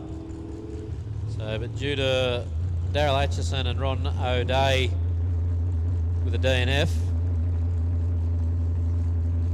that he corrected that wrong way.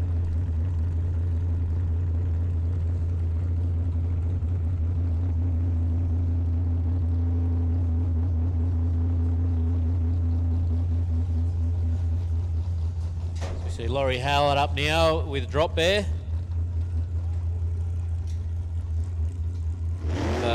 Got Brookie Lucas come back into the commentary box, and we're going to try again to see whether we can get this microphone to work. So, now if Lee's around, he can come up and point us in the right direction, make sure this thing's working fine. Well, we've got Laurie and Kaz out there now.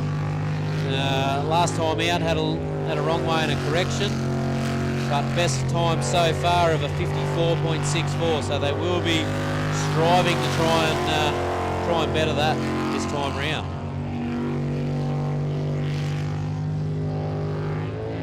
First time with the boat on a track this weekend, so they'll be pretty happy with how the boat's handling straight out of the box essentially.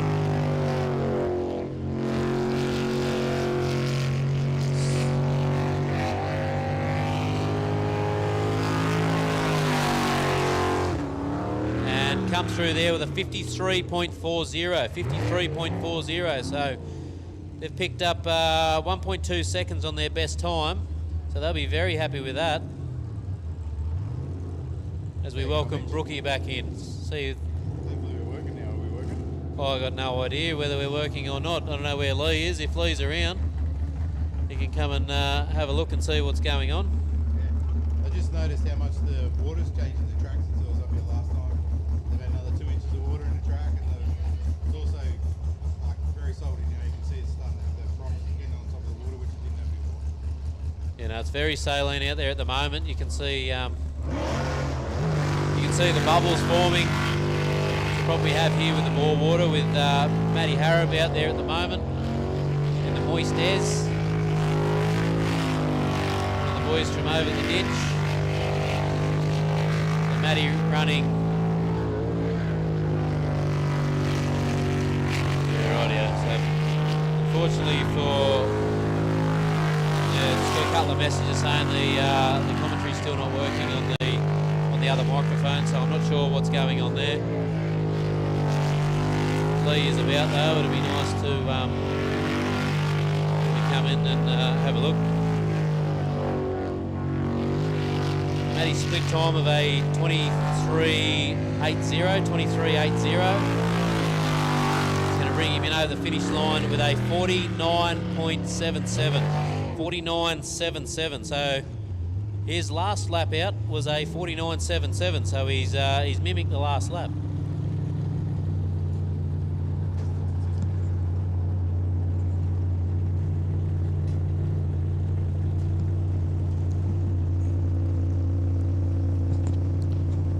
All right, we've got a little change over now. We've got KB Burke coming out in, was it Psycho Killer? Not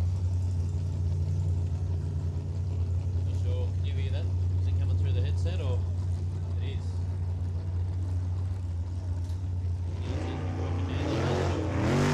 All right.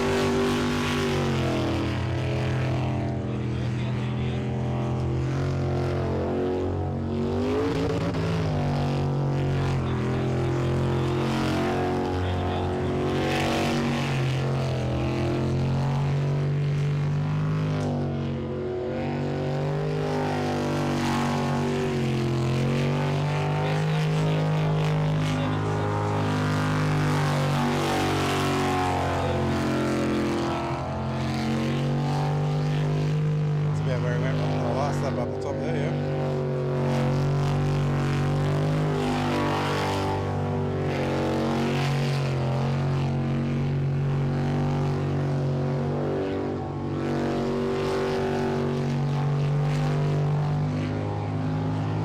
Not sure what's going on here with the microphones, but anyway, Kobe coming through there with a 56.51. 56.51. So that's bettering his last lap of a 57.72.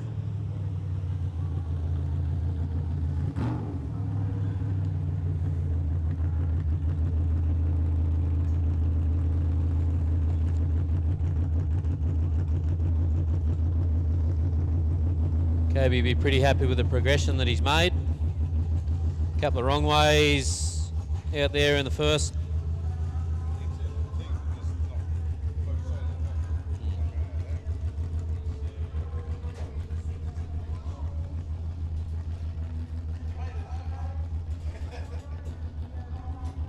Kobe's mum up in the tower here, just pretty excited that the boats come back in one piece as we see James Ismail and Laura Stevens out there. So last lap out, James done his best lap of a 60.74. James here racing today thanks to Universal Home Improvements, Climate Control Systems, Kazart and Font Property Group, Harvey Bay. The last time out, James doing a 60.74, so he'd be pretty keen to try and break into that 59 barrier. Just stepping it up slowly, not trying to do everything on the first lap, just slowly progressing and getting comfortable in the boat.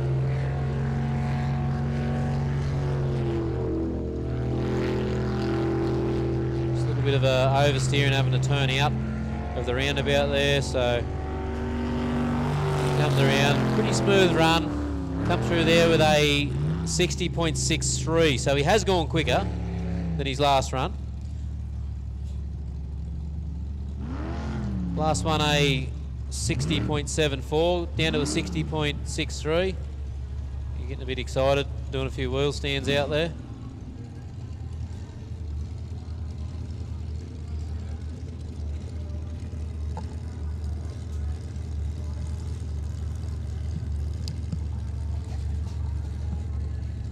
When we just look at this after like the earlier runs today, it's like it's just getting that a little bit heavier, a bit denser the water, so it's making them just that little bit slower. So some of them are probably making adjustments so the boat's actually going forward. And when you get the time like that at the end, it's coming backwards. It doesn't look like it, but here. And we've got Kyle, obviously going out, boosted mobile now. What was his last time, Mitch? Yeah, 50. Alright, so doing it. Well, and then he's been 50 flats all day, so it'll be interesting to see how he goes now. It's a bit unusual for him to be like a full 3 seconds off. He's going out nice and smooth.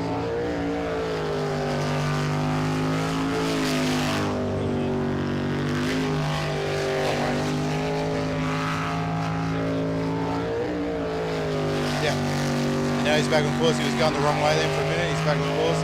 Back here under the tiny loose. It cost him about 10, 15 seconds. Good 10 seconds mistake there.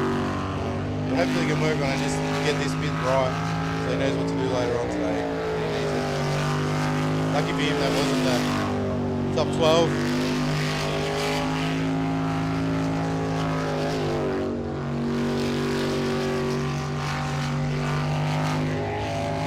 That's a bit there, redneck cone later on. So I reckon that'll be where might catch a few people out there, and he's done a 60.1. Wasn't expecting much better than that, I don't think, with the wrong way in the middle. So, hard. Then I think that's a brand new motor in that boat as well. It came back from New Zealand, got stripped down as part of the scrutineering at the end, so it's all together, and yeah, seems to be a few seconds off the pace of what he has been in the past. So I don't know if that's something with the boat or the setup. Next we've got Rodney Norton up in hot shot. So his last time was a 52.74 is his best. So he's been 52 highs for the last 3 runs. So it'll be interesting to see how he goes on this run. We can really have a look at. He's very consistent. So if he goes a bit faster, not something if he stays about the same, and then the track is getting a bit slower.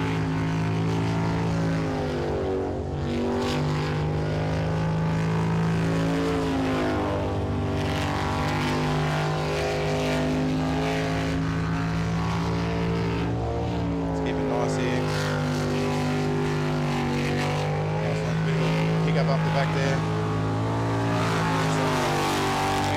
25, so that's a bit about where he should be on that lap for that time, so it should be good when he gets there.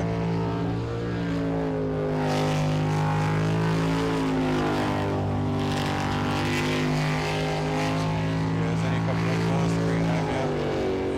We're in the top, through the middle. Something's happening there, he's got to right off it. 3.24, so he went half a second backwards on that.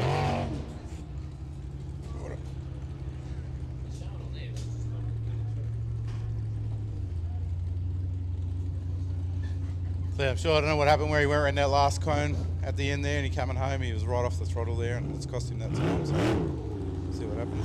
Hopefully we'll get through to the 12 with that time. Next one out is Twisted. This is Steve Mute. Yep, so I think this is his first weekend. Navigated for Darren Pollard and is making his driving debut. So he's doing a really good effort in this. I think when I look at the times, like to have a 54, he's going faster every lap, and that's what we've got to do when we first start out. So hopefully on this run, he can pick this up and go a little bit faster. He might even make it into the 12 when he gets into the 53s.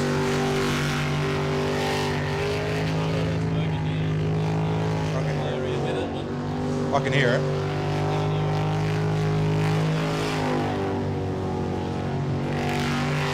There. Right there. I don't want to say too much, but these guys for new drivers are really having a big crack at this pitch for their first time. Probably helps that they've been navigators as well. You're used to what the boat can do in the speed. I think that's the hardest thing. When you first get in a jet boat, they do things that you normally can't do in a boat.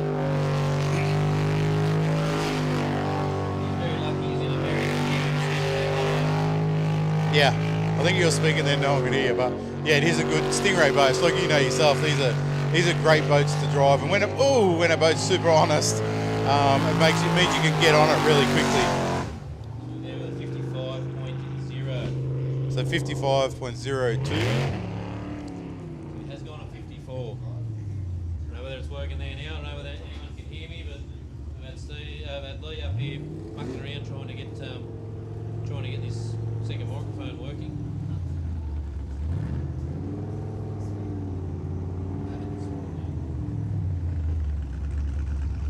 Anyway. Steve's best run up until now was a 54.64. So Yep. did cook a few corners there. Hasn't lost too much time, but has lost enough to send him the other way. But should have enough to progress into the 12, which on a field of 19, progressing into the 12 On your first weekend? Pretty impressive. And then we got, I think it's Nate now, or it must be Nate Mallins out now. He says out there, he's like, first run since October. His brother went to New Zealand, ran the Worlds, ran really well, won it. And so he's here now, and it's his first go back in the boat in a few months, and he's doing a really good job.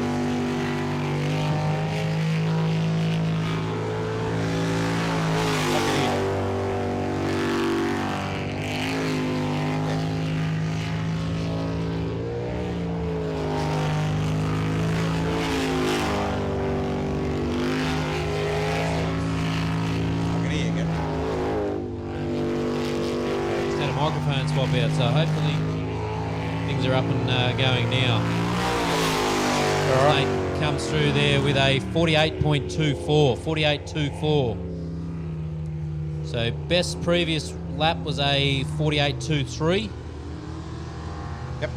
So that's it. He's on the money there now. Yeah, it's interesting with the track having a little bit extra water in it than it had before lunch in their runs before lunch, and they're just going at the same pace now. It's interesting. Yeah. So yeah, I don't know. Can anyone down there, the competitors down there, tell us if you can hear Mitch? Can you hear the second microphone out there? Gonna get a thumbs up from anyone if they can Yep. hear the second mic. Yep, getting thumbs up. Perfect. Good. Now Things we are can up go. and going. We can get this sorted. Obviously, we've had a bit of a dodgy microphone. Yeah. So All right. thanks to Lee for running around and sorting that out. Cheers, mate. Yep. It's all good. Where were we? All right. So now we've got. Is it Tyler? Tyler O'Day's out now.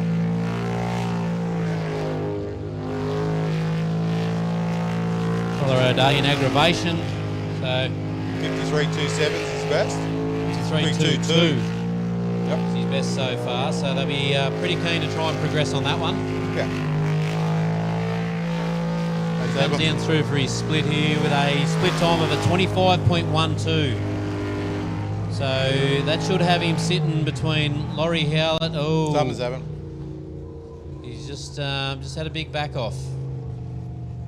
Not sure whether there's issues or whether he might have had a brain fart there and thought he's gone the wrong way.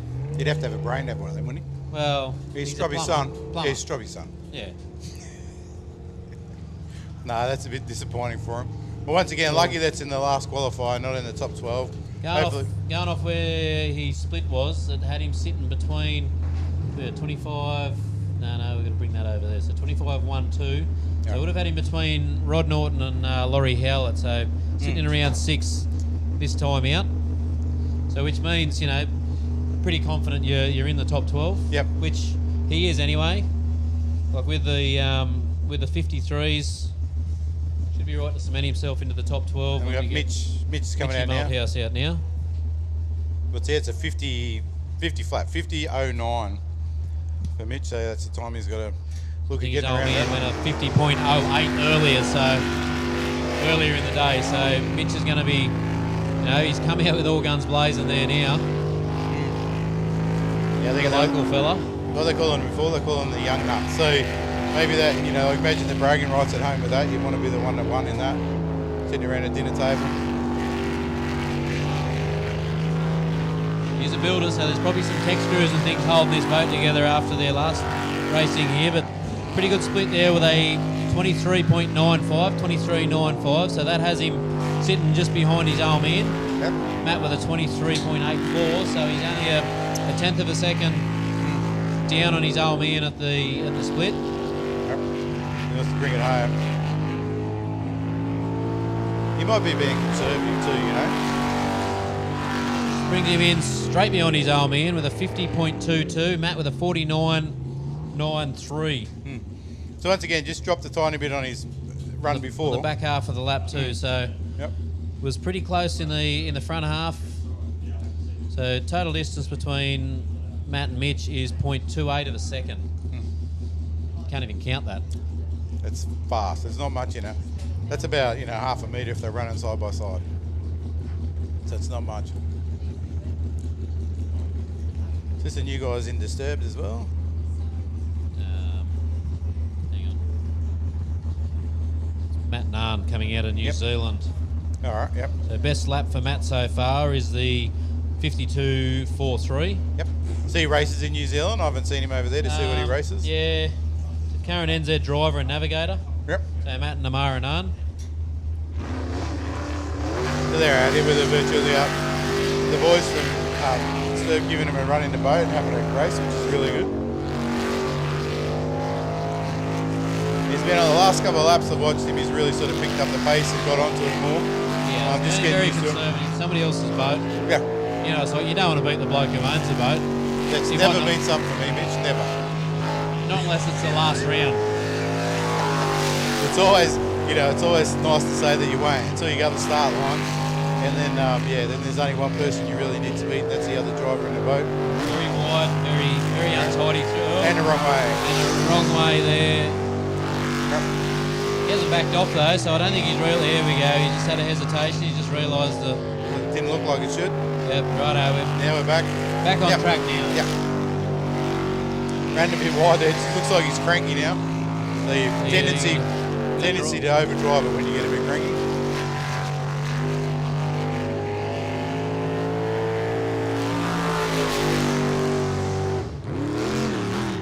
Comes through there with a. It's going to be on. That's a 64. So. Like I say, that's not really important when you. Not his slowest lap of the day with a correction. So. So yeah, definitely looking forward to him in the 12. There'll be one of those people around that 6 mark that gets really exciting watching it. There's like the 12. There's the 3 boats that are really fast, and then there'll be the. I think there's 3 boats that are fast today. 4 boats.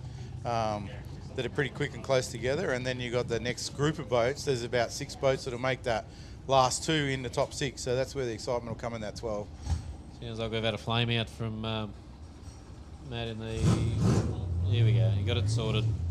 Rightio. Up next, Andrew Garth and Daniel Preston in the navigator's seat. So there's that Aitchison taking off again and having the slip in the jet unit. Andrew's best lap so far is 60.22.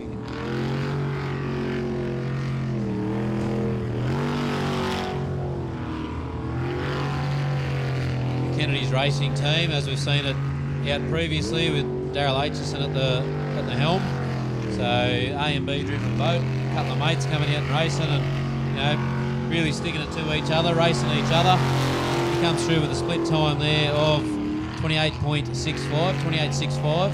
He might be on for a better time than the 60 he did last time with that. If you're getting close. If he gets it home, then it'll be just better. But it seems to be sitting in the water a little bit better, so a little bit more throttle just makes the boat sit a little bit better. Yeah, it's really about having the throttle down to make the boat do what it's supposed to do, so that's good for him. It's good to see him complete the lap. Come through there with a.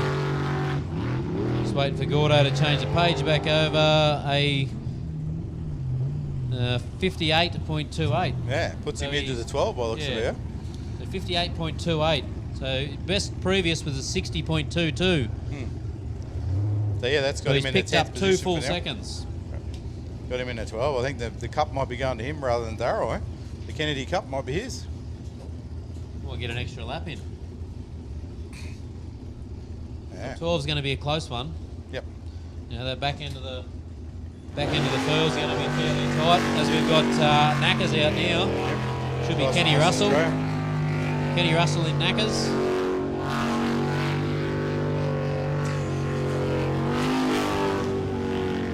So these guys coming all the way from WA. Not sure whether they're going to leave the boat over here and race tomorrow or whether they're taking it back over. Yeah, they've got a couple of rounds coming up over there as well at the moment. So yeah, so they may take it back over and do that, but they come through there with a split of a 26.6. So with that split time, around a 55. Should be around about Stephen Mervich and Kobe Burke.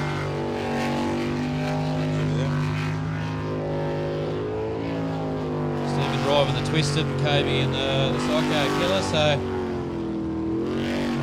turn A, he's done a wrong way. Yeah, should have went in there and out. He's gone the wrong. So he was looking pretty good. That's not too good for him today. He's got wrong way time, 60 seconds of DNF and a wrong way. Yeah, so Boat's definitely got it there, Mitch, if you can get it together. Maybe not this weekend now, but certainly in the future that boat's going to have some potential. not sure who the engine builder is, but I haven't got that written down here. Whether it's Yes Mechanical, maybe, but 6 litre LS, 8.5 inch Southern, and a new Pulse.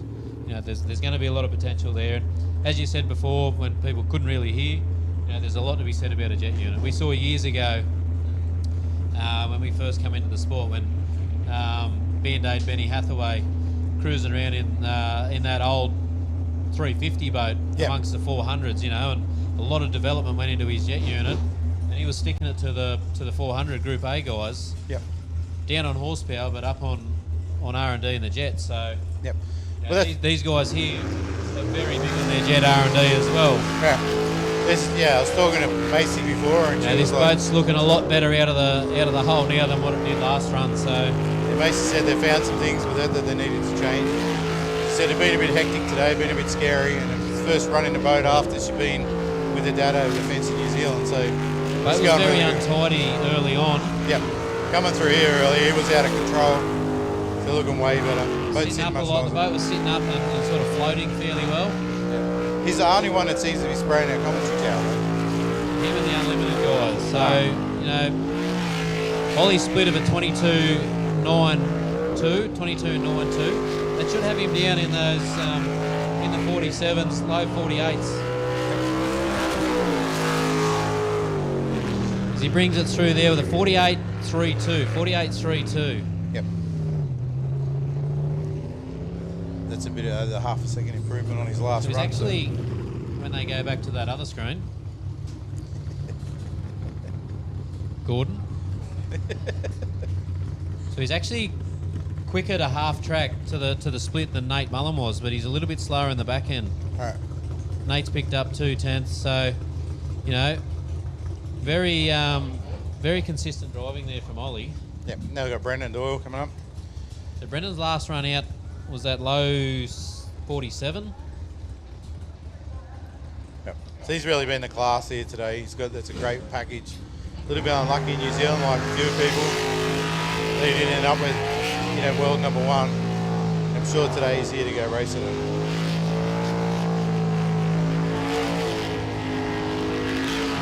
How about one of his other boats went out early? We can keep an eye on Brendan's split here. He's definitely going to go better than a 22.9. Bit hectic boat out there. Looking very good on the water. Coming through there with a 22.43, so he's half a second up on Ollie Silverton to half track.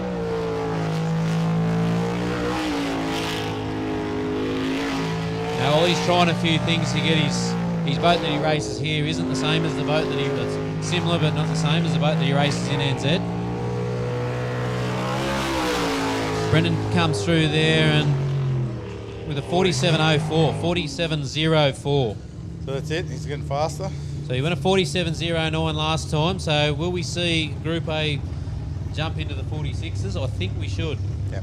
Brendan's one of those interesting guys. Like when you're around the pits over there in his tent, nothing happens. You just come back, clean the boat, and it goes back out again. He's not one of those people that's like changes something every run, does all that sort of stuff. He's really likes until the boat's going back to back and really consistent. He doesn't change. He knows he's got more in that. He can look at his data on his Motec and understand where he can and can't go faster.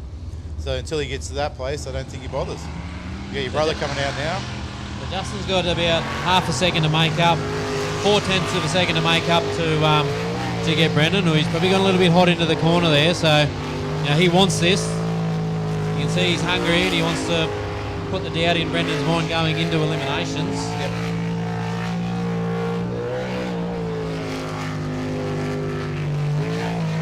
So probably a little bit knifey into a couple of these corners. Ooh. He's come through there, so he's about a tenth of a second down on Brendan to half track with a 22.59. Yeah, that was That jet unit's right on the edge. Yeah, it's either that just let go in the corner or he went a little bit wide and it sucked a tiny bit of grass in. Either way, it's probably not exactly what you want. No. Oh, Well, that does keep the RPM up. It gives you like a slingshot when you Justin come out comes of the through corner. there with a 47.47, so it's exactly the same time that he come in with last time round, 47.47. Yeah. And like I said, with the way the track's changed, that might actually be that's a little bit quicker than it was before. Just that water's a bit heavier, a bit hard to push through. Well, you don't really get the... It's a little bit heavier. Like, you don't get the change that we have in a few of the other tracks that are very muddy. Like, the Griffith. water here is very clean. You can nearly see the bottom still. Yeah. I mean, right, two boats do a lap at the other tracks, and that's it. You know, it's just dirty. Yeah, you go to Griffith, it becomes like soup by the end of the night. Something up there, it's like very, very heavy, very different, but yeah. You got Huey good, Chris? Huey. Let's go. See, the boat's got a bit of pace in it today. If you can get it to go, get it the right way.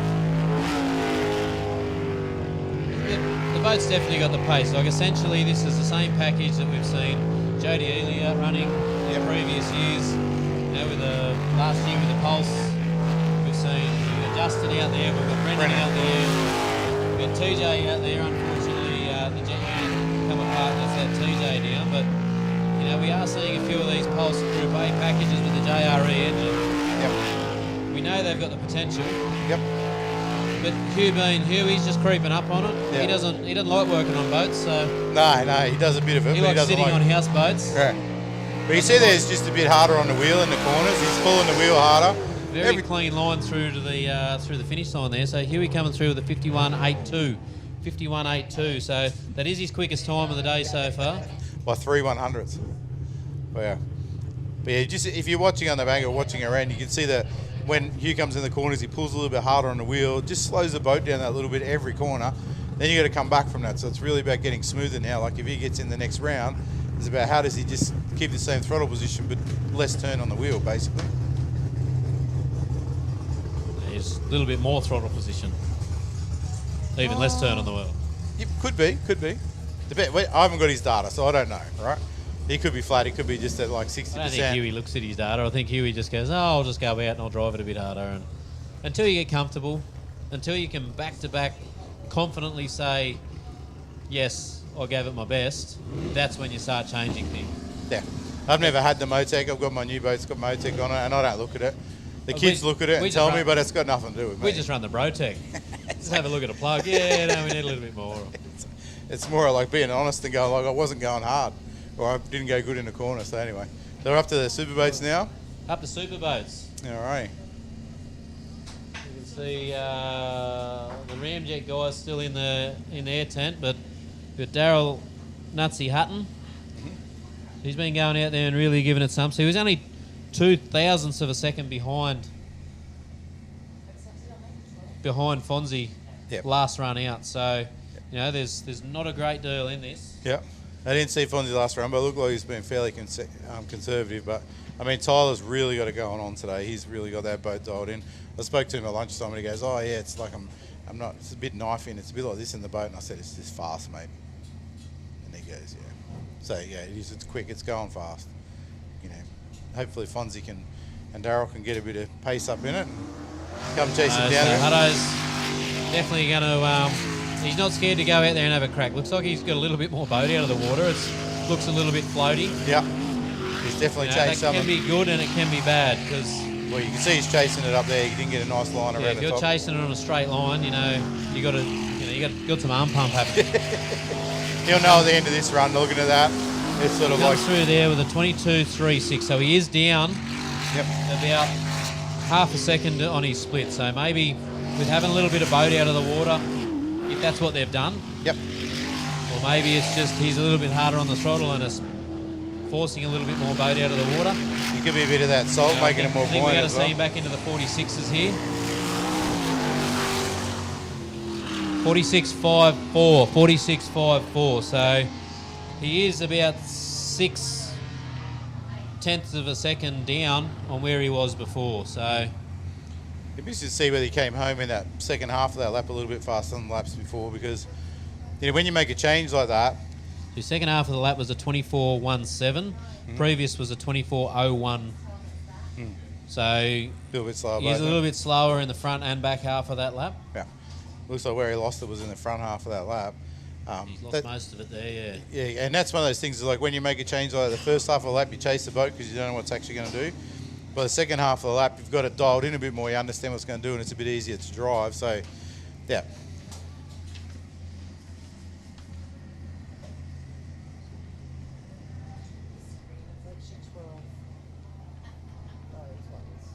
Not that top one, because I have 108 there. Rightio. Here we got Tyler coming out. This is the one to watch today at the moment. That boat, through that first turn there, just sticks. And that's a lot to do with the jet unit too. Like, he's got the confidence knowing that that thing is just sucked to the water. Yep. You can see the difference in going up that start straight with Darryl and the other boat before. It was very all over the show, whereas now we've got Tyler and that boat's just sucking in, going around corners. There's a bit tight there. And Tyler's just come through there with a 20.58. His previous best was a 20.80. So we're going to see this. If he can stick this lap, we're going to see this go mid-43s. Yep. Now, he's definitely given something for the guys to chase. Yeah, definitely. Very untidy through that. Just hit that crosswash. We've gone a 43.85, so yep. A little bit slower. He did lose a bit of time compared to his previous run. He did lose a bit of time. He went a 23.180 in the back half of the last lap. Went a 23.269. So he's lost that little bit of time in the back half. Yep. But you could see he means business. Yeah, there's a couple of pieces there where he come a bit close to the corners, which then you've got to get out of it. So that was a good run by Tyler. I'm sure he'll go back and he'll check his data and look at all that. He'll know exactly where he went and he'll change it. That's one of his things that he does. He's all over that sort of stuff, so he'll know exactly what's happened. So he did go quicker than his previous lap though. So yep. But he did lost that time. He gained a bit of time in the back half of the lap, but he actually lost quite a bit of time respectively because he's gone slower in the back half of the lap, but he went quicker overall. So he's lost quite a bit. Probably lost, potentially he's lost half a second in that, up to probably 0.4 of a second in that back half of that lap. Sure we'll know by the end of the day. Because he's 0.3 up in the front half. Yeah. So. Yep. We've got Kenny Casper coming out again. He's been racing forever, longer than me. Well, Kenny's, this is the boat that was upside down earlier with a big plume of smoke coming out of it. So, hands together for these guys to getting the machine back together and getting it back on the water. Yeah. I think it's what it's got an LSA, one of those supercharged. It's a 427. It must be an LS style with a valley mount blower on it, like just nice and low. Yeah. Similar to the LSA package. I think one of the problems with them is what I know from outside of this sort of racing is they don't like the constant power, so like the constant throttle, and they overheat, and then the engine starts to do funny stuff through the management system starts to pull timing and fuel and all sorts of stuff out to save the motor. And when you look at it, if it gets to 30 or 40 seconds, and that's what starts to happen. We saw Slade a couple of years ago try and look at that, and then Chris Edmonds sort of took that package on when we seen Slade step back. But he was looking at ways to combat that, like the methanol and all that, to try and get it to run cooler. But in the end, he built another motor. He just, It's a great idea. I just don't know if it's going to work. It sounds like it's on this time. Kenny's managed to get the lap together the whole way around. So with a 57.86, so his best to date's a 55.18, and then he's had 3 DNFs, so he'd be pretty happy with a 57.86. I think he'd be taking up the option of the 6 qualifier for the Superboats, wouldn't he? Oh, I'm sure he'll take as many laps as he can. I think there's only, what have we got? 1, 2, 3. There's only 4 Superboats and only 4 Group A's left as well, I think. So while Fonzie's warming up, I'll just go through the top 12 that have made it through to progress in the LS. So we've got Bastian Mullen, Nate Mullen, Matt Harrop, Matt Malthouse, Mitch Malthouse, Kyle Elphingston, Darren Pollard, Matt Narn, Rodney Norton, Tyler O'Day, Laurie Howlett, and Andrew Atkinson. So these guys have topped out the top 12. So they'll be pretty happy. They all get to have another lap. That's a good thing, yeah. It's So, a long way to come for a lot of them, coming down from Queensland and stuff like that. It's a fair way to come. So a big hands together for Steve Mervich, who narrowly missed out on the top 12 by 0.09 of a second. Ron O'Day, Kobe Burke, Andrew Garth, Kenny Russell, Daryl Atchison, and James Ismail. So where's the Kennedy Cup going? Kennedy Cup goes to Andrew Garth. There you go. He's in the 12, yeah? Yeah. The boys from Kennedy's Racing. So Andrew's best lap of a 58.28. And Daryl's a 61.57. So, you know, bragging rights there. I don't know whether it's a carton or what the Kennedy Cup is, but they might not even have one. We just made it up. Yeah, maybe they don't. To be on the clock here, he's probably just made it. So next up, just come off the trailer there now, Fonzie Mullen. So Fonzie got a little bit of catching to do. He had them problems early on, so he's progressed along, and he's managed to get the thing down into the high 45s. So I'm sure he's going to be chasing. He'll definitely. He won't go down without a fight. That's a lot different out of the start chute than we have seen. So he's pretty keen to. That was a bit close on that island over there. You can still hear a lot of on and off the throttle. So come through there with a 21.53, 21.53 to the split. Tyler Finch was a 20 point. So Tyler Finch has got a second on him at the half track. Yep.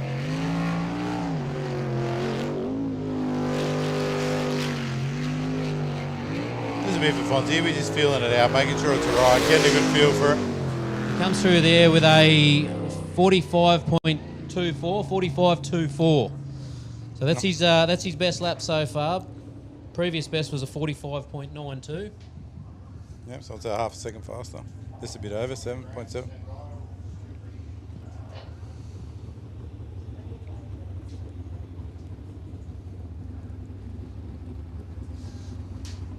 Yep, by the time you see Fonz in that top three, I'm sure you won't have the throttle lift like that. You won't see him bump the banks and oversteer and stuff like that like he did on that run. I'm sure it'll be a lot smoother at the end. He picked up 2/10 in the front half of the lap, and he's picked up 5/10 in the back half. So that's confidence. Yeah.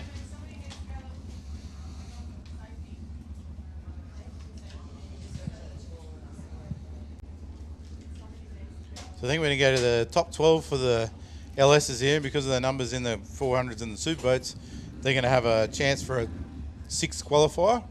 They can run it. They don't. If they want, they don't have to run it. It's one of those things. Some people might want another run to see what's going on with their boat, and other people might just want to wait and then run in the top, what they'll call the top 6. As we hear the tractor pull in the background.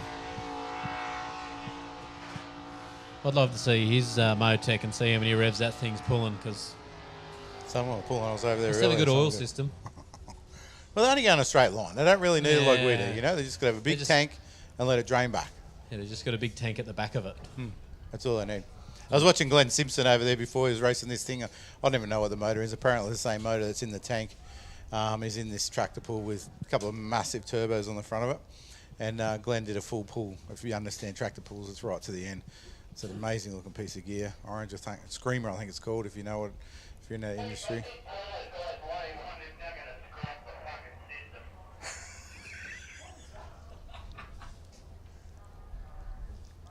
You say?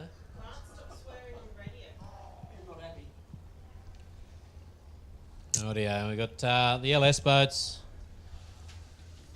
We'll say it again. We'll yell out the names of who we've got for LS top 12. They need to get to the grid now, the top 12? They do need to get to the grid, so the top 12. So we're going to need Bastian Mullen, who's already at the grid. Yep. Not sure whether Bastian or Nate's going first. At the moment, it should really be Bastian, but... He's yellow. He's in the boat. We're going to rate righto. So we've got Bastian Mullen up first. We'll see Nate come out after because they are A and Bing that boat. Then we're going to see Should be Matt.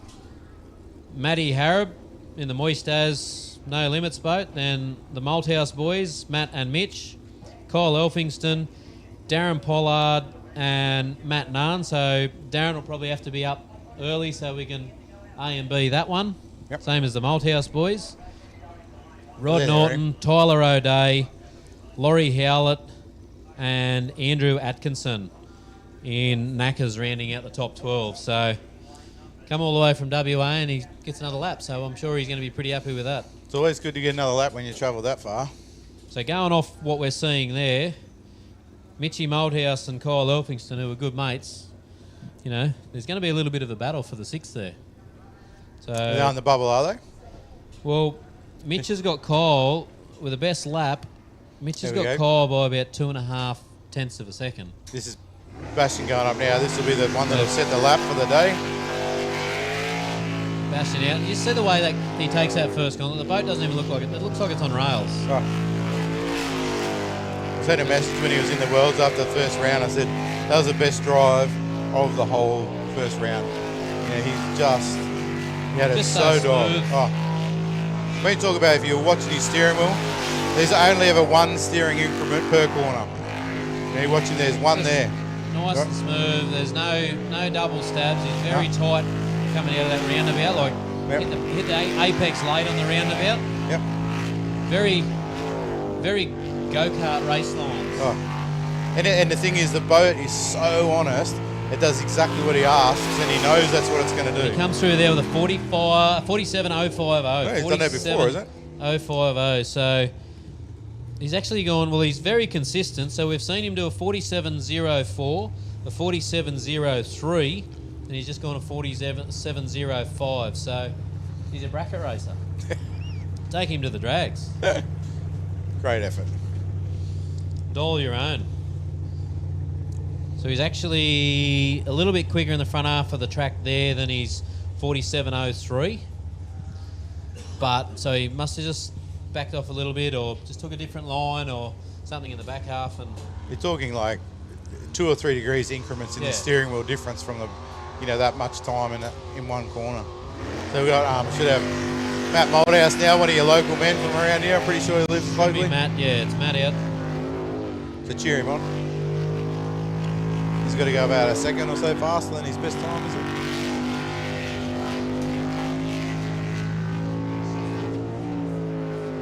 So Matt's previous best was a 49.93 with a split of 23.84. As he comes through there with a 23.68, so he's made a change. Yep. Whether it's in his driving or whether it's in the determination to make sure he's beaten his son. I think that's what it is. Yeah. Bragging rights at the dinner table. Yeah, definitely. Oh, he's very tight on that roundabout in the back there. Yeah, oh, that was nice. Out wide there, close to. He comes through there with a 49.66, so he's picked up 0.3 of a second. Yep. That'll be it for the young fella. Young Mitch will be out there. He'll be like under pressure now. So the back half of the lap, Bastian's put 1.3 seconds on him on the back half of the lap, and 0.2. front half. Yeah. No, it's more. 1.2. Oh, yeah, 2.6 seconds between Matt and Bastian. It's amazing, isn't it? So much. It's actually a long way in this sport. 2.5 seconds is a long way. So anyway, let's see what we got. Next up, we should have. What we got? Matt Harrop Matt going out. I Harrop thought we going, would yep. have had one of the Unlimited. other A and B driven boats going out first, but If anyone from the Keith show band's missing a trombone, it's in the back of Matty Harrop's boat. He painted grey to disguise it, I think. isn't it? Yeah. Great idea though. I'd do something like that. It's got to make a difference getting that air in there. There he goes. What was his previous time? Best time? Previous best was he's run 49.77. two 49.77s, but his best time so far was actually Q1 with a 49.72.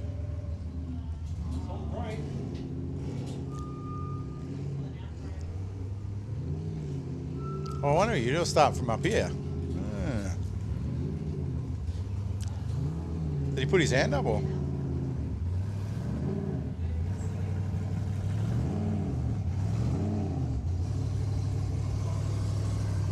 Not sure what's going on there, whether they've had a bit of an issue with the jet unit coming out, or We didn't see a hand up. There might have been. I wasn't looking. yeah, Not my job right, today. right behind the corner of the container, so I didn't see until he was Not my going job back today. to the I'm here trailer. to talk.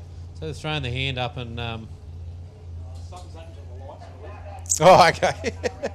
Someone's run over. right, is it? someone's running over there. Will's The running battery over went there. flat. Will's running over to the lights. Oh, the light box has moved around, righto. So he hasn't seen the green light, I'd say, going off that. That's it. Now he's got to sit there and wait. What's going through his head? Yeah, it's gonna. Hope he's a cool sort of guy. Otherwise, some of those things like that can really put you off.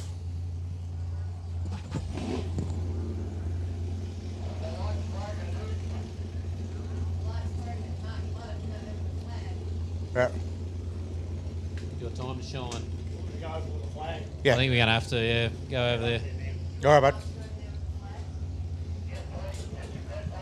All right, we've just had a malfunction with the lights for the start, so we're going to send the starter over there. In the past, there's always been a starter over there, but it gets to be a lot standing out that sun all day. We've had people collapse when they're at the starter's box. So we're going to have a man, there'll be a flag. Where there's been a green or a red light, there'll be a flag over there now. There'll be a man with a flag, and when they get the green flag, they can go. It's on green.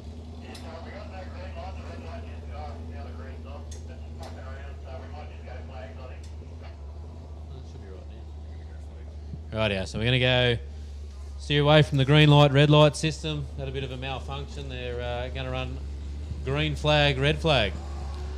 All righty. Eagles technology. Back the old school, mate. Going back old school, back. The starters had to have his time to shine down in the sun, so. At least he's only got like an hour, not the whole day. He'll be right. There's all those people on the hill over there. I bet it's hot to go over there if you've been sitting there for a while on that hill. What a good crowd we've got too. Yep. They've got the setups over there. They've got the shades out. Yep. Umbrellas up. Yep. Like I say, I was sitting around there before and I was only there for half an hour. I was getting pretty warm, so Well, can big only thanks to imagine. the crowd for persevering and sticking it out. We're trying to put a good show on. Hopefully everyone's happy with what they're seeing race wise. Well, really now is the piece where we get it, where it gets exciting and get into that piece. We've got Kyle now, he's in the up there in the top 6, but he's going to have to go well to make sure he stays in the top 6 because it's 12. The fastest 12 boats are running at the moment, and then it goes to 6 boats. That's the cut. So Kyle's previous best was a 50.32. That's what's got him into the final here. And that was in Q3, so he hasn't had that for a while. So split time of a 23.7. That's actually a little bit slower than Matt Malthouse.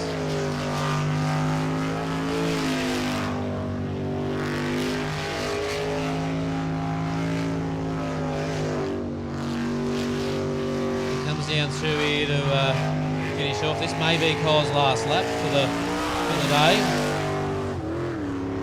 Brings him in with a 49.95. 49.95. So that is his best lap for the day, yeah? That will be his best lap for the day. So That's- previous best lap was a. The 43, previous best so- lap is a 50.32. 3-2. That had him in 7th. So Mitch Malthouse, as I said, there's going to be a little bit of rivalry here. So Mitch, Yeah. to get Mitch into the top 12, he's gone a 50.071, and Cole's just gone a 49.955. So Mitch has got a little bit to chase there. Well, whatever they've done with the boat, Dad went a little bit faster. Matt went a little bit faster than he's run before. So maybe, maybe young Mitch can have a little bit faster. Here we go with Matty Harrop in No Limits. Kiwi driver, left this boat over here from last year. Races the 400 in New Zealand, so yeah. You see him go, it's a good package. That line was pretty wide. He's using the maximum amount of track here. They're cutting those islands as close as he can.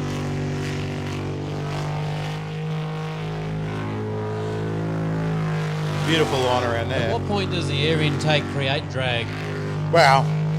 It's jamming a lot of air in there, so there's... We don't know if it might be at Not a 150, it might be where it's not. Who knows? So Matty's split time of a 23.79, so that's got him behind Kyle. Yeah. Kyle's with a... Just a little bit slower. So Kyle was actually up. Ooh. Ooh, so he's come home a lot quicker in the back end of the track. Yep. So 49.79. So that's pretty good. That's close. 2/10 from Kyle. 1/10 Pretty behind back, so- Matty Molehouse. 49.79, so he's still he's gone slower again than his best of a 49.72. So he's very consistent in the 49s. Two 100s. Like, come on. That was the pie he had at lunchtime. Slower is slower. Well, as a Kiwi, he probably had a lamb sandwich or something like that. Sure. Cheer, bro. All right, now we've got.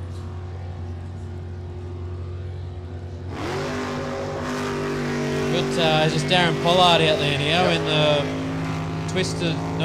disturbed this one. Steve was in confusing. twisted. Similar, same but different. Yep. So Darren's lap to get him into this was a 51.62. 51.62. Gotta go find Darren. His knackers. So which was his 4th qualifier was a 51.62. It's his fastest, so This is an X-Slade Stanley boat, this one, I think, too, isn't it? One of his earlier boats. this is a Stinger hull, isn't it? Yep. Yeah. Yeah, one of Slade's Did you work earlier out where boats. this one come from? Yeah, it was from Slade. One of the ones that Slade had. Yeah, rightio. Yep. So it was either hazardous or 51.64. non-hazardous or something to do with hazards. Yep. So he's gone a 51.64. So to get in here, he went a 51.62. So 2 100 slower. There. Get close. Now we've got Rod Norton in Hot Shot. So where he was about 10th or something in the. Rod was 9th. Oh, then what was his time he's got to get? So his time to beat for his own bragging rights is a 52.747. 52.747. Here's another one of the Stingers that's got his boat right up and it wobbles up the straight. That'd be a bit hard to drive, I'd reckon. He's going all right. Much better that time. Must have changed some. So Rod, the garlic farmer from the mid-north coast of New Organic. South Wales, organic garlic farmer. Yeah. You know, it says he's never raced anything before jumping into sprint boats. So I don't even know whether he'd done a higher session in a go-kart. That's commitment, isn't it? He's got, well, he's a great bloke too. He's really fun to be around. Rod's sponsored by Mooney Beach Tavern, Banana Coast Batteries, DesignerSheds.com and Rod's Garlic. Oh, that was close. Very tight around Ooh, there. wrong way. Gone the wrong way there, so unfortunately for Rod. Got a left here, isn't it? Yeah. Now he's right back on. That'll be it for him.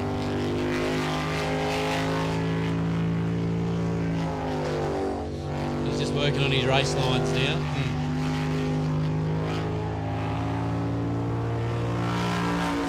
Good to watch him progress, so he's gone a minute.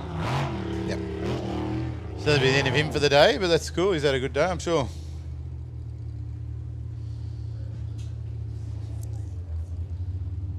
Seen Bastion go out. We've seen Matty Harrop, Matt Moldhouse, Kyle, Darren, Rod Norton. Charlie got aggravation. So we should have Tyler O'Day coming out now. So Tyler's time that got him into the top 12 was a 53.22. So he has to go like a fair bit faster to get in. He's from got that. a little bit to make up here, so he's going to need to pick 3 up seconds. at least 3 seconds. Yep. It's a bit of an ask. So But then once again, you know, we say before you, they've come out of a different boat. They got into this Pulse, completely different to anything they've ever driven before. you can tell he's driving like in that previous hole that they were running. He was getting arm pumped. Like he didn't need gym day on the bicep curls. Uncle Chop Chop he was. Yeah. Yeah. And so now I think, you know, he's just got to get used to the boat goes where you point it now. And you'll see him, he turns in a little bit early on some of the islands and stuff like that. But he's just still not trusting in the boat will turn exactly where it should turn when he turns. A little bit of an idea when he comes through here now. The 25 to... That's about what he's been doing, I think. I haven't got his split written down for...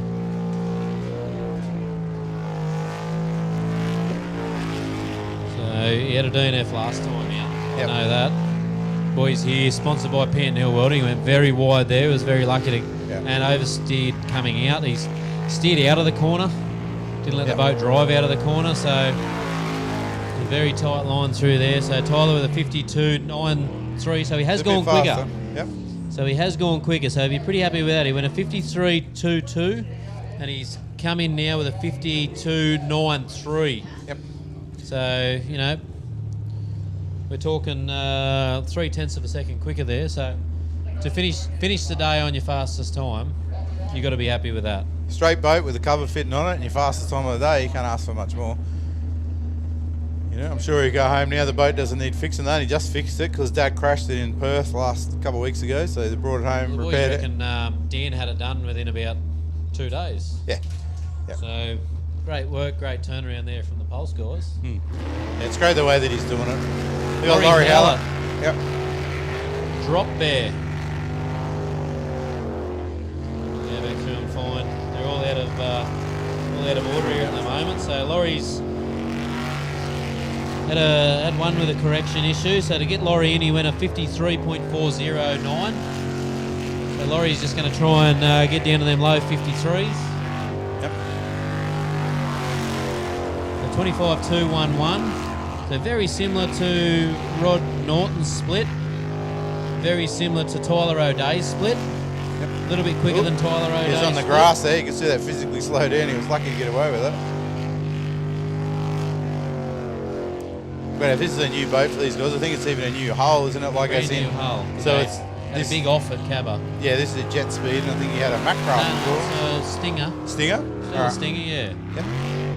Oh, and he's parked it on the... Oh, he got away with that, too. lucky. So he's come through there with a 53.23. 2-3. 53.23. So to get...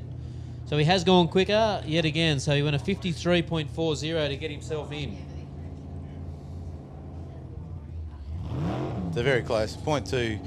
You know, you might be expecting that they go a little bit more than that. So whatever he's doing in the boat, whatever he's changing, there's not much that's working at the moment. Only go 0.2 of a second faster. You know, with a new boat and a new package, I'm pretty sure you'd be wanting to get bigger increments of that, especially at the end and when you're having a real crack. Yeah, they did have a big crash at Cabarita. It was on a lot of the social media and stuff like that. They had a really hard rollover. Their engine actually came out of the boat. Yeah, and the boat was an absolute write-off. Everything did its job. They were safe. They had a busted rib or something like that. But yeah, and then they were just straight back into it. He was just like, yep, let's get another boat.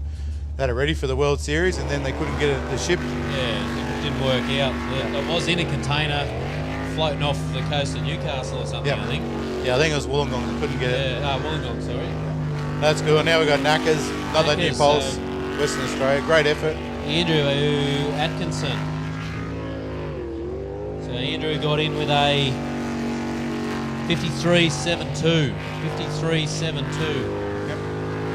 You know, like this boat's got a lot more potential. 25 flat there, so he's gone quicker to half track than Rod Norton, Laurie Howlett, Tyler O'Day. Yep. He's going to be right on the bubble there. Depends how he brings it home. He's getting himself well in, so he's only just scraped into the top 12. He was on the bubble for the top 12, but he's cementing himself further in. Probably won't be enough to get him into the 6. Yeah, well, this is one of those times when you get, you know, right at the end, like he's got nothing to lose now except for being in the boat. Brings it through. Congratulations. Andrew Atkinson there with a 52.34. So he's on the bubble now. So we call the bubble. He's the 6th boat for the top 6, and then there's another 3 boats to come still. So he's gone 1.4 seconds quicker than the lap that got him into the top 12. So good job there. Good effort, yeah. We've still got a few boats to come. I can't see, with 3 boats yet to come. We got Nate. We got 2 of the really fast ones. So we got Nate and Mitch. So they're up there. They'll be right on it. Nate should be in the 6 as long as nothing goes wrong. And then Mitch is going to be right there with his dad. You know, where's that going to be? And then Kyle Elphiston, Darren Pollard, and Andrew Aikens on the bubble. Andrew Aikens the next one to have a look at. Atkinson's. So yeah, Andrew Atkinson's on the bubble now. With a well-known, fast, capable driver going out now. Yep. Yeah, Nate Mullen. I hope they got stickers on one side of the boat and on the other. I don't know what happened there. So Nate's lap to get him into the 12 was a 48.23. Yep. So I'll be able to put a comparison here up against his split time. He went a 23 flat to the split, so that's putting him in second place essentially. Yep. Still half a second down off his brother's split. It's another one of those things. It's got him in front of he's over half a second up on Matt Malthouse's split, who's currently sitting second. So yeah, Nate's smart enough not to do anything silly and knows he's going to get through to the 6. So there you go, second nice fastest. drive, Nate. Yep. 48.24. So he's gone a little bit slower than his previous best lap. Yep. But I think he sort of knew he had that in the bag. Didn't want to do anything silly. Yep. So he'll probably be in the top 3, I reckon. Bastian will go first to make sure he's got a good boat, and then Nate will be able to have a crack. And I'm sure that's the first time that Nate will really have that sort of monkey off his back of keeping the boat for his brother to drive. And yeah, you might see him pull one out of the bag in that last top 3 if he makes it through. Now we got Mitch Moldhouse coming through. So yeah, another one of your local young fellas. So unfortunately at this stage we've got Darren Pollard sitting on the bubble with 2 more boats to come out. We've got Andrew Atkinson, that's racing finish for him for the day. Tyler O'Day, Laurie Howlett and Rod Norton are all back on the trailer and are now spectators. So Mitchie Moldhouse to get him into the 12 went a 50.07. His father's just gone a 49.66. Maybe the difference in the line that he took through there and his dad took through there, they're completely different lines. Yeah.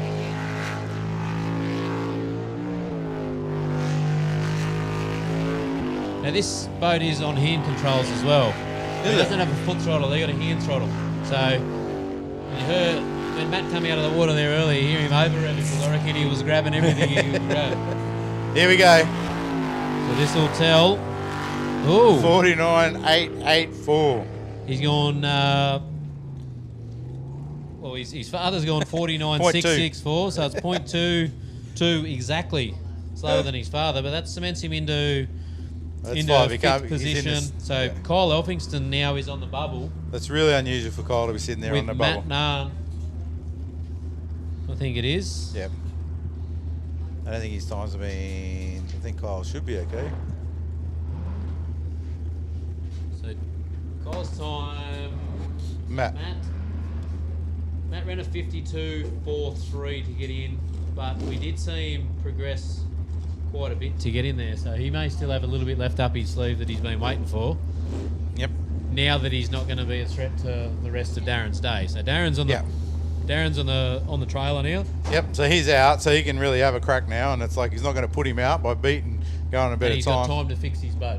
If it doesn't a month. work. A month isn't a lot of time. You've got to think about that too. All right. Okay. We're not supposed to talk about it because I'm not going to put the voodoo on him. So let's go Disturbed. Yeah, he's right on the bubble. Like I say, this would be a position that Kyle hasn't been in for a while, I believe. He's normally pretty well in that top 6. So, like I say, I don't know Matt. I don't know how good he is. He might be. No, might be really good. Might be the kind of guy that can come out here and fit it. Like I said, Matt's best run to get him in was a 52.43. So we'll get a fairly good idea on whether he's been sandbagging when we come up to the split.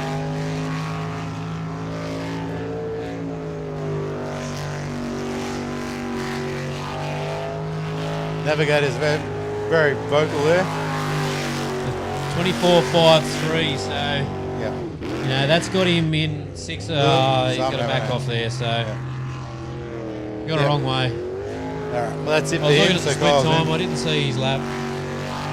So unfortunately for Matt, That's put him back on the trailer too. So the way it sits, we've got Bastian Mullen, Nate Mullen, Matt Malthouse, Matt Harrop, Mitch Malthouse and Kyle Elphingston to round out the top 6. So they are who we'll see progress. The top 2, a little bit sort of like out by themselves, Nate and Bastian, but that to get into the 3 from here. So It is out of 3 drivers. yeah, definitely. They're all on 49, 2/10 between the 3 of them. So at the moment, Matt Malthouse is sitting pretty for a top 3 run. Yep. Yeah, that's it. 0.3 between those 4 boats to get into that last position in that. In the top 3. So we got the 400s coming in now. International Group A. Ollie Silverton, current number 1 in the world. Number 1 in Australia and 1 in New Zealand. So he's coming in. He's had troubles with the boat today. They've had different setup things. It's obviously, they did some stuff in his other boat in New Zealand for the Worlds, and then he's trying to transfer that over to this. And he's only the last round was the first time he actually got it to settle and go. So see how he goes in this run. It's a bit rough up the start there. He's definitely having a go though. You can see it's like he's 10/10.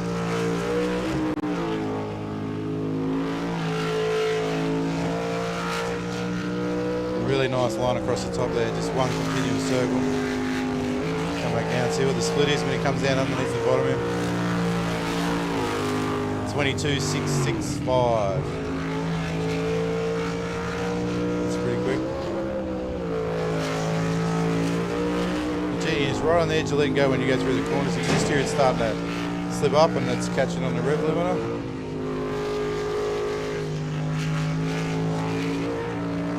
Different line through there. He brings that through there for a 47.885. 47.885. So that's Q number time. 6. Yep. For Group A. So we're not into eliminations yet for Group A. Essentially, they're getting Q number 7. Oh no, there's 4 of them. So yep, they go from next here time into the out. top 6. Yep. The same as the but Superboats if they choose Ollie's to. definitely progressed. Yep. Sure, that was a He's nice picked settler up- for him. Picked up Half a half a second. second on his previous best lap. So And there's still probably half a second when you watch that drive. The boat looks like it was a little bit quicker, and it was definitely a little bit choppy on the wheels. So here we got Justin. Same deal there. He's just slipped that round that corner there. It's a bit unusual. yeah, but some of these guys like to do that to keep the RPM up. Yep. So they got the jet unit just taking a little bit so it slips. Yep. Just had word through. Brendan Doyle's going to sit out the Yep. the 6th trial. Justin's obviously not. So Justin just come through there with a 22.51. 22.51. Yep. So his previous. The 22.65 just down, was so Ollie. he's going to be a mid 47 here, I reckon. 47. If he keeps going, 3 should to be a big quicker. 47.5. Brings it through there with a 46.994. 46.99. He has come home unbelievably strong in the back end of that lap. Yep. Justin He was up Williams half a is second just, on yeah, the. he's just He was put, in. Yep. So just looking at Brendan's previous when he went to 47.04. So Brendan was actually quicker in the first half of the lap, but Justin has put nearly 0.2 of a second on Brendan in the back half of the lap. So I was going off Brendan's first split. Yep. That's a good time by Justin. He's right there. So and he's up on both his previous splits. So yeah, and well and truly, he's nearly put half a second on his last. Look at Huey. His best time was a 51.82. Justin's given Brendan something to chase there, Yeah. and Ollie as well, because Yeah, that's a second faster. Ollie and Justin for the championship in Australia this week. Because Brendan's had a few meetings out, getting a new boat ready and Yep. new engine and a few things. So He's having a crack on this run. He's pretty good. Yeah, the engine just starting to pop, so he's really having a crack at it. Huey's done a 24 flat to the split. Yep.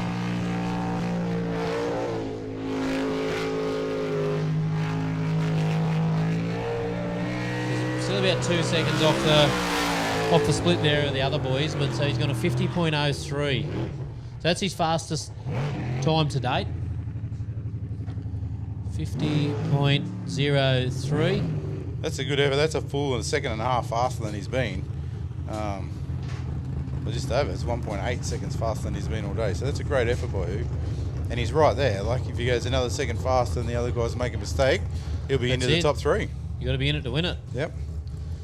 So he's right now. He'll be happy with that. That's a big improvement at this part of the day. So, yep.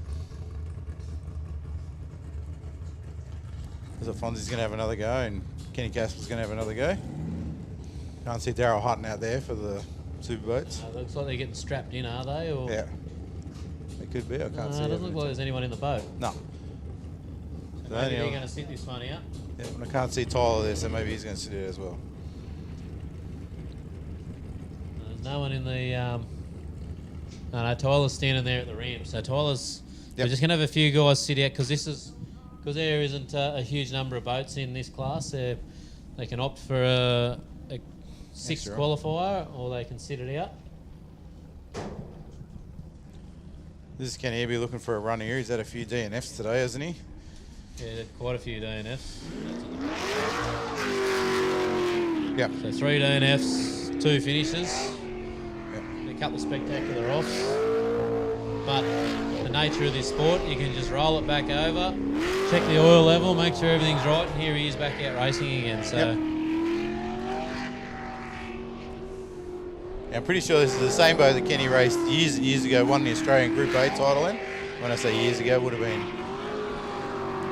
2008, 2009. Yeah, and it used to be exciting then to watch him get out of the water and to hear that engine scream. And there's a lot much has changed. Still the same.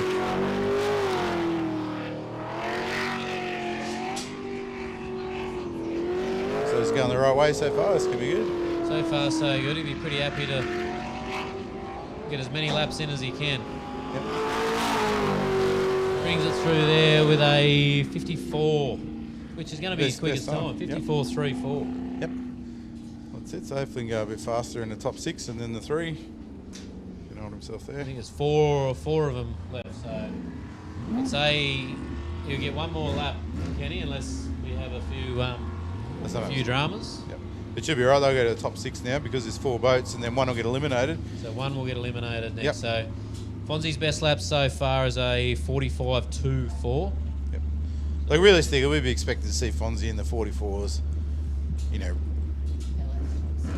Yep. Yep. Where'd they go? No, it's not. You got Justin in there.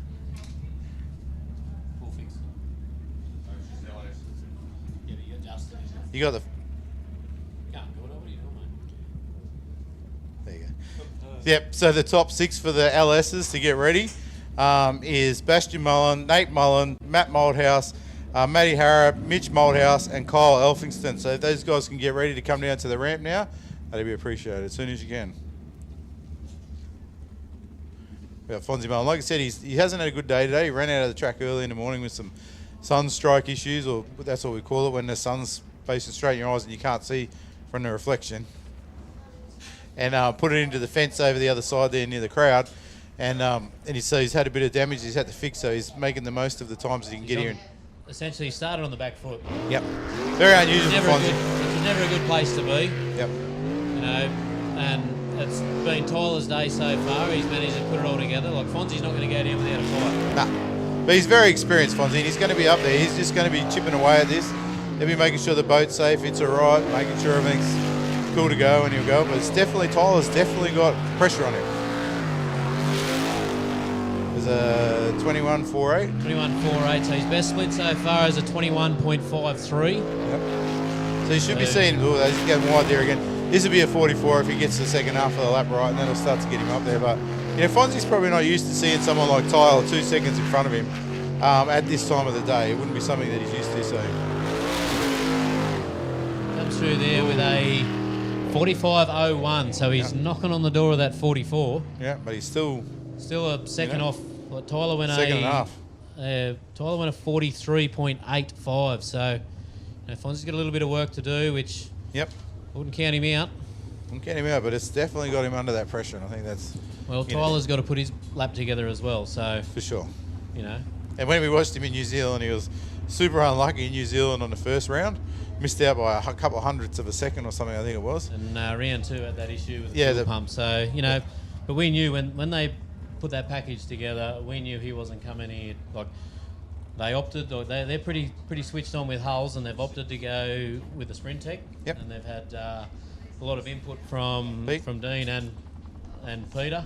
Yep. Making that thing what it is. Like, you can see, like, for the power, that thing's putting out 1,600 horsepower, and at some parts of the track, it looks like he's using every bit of it. Oh yeah, and that's a far faster engine. I think he used to do engines for you guys years ago, and I saw Darren here before. It was great to see him at the track. Darren and Brenton are here for the weekend. Yeah, so we're seeing them, and they run that American Imports, or what are they calling it now? Phoenix Lubricants. Oh yep. What? Hooters. Yeah. Yep. So Nutsy's boat. Nutsy's running a twin turbo. It's a 400 cube. I think Finch's are running a 440 cube. Yep. Very similar to the old package that we've seen in the Maniac. Yep. Which was originally called, it's had a few name changes. So it came out as Loose Cannon, and then it went to Heat Seeker. Yep. No, it went to Maniac, and then Heat Seeker, and now it's back Maniac again. Yep. So... Had one in between, didn't it? Didn't have one when Paul had it. Yeah, what do you Heat call it? Seeker. Heat Seeker, all right. Yeah, so... But that, that was a great boat. But that was, that boat's over 10 years old, that boat at TJ's. It's not here this year. Yeah, exactly. So there's a lot of stuff's changed in that time, and Tyler's, got a great package. Old man, Finchie's always been one of those guys. Like, he was a professor in early 2000s. Pioneered a lot of technology early on, and they were the boat to catch. Yeah, always. In Group A, and when they went into Unlimited, so... Yep. Yeah, they had, they used to call their boat Sharp as again. Then he went to the Loose Cannon. But I can remember when Dean was still racing, he'd go out there and literally in the practice lap, he'd lay down the fastest lap for everyone to chase, and everyone would be like, "Oh, here we go again." Yeah. And Dean would be there, but as soon as the sun went down, Dean would start slowing down, and Tyler had come through because. As you get older, you can't see. I don't know if anyone's told you that, Mitch. Danny DeVito's eyesight started to dwindle away on him. Yeah, no, it's great. The family's been around forever. Like, Tyler was a young kid when I first met him at the track years and years ago, and he's been around it all his life. And when you're around it all your life, and it's his passion, it's been his absolute passion his whole life. So he was that little kid that was watching everything, 6, 7 years old. Yeah, cheeky, still cheeky now. But, watching and giving cheek and learning, though. Like, if you're learning that stuff from when you're really young, it really, you really get it's bred into him. Yeah. And you can see with the technology that he puts into a lot of the jet units and things like that, Yep, he's got a lot of experience. And even when he first came back to racing, he raced in a superboat, which isn't allowed. But because of who he is and the way that he holds himself as a young man, he's very responsible. Then it was just said that okay, he can be restricted in the superboat until such times as he shows that he can. And he did that, and he did it really well. So he's a great young man.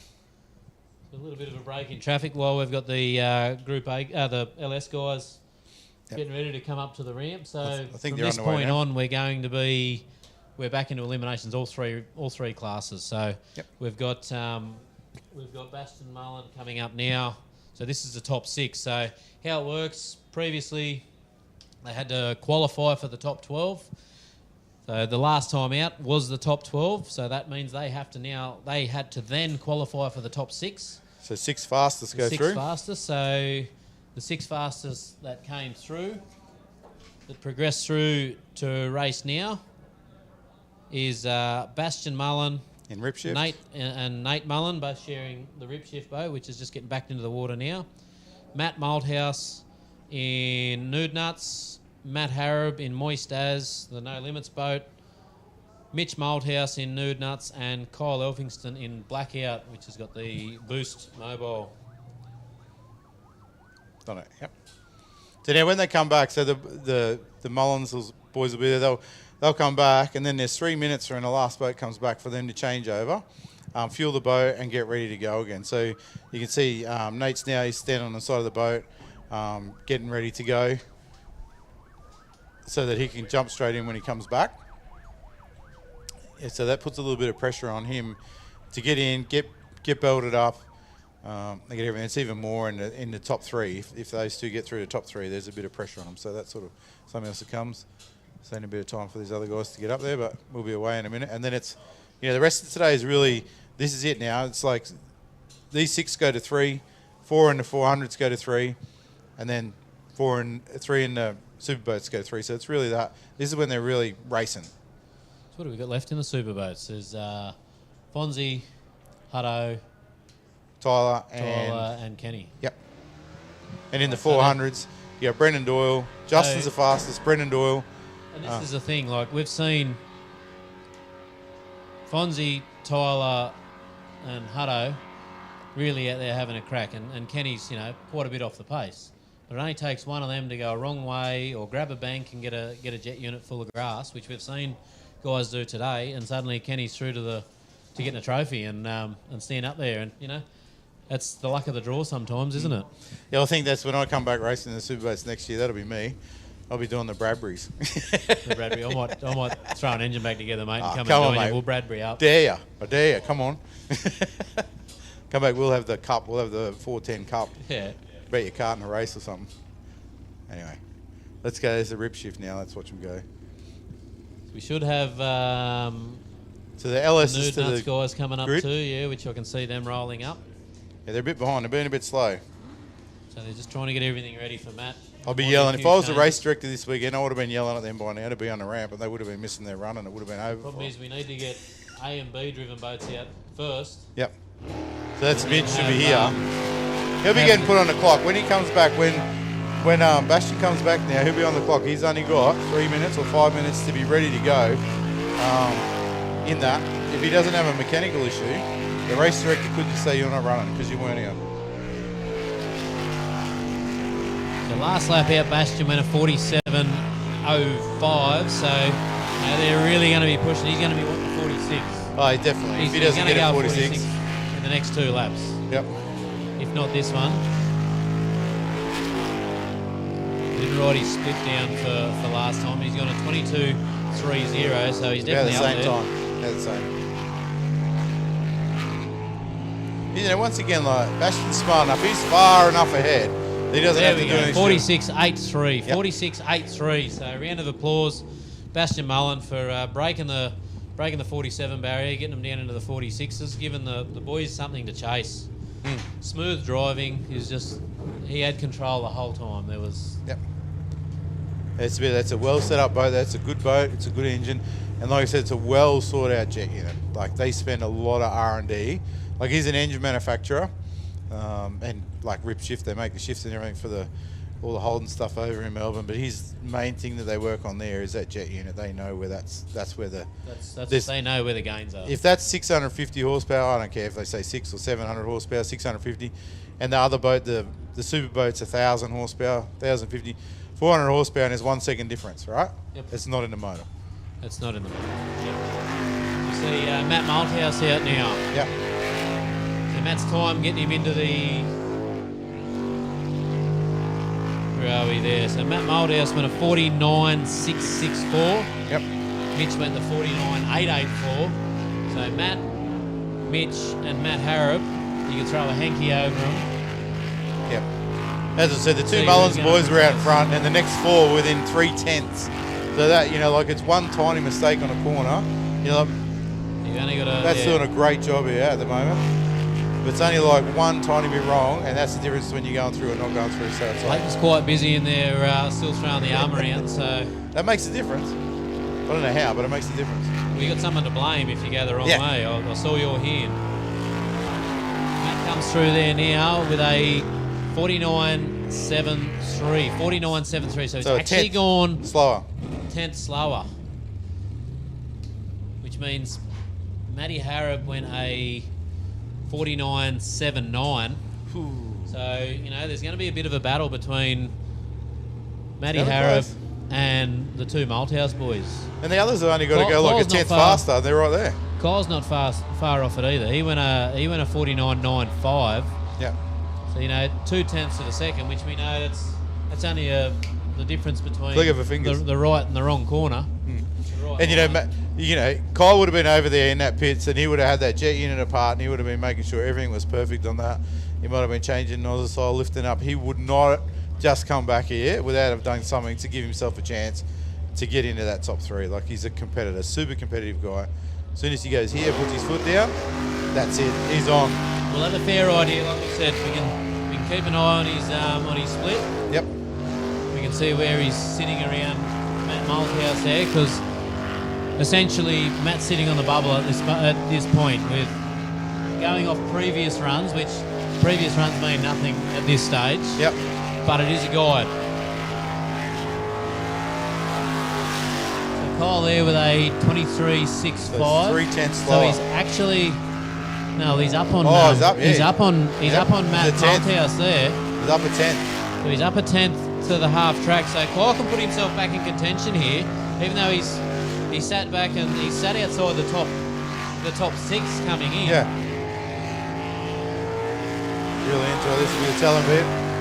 Kyle comes through there with a 49.60. Yep. And no one's been faster than that apart from the Mullins boys. So, So Matty Harrop's under a bit of pressure here. Matty Harrop's under pressure, and Mitch Malthouse. Yeah. Yep. You might be Gonna cutting be a that trumpet down a little bit. Battle of the A Blades. little bit less drag. What do you reckon? Take a bit off the front of it. Take a section out. It'd be amazing to look at that in a wind tunnel and just see what it does. We don't have that much money, Mitch. We're not like Formula One. He's running 2 boats. Yeah, I know. He maybe has. I'm talking about me. It would be interesting to see, because there's. There'd have to be a time when the reversion of the speed would overtake how much the engine can take in with the size of the trumpet. So anyway, let's not get into all that. It's all rubbish.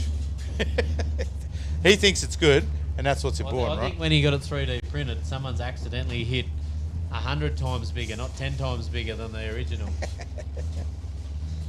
Look, and if people aren't doing different stuff, then it'd be all the same and we'll all be boring. So I'm glad he's having a crack. No, 100%. We got something to talk about too. Is he nice? Matty Harrop's fella? time to get into the top 6 was a 49.79. So Kyle Elphingston's was a 49.95. So really looking Kyle's for picked up 3.5 tenths to get to where he is. The 23.6 is a split for Kyle. So like this is where we're going to see the first bit, see how he's actually cracking along. Because he's the same. Matt would have been out there. 23.4, so he's up on the split. Yeah.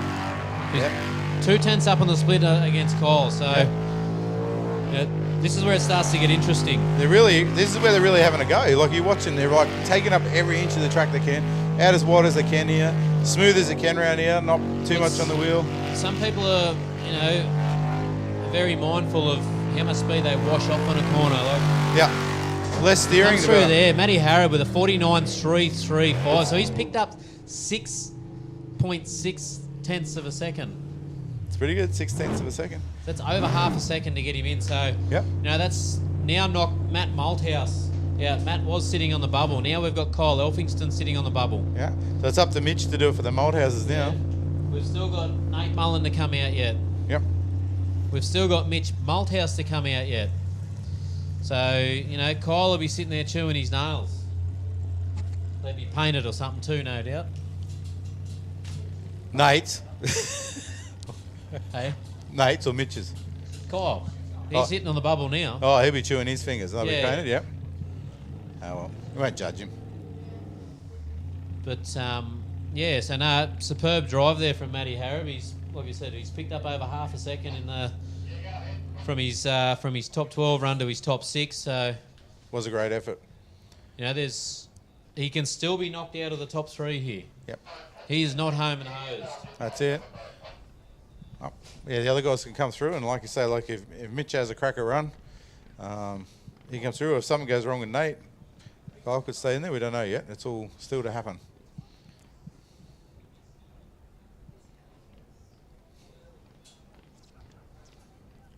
I'll take up all the time on the clock here. Getting themselves ready. Let that track smooth out as well. Yep. It's going to smooth out much more. There's a bit of wind out there today now. Yeah, the flags are blowing pretty hard. a little bit. You can see the flags around the place blowing around. You can see a little bit of a ripple on the track. Yep. That can create a few issues depending on, like if you come into a corner and the wind's blowing in your face and your boat throws a little bit of water forward. Yep. Or if you come around the corner, there's a whole lot of spray and the wind blows it where you normally haven't had it. Yep. And you just get that, half a second where you can't Well, see. some guys choose not to run visors. Some guys do run visors. You get a little bit of spray on your visor, it can, really impede your vision. Yeah. Otherwise, you got to blink really fast to try and get the spray. And this is salt water too, so. Yeah. I've never worn glasses. I've never had visors. I've always believed that the eyes know what's coming and they shut. And it doesn't have a problem, but other people have different beliefs, so I'm cool with that. That's just my personal preference. The boys just making sure everything's right here on the boat. Yeah. I'm reading Brendan's bringing over the generator. What's that about? Not sure what that's about. The That must be generator. right. That Fonzie's coming over. Not sure whether they're having issues with may have battery issues. I think he's got a jump pack, possibly. He's got it going. Boat's running, so I think they're throwing the generator there, maybe to Charge your battery in between. charge the battery in between rounds. I think it's probably taking us a bit of a toll. Maybe they don't run an alternator on there, keep the weight down. So as soon as they pull this boat out of the water, they might want to jam the battery charger straight on it so they don't lose. That's another thing when you get to that last little bit, even at the end of the day, someone might take the alternator off because, draws 3 or 4 horsepower. Could make a difference. Might not. But it's the weight as well. Like it Yep. comes down. Like guys are drilling holes in aluminium at the moment, trying to get weight out. So. And then you got a 2 or 3 kilo alternator. Well, probably 3 kilos, really, aren't they? So anyway, watch Nate, see how he goes. So Nate's previous run to get in was the 47 something. the 48.2. All right. 48.24. Oh, hey, Tidy there. That could be the end of that lap. So You know he's the very difference in lucky that? to get away with that. Yep. That's going to be playing on his mind. Yep. He's going to be really pushing hard to see make at this sure. Like split. he has got a little bit of time up his sleeve. He doesn't need to stress too much. Like he probably washed Yep. off 3/4. He's a 43.5, so he's 1/10 behind Matty Harrop from that corner, from those 3 jabs of the wheel there, basically. But he has been a lot quicker in the back half of the track. Yep. So if he can keep his composure to bring it home, which Yep. so far so good. Yep. He's doing a As great he comes job. down through here now. Just pip Matty Harrop with a 48.850. 48.850. So half a second, but- so you got half a second on Matty Harrop there. In that but, second half. would have been playing on his mind that the rest of that lap going, I've got to make up a little bit of time, which, as you know, when you do that, you do start driving like a pissed off teenager. But he kept his composure. He kept the boat in the water. He didn't, he wasn't stabbing a little bit early, trying to take Yep. tight lines and managed to bring that back half of that lap home pretty well. Well, I think like with a boat, when you're a full second and a half in front, you've got enough boats to come through. If you just settle down, if you were right on the bubble, you would have to try and get every tenth out of it, and you might make a mistake. Speaking of the bubble, Matty Harrop's now on the bubble with Kyle Elphinston just being pushed out to 4th place and Matt Malthouse in 5th. So Yep. the last boat This is for the Mitch. LS top 6 being Mitch Malthouse. So he's got to try and pull something out of the hat here. It's even better than Moldhouse Cup. So Mitch's run was a 49.88 to get in. So he's got to go a 49.33. So he's got to pick up half a second. Yep. It is possible. We have seen Definitely. it. Matty Harrop done it. He pulled out half a second to get where he is. So That was a better line than the last run for that. 23.4.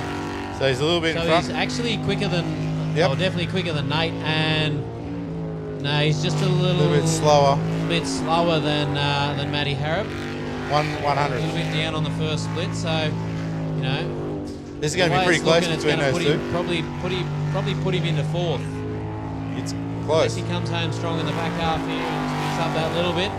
Yep. And 4th place. So By a Mitch tenth and a Malthouse half. come in with a 49.510. So he's beat his old man. Well, that's it. That's all you'd have to. That's all I'd be worried about now. Did I beat the old boy? Hands together for Mitch Malthouse, Kyle Elphinston and Matt Malthouse. So Mitch and Matt, locals here at Keith. Yep. It's great to see him in it. It is, stalwarts of the Keith track here. Like Matt pours his heart and soul into on making the this grass. event work, and putting this this complex together and keeping this complex going. And not only this one, he helps out at a lot of the others too. So, you know, hands together for Matt and Mitch, and also hands together for Kyle Elphingston to get himself down into fifth place. So, yep. Thanks to Mitch those has men. got bragging rights there. Right, so now we've got Hugh Gilchrist as the top 6 for the Group A. Top 6 of the Group A, yeah. He's having a crack. You can see he's having a go this time. He's on to it, Hugh. This could be exciting. Hugh's Mr. Excitement when it comes to this part of the day. So, that was a beautiful line there. Unfortunately, we lost Danny Napick early in the day with some piston. Engine issues. TJ we lost early in the day, so Huey's time to get him in here was a 50.03. This could I reckon be better. Huey's going to be into the 48s. Yep. He's going well. At least a low 49. Come on, Huey. He's sort of lost a little bit of time there. He's gone very wide there. I think he was very lucky to make it around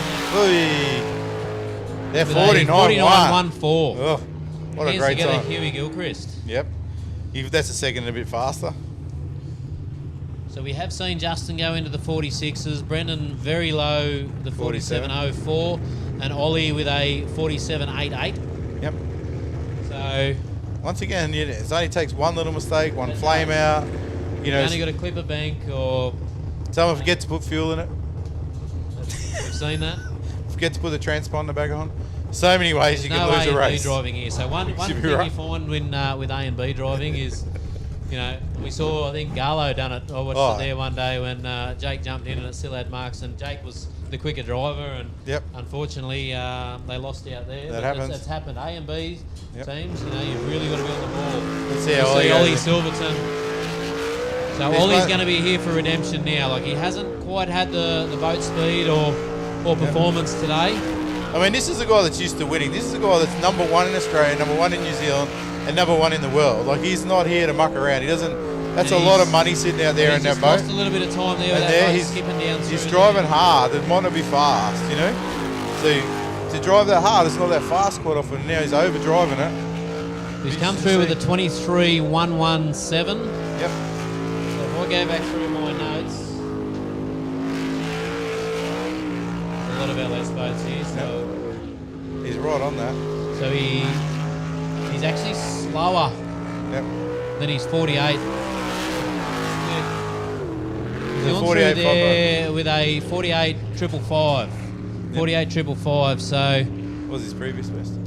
His previous best, so to get him in, was a 47.885. So he's gone a lot slower. So whether he's changed something on the boat, then it's just a little bit different, or whether he's tried that little bit harder, a little bit more throttle, and he's just. We've seen when he come out of the first corner roundabout there, but even out of the roundabout, the boat skipped, the boat jumped. So, you know, maybe they've nozzled it up a little bit to get a little bit more boat out of the water, or. We'll see how Justin goes now. He's the one. He's the fastest time with a 46.9, I think it is. Justin's got the 46.99, so he's only just scraped into the 46s. But he's going to want to put a lap down for Brendan to chase. So he's going to want to delve deeper into the 46s and give Brendan something to lay down.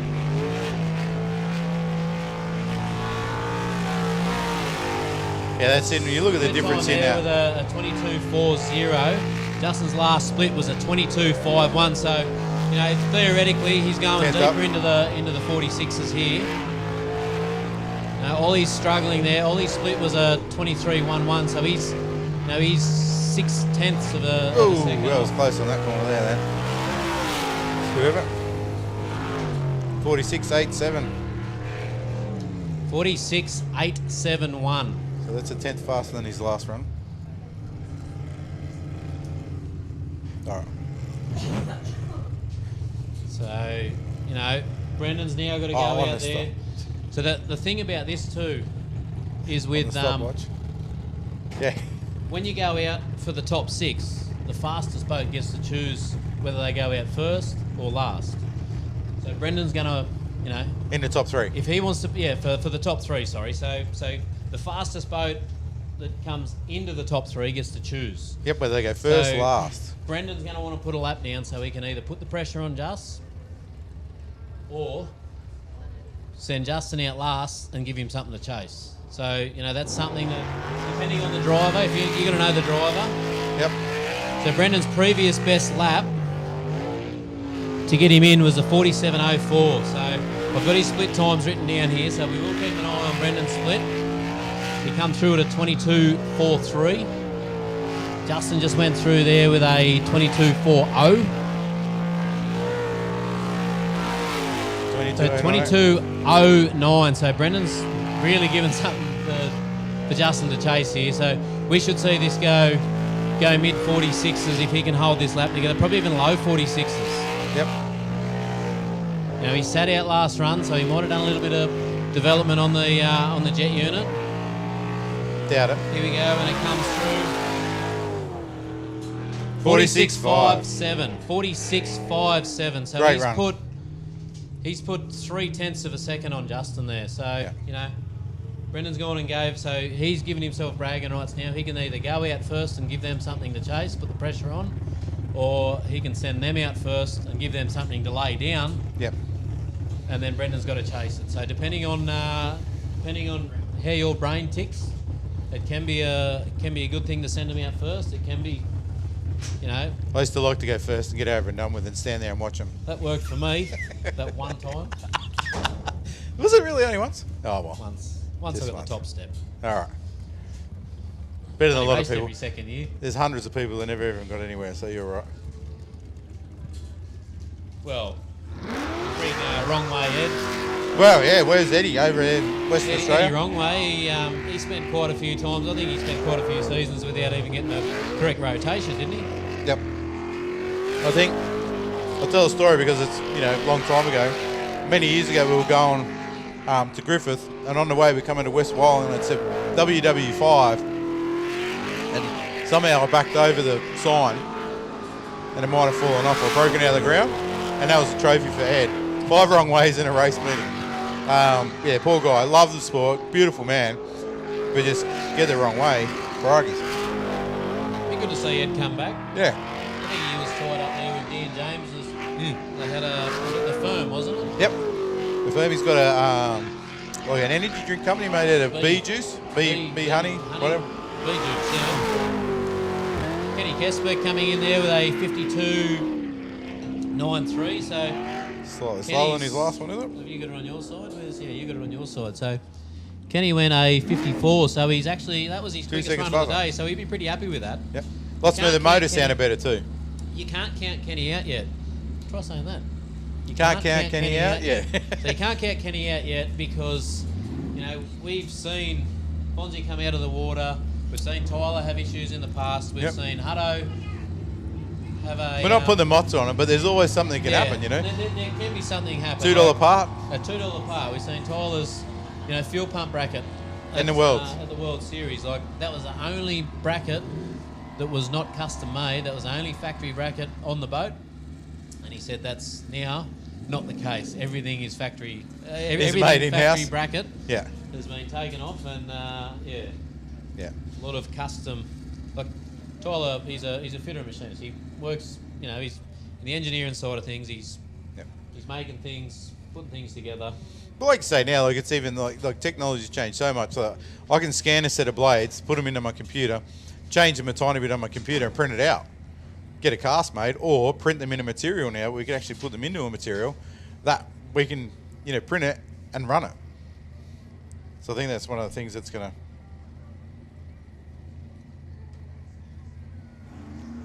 Well, we got Daryl Hutton coming out here now. Well, there's potential. Like this boat is like also, you know, Daryl could put this lap together. Looks a little bit rough still there, but he could put this lap together and definitely be right on. Hutto went a 45.928 to get himself to where he is. So that 45.928. That's definitely, you watch this, Daryl, like that boat's not going as well as it could, handling wise. He's down 0.3 of a second to the split. But you know, these superboats with the turbos have so much power, they can just put the power down and just like watch how quickly they take off out of a corner. It's unbelievable. Like I think it's 5 or 6 G's in a straight line these guys will pull. So it comes down through to the finish line here. Crosses it with a 46.332, Yeah. 46.322. So was It's probably not going to be enough. the back half of the lap was quick again. He's picked up in the back half of the lap, but yeah, the front half of the lap was what sort of let him down there. So you know, He's definitely in the top three. We can safely say that he's in the top 3. Yep. And then Just got the running order come through for the LS guys that are coming up next. So surprisingly, we thought Bastion might have gone out first, but Nate's going to go out first. that might be the head games actually from him going like, you go out, but don't wreck my boat, so he Yeah. doesn't go as fast as he could. And then Maybe. Matty Harrop in Moistaz. Yeah. And Bastion Mullen coming out last. So Yep. up next, once we get the Unlimited guys out, we will have the LS So guys back out for the top 3. Yeah, and those LS guys coming down to the ramp, they should be out the ramp now, ready to go, or in a dummy grid. 430s looking good, girls.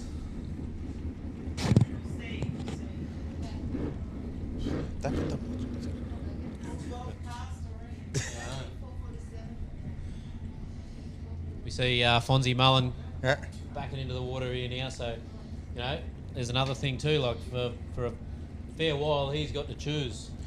But where it's he's running order. So in the top 6, generally in the top 6, the format is it's slowest to fastest. So top 12 is running order, and then when we get to top 6, it's slowest to fastest. So to see Fonzie coming out second last is a little unusual. it is. You know, it's the same as watching him go off the track. Like for 20 years, I've watched him race, and I don't think I've seen him come off the track three he's times. gonna lay a lap down here. He's going to want to give Tyler something to think about. You know, I'm coming for you, although he's just had a fairly big back off there. There's a big wave But went he across the middle knows- there. He knows he's only got to put a clean lap in to get into the 3 too. So Yep.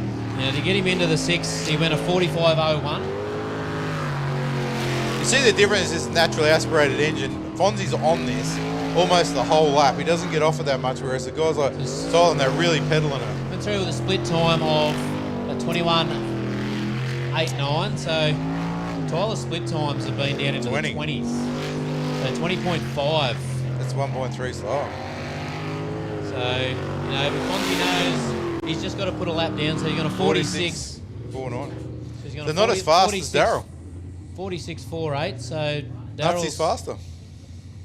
Darryl's going to put it, but you know, Fonzie knows he's in the top 3. He just had to get a lap in, so it's the next lap that I mean, counts. we're saying that, is he? Fonzie's What if that's in it? Yeah, he's in the 3, but I mean, is that all he's got, or is he foxing? Don't know. It's really interesting. It's not like Fonzie to not, let everybody know that he's there, and to be at the moment maybe second that's fastest. a mind game there too. Like, you know, Has he changed? maybe he's got a little bit up the sleeve. Yeah. You know? Yeah. Might be a bit of a change in there, Fonzie. Like, maybe the engine's not quite as strong as it normally is, or maybe things are a little bit different. Maybe because he did have issues at New Zealand, so maybe it was an engine issue, and maybe it's not his. Not at Maybe it's not his number 1 engine in there at the moment. Who knows? Like, We haven't asked. Maybe they it said is it was jet unit stuff, but who knows? Maybe the jet unit locked up hurt the engine, and he's. Yeah, who knows? But Didn't say anyway, anything about social media, and I said maybe it is. Maybe he didn't want everyone to know. Anyway. but we've got loose cannon coming out now. Tyler Finch. So Tyler's been down into the 43s. You know, That's a long way. 3 seconds in this class. it is. That's a long way. And Well, when you we look saw at that from Fonzie for the last couple of years. when you look at Fonzie's, Justin and Brendan are as fast as that, right? But we saw Slade Stanley putting 2 and 3 seconds on guys when he first brought out the hazardous boat. Yep. The big hazardous boat. And then we saw Fonzie when he reeled the reins in, then he went and put that package together with that big cube LS, and he's been putting the 2 and 3 seconds on people. You know, Tyler's driving this hard this run. Tyler's not as, Not see too much where sprays he's gonna coming be. out. Tyler doesn't back down, so he's a 21.07. So he is down half a second on his quicker split time, but he can afford that. Yep. He knows he's just got to put this thing back on the trailer, Yep. but he wants to test to make sure everything's right. If I look at that boat now compared to earlier today, I reckon he's dropped the nose in a little bit, and he's pushing harder on the throttle. And He's it's come pushing a through lot there more with water. a 44.52, so he's He's over half a second, 0.7 slower. 7-8 tenths of a second slower than his best. Yeah. Whatever he did between the last run and that run, don't. Yeah. No, I think he was off the throttle a bit too. Yeah. He wasn't driving it like we saw him. Yeah. Wasn't attacking it like we saw him before. So he knows as well. You know, there's no pressure. Yeah, he's through, so. That's the next lap that counts. So he That's wants it. to put that back on the trailer in one piece. Doesn't want to hurt it. You know, like we said, you've only got to grab a bank, and suddenly Kenny Kesper's, he's the man. He's You're out there. on the podium. So, you know, and then you go into the top three, and you only need to have someone. There's almost enough water outside the track if you get a pinch and you get back in there. And that plays a bit of a, you know, it's a bit of a mind game on people here too, because you can come in to a corner and you see that water further out, and that corner's coming up quicker. You can go, oh, the corner's further. Oh no, it's not. You know, we've seen that happen plenty of times, and people have put it out. This is it now for the LS class. Three This boats. is it. Nate's going first. This is what we've all been waiting for, ladies and gentlemen. This This is is the top three for the LS class. So This is the podium, so this is where they get to work out who's winning and who's coming second and third. I know Matty Harrop would love to get a win. I think he's had one here. He had one win. I think he'd love to, you know, get a win or even. I think he had a win get at between. Samora when the Mullins boys weren't there. I'm not taking it away from him, but like I'm sure he'd love to have a win here with them here. Like you want to win against the best people. That's You know, he's just got it. a bit to make up there. So That's a you know, bit. time-wise, but it is achievable. Yep. We said, you know, Bastian has not been off all day, but he's only got to grab a bit of grass or. Yep. See Nate here. Yeah, it's a lot of pressure on the boat to run back to back. Look, these engines. Well, these aren't too bad, the LSs, but they're still like under a lot of stress. That doesn't get unloaded for 50 seconds. That's running flat out, and it's being held by a jet unit.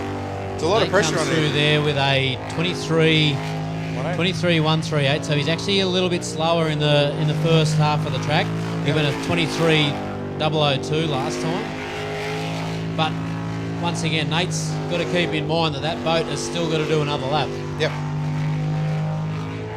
So go out there, do your best, but bring it back in one piece. 48.4. Nice work there, Nate. 48.40. 48.40. So he Not has his gone a little fastest bit slower than his last lap, but His last he has three brought laps. it back in. He has brought it back in one piece. So hands together there for Nate Mullen. Yep. It could be in that as Impeccable well. Like drive. that's running back to back a few pretty quickly now, and that engine could be starting to get a bit of temperature in it. Yep. Which when engines start to get temperature and they start to lose a little bit of horsepower, that even could be that. Like we don't know, Quite possibly, especially being aluminium block, aluminium heads. You know, it's going to yeah. Yep. So Doesn't Matty Harrop's going to dissipate go the now. heat as easy as it can, but yeah. So that boat now has to be turned around within 3 minutes. I think it is. Do they have or 5. 5 minutes now. So you know. It's all got to happen very quick from here on. So while Matty Harrop comes out, we've got the running order for the 400s coming up next. So we've got Brendan Doyle going out first. Yep. So he's going to give them something to chase. Yep. He's got Ollie coming out second and Justin coming out third. So The other part of that is too, if something happens with one of those other top three, you're sitting in your boat, you're hot, especially on a day like today, that engine's really hot, sitting right behind you. You got layback seats, you're almost over the exhaust. And little things like that can make a difference as well. Let's see Matty Harrop go here. Let's see how smooth he can get around here.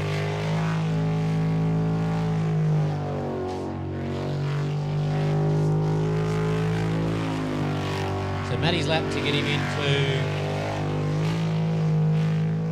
I've lost all my bits of paper. Anyway. Oh, see there we That's go. it. Matty Harrop's just gone in and grabbed that bit of bank. As we were saying, like you've only got to take a corner wide. I think he went a 49.3, I think it was, to get into the final. So, you know, he's going to be kicking himself the rest of that lap knowing full well that... He had nothing to lose really, did he? He did, yeah. To get that other second and a half that he had to get up to Nate, he had to put it on the edge, and he's put it on the edge, and it didn't work out. So, but the boat's still going. Boat's in one piece. Comes through there with a 51.24. So hands together for Matty Harrop there. So even after that corner, he's obviously gone, I've lost this, and just come out of it a little bit, He's buttoned off a little bit and just finished the lap. Yep. you know, it's not unheard of that he can still get second place, but it's going to be a hard task for me. Bastian has had that thing on rails all day, you know. They're just getting into the boat, casually getting into the boat. Just, you know, he's got a little bit of time up his sleeve because I think you get 5 minutes from when Matt gets on the trailer, isn't it? That's it, exactly. So but I mean, it's like there is a stopwatch that will get put on him as soon as Matt goes onto that trailer. As soon as he's back on the trailer, which is now. Yep. The stopwatch will go on, and they will. These guys will use this time. Let the track settle. Let that boat just. It's not really going to cool down because it's sitting there with no water flowing through it. The other thing is, it's plenty of time until something doesn't go. Like if they get now, like they want to make sure they're in there started. If that doesn't start, or there's something like that, all of a sudden there's a heap of pressure. There is to make sure it gets going. So they're not going to muck around. They're just going to. Before with that generator. Yeah. So you know, that battery, like if they're not running an alternator, you know, yes, it's starting, but it's doing twice as many starts for the day. Yep. You know, that puts a lot of stress on the battery. Probably running the data logger. So, you know, and obviously the MSD and all that are generally... And it won't have a battery in there to start it properly. No. Well, it'll just have a battery to run it. I think they do have to. I think LS and Group A needs to be they used to. able I don't know to if they start still in the water. Used to be. I don't know whether it's still is. Used to be a rule. So... But then, like a battery that'll do that, one of these things weighs a few kilos. And so if they can get that out and get one of those... Lithium batteries and all these other... Yeah, they don't weigh anything. New technologies that, they don't weigh much anymore, but... And they'll start it. But they won't start if you're out there sitting out there and it's flooded and you've got to clear the flood first. Matty Harrop out there, still got his helmet on, trying to get his helmet off. Said his head's got too big. No, he's right now. Oh, no. That was his... No, that was Jamie. That was Jamie. Yeah. Getting around out there. He's been in a few boats, that bloke.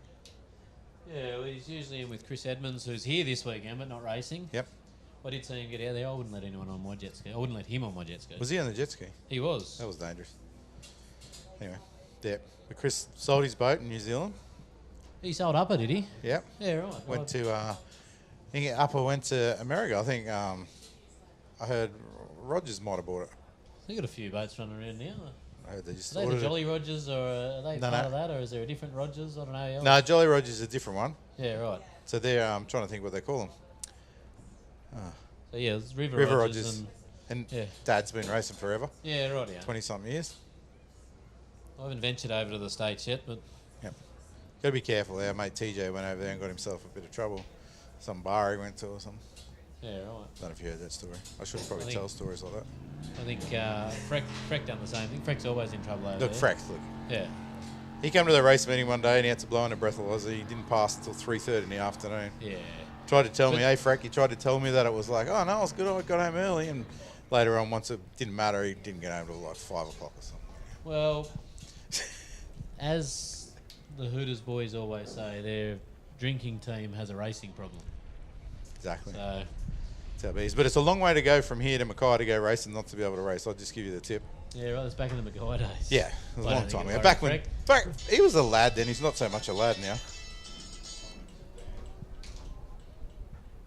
As we see the boys just starting. So they're at 3 minutes on the stopwatch. They've just started it. Oh, so they do have an assister starting. So they must have a battery on the trailer. Mm-hmm. Just to help turn it over. So some of these boats, yes, they can start the boat off the battery that's in the boat, but they use an auxiliary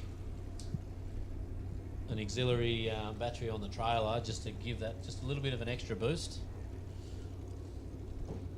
Yeah, so you don't have to carry the extra weight in the boat to have all that. You don't need a bigger battery. It's like having a 20-litre water tank or a 10-litre water tank. The boys have rolled out there with about 3.5 minutes, so they've still had about a minute and a half left on the clock. So done it in plenty of time.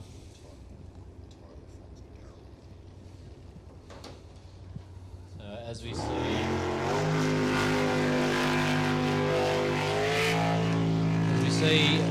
Bastian go out now.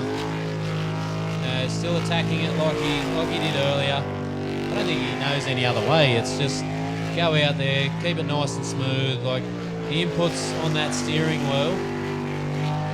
Now you don't see him having 2 or 3 cracks at a corner. It's just one smooth arc all the way around, and he's hitting apexes. Things that like I reckon Bastion would be about is when he goes home tonight and he has a look at that, he'll watch that data and he'll overlay the 7 runs and he'll be upset if they're not, like you have a line you see on the Formula 1 or the supercars. He's wrong way. Is that a wrong way? Yep. That's very uncharacteristic there, but will he have enough to bring it in? Oh, Bastion's come in with a 51.082, which means Nate Mullen has taken P1. Just get correction. Make sure he corrected the time here, guys. Yep. Correct rotation, corrected there. So Nate Mullen is number one for Nate Mullen. Oh, how's that going? Clap. Give him a clap. Get your hands up. Give him a cheer. He beat his brother. Woo! Good on you, Nate. And Matty Harrop was not far off there then either. So Matty went a 51.24. Bastion went a 51.08. So, only 0.2 of a second. I reckon there'll be some beers if you're at the pub tonight. You look for a young fella. He might be shouting at the bar after beating his brother like that. I think it's probably the first time. Pretty happy. Well, in the notes I've got here in front of me, when I get this, he has, I'm pretty sure, Rip Shift, Nate Mullen, LS second Australia. Sorry, yeah. So, but he can say now that he's beaten the reigning Australian champion and world champion. Oh, imagine you beating a world champion is your brother. So, no, I'd say still pretty good spirits in there. He'll be humble. So here we go with Brendan Doyle. And in the Superboats, the running order is going to be Tyler, Fonzie, and then Daryl Hutton. So Tyler's going out first. He's going to lay a lap down like Brendan's going to. And Brendan's going out. So make Brendan him chase. came in last time with I didn't write that down, but I'm sure he went 46. Yep. 5, yep. So, it's all going to rely on Brendan's lap here. He's going to want to put something down. So he's got no pressure to chase, but he's got to give them something to chase. Yeah. Well, he's got pressure to chase. He wants to be on the top of the podium. He can't win the Australian Championship now because he missed a few rounds getting his boat ready. So this is all about just bragging rights, straight out bragging rights. I beat you guys. You went to the World Series. Well, I went to the World Series. One of you beat me, and I want to beat you now. Just moving it down to the pointy end. He's only got a few turns to go. That's it. He brings it through there with a 46.273. 46.273. So, Brendan 0.3 faster. Nearly a full second again, faster than Justin. He has given these guys something to chase. Yep. So Ollie's got 2 seconds on his last run, unless they've changed something drastically out there in the break. That's a long way to go. 2 seconds at this end of the day for Ollie to come in 2 seconds. He can do it. 100% he can do it. Right? But to get that into this part of the day, he has to have changed something. All right? That's a long way to go. They have been making changes all day. I know they made some drastic changes on the boat. Well, they know you're at your place, yeah? Yeah. So, it was here in Matty Malthouse's shed, actually. Yeah. So Thursday, Friday. Yep. And the team turned up. Well, Pete Cully was over here going over the boat and making a few changes, trying to see what works and what doesn't work. Yep. Well, speaking of Pete before, Pete's had the premier boats in the world probably for the last 10 years, realistically.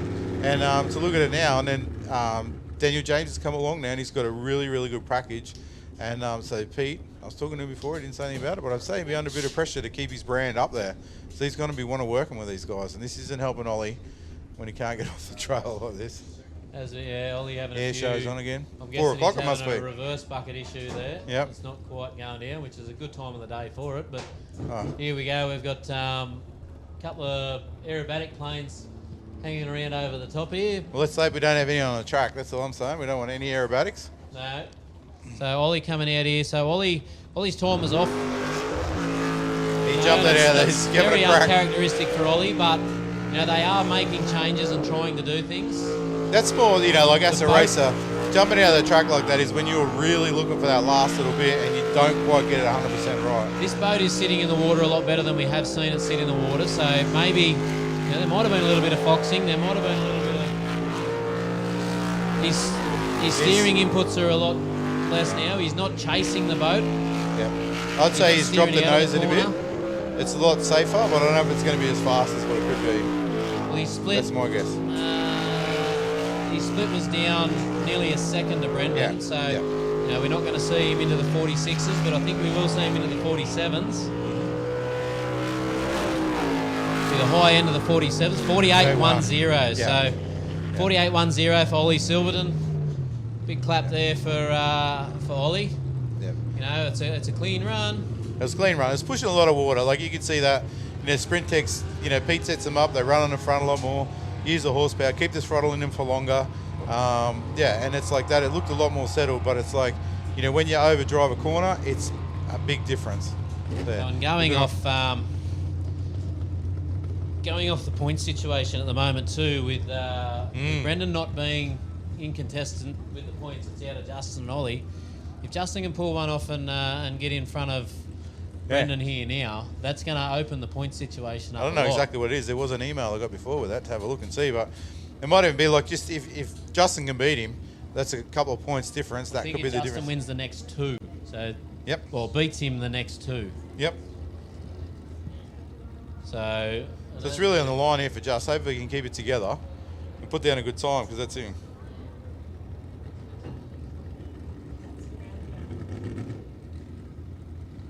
You see Justin just using that bit of time on the clock just to let the water settle, let the nerves settle, let the mind get around what's about to happen. Now this is his last run of the weekend, so you know, make it count. What did he? I think he went a 40. 46.95 or something is his best time. 46.9. No, did he go 46.9 or 46.8?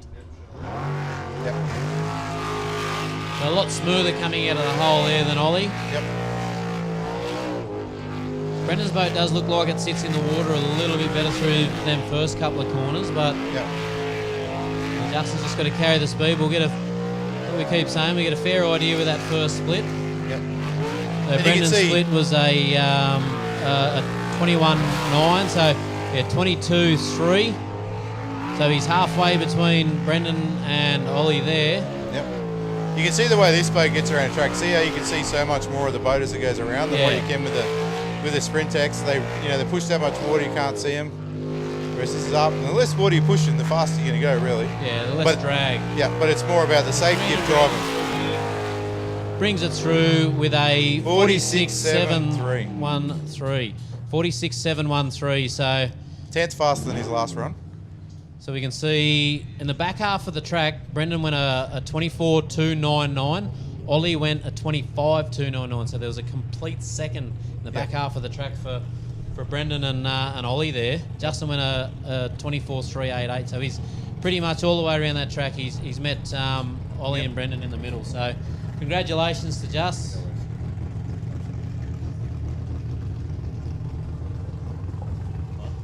Okay, we're going to do the victory laps for the LAs right now. It's the LSs. And Brendan, great effort on Brendan Doyle for winning that. Taking the chocolates there in the pulse boat. I wonder if Nate got some directions off his brother on how to do a victory lap out there. You know, like he's pretty skilled. Just remember, tell him to keep that flag down, or tell the Navy, keep the flag down under the timing loop. Yeah, don't take out the timing loop. We don't want that. The last thing Gordon will be upset. Right now. So, yeah, what a great effort from Justin. He kept his head there. Really good driving. To go a 10th faster at that, like that's obviously at the edge of that boat. To do a 46.9, a 46.8, and a 46.7, you know, that's a good effort from Justin. But also knowing that Brendan's not like, I know you'll still want to take the chocolates, but knowing that Brendan's not your threat for the championship, you know, there might have been a little bit of cool, calm and collected there going, don't overdrive it. Mitch. As soon as you get out there and the throttle goes down, you don't think of that. But it's like, that's all talk on the trailer and back in the paddock. When you got the start line. He's had an expensive start to the year, so yep. He doesn't need any more, I don't need any more issues either. Well, you help him out. Oh. Yeah, there's a lot of work goes in there. There's a lot of work in New Zealand, I reckon, to get that boat ready from that race man. The guys were pretty busy, so yeah. The Navigational has been given the orders to keep the flag down under the timing loop. Yeah.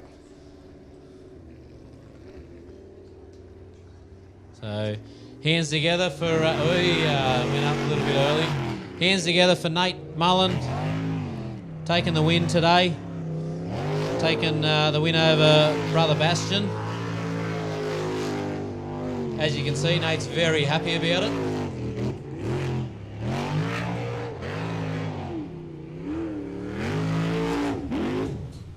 And parked it on the bank. Oh, what a great time of the day to park it on the bank.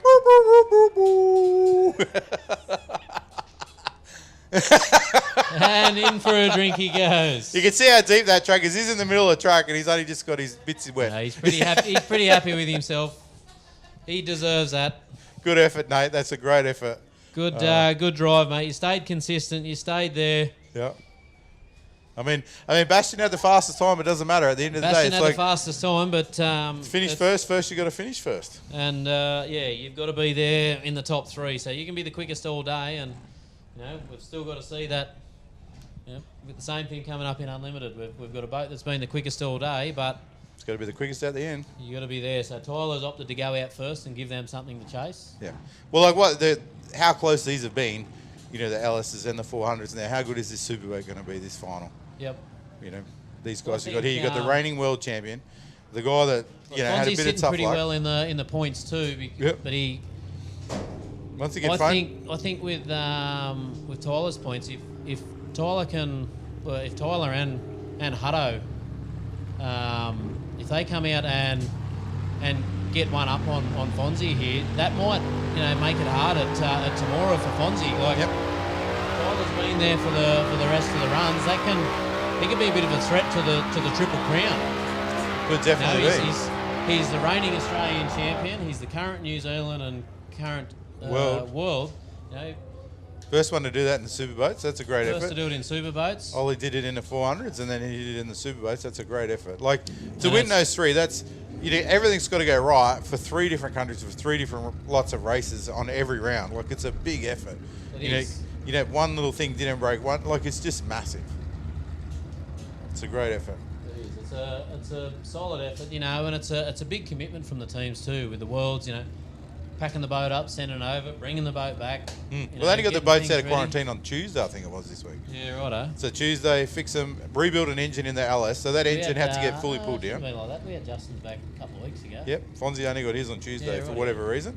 I don't think they left on the same boat or whatever. Yeah, righto. He got his on Tuesday, and then they were there fixing them Tuesday, Wednesday, and over here probably Thursday night, Friday morning. It is, Maybe and Friday. trying to still run a business, trying to Yeah. get some sleep and Let's hope Brendan doesn't sanity. put it up on the bank now, eh? Hope he's got enough fuel. Well, what we've seen in recent times is the Pulse boats taking out the LS, Pulse boats taking out Unlimited, and the Sprint Tech in Group A. But this time around, we've got the Pulse boats in LS and Group A. Yep. Yeah, might have the Sprint Tech winning. Going into the top 3 for Unlimited, we've got a Sprint Tech on top. So.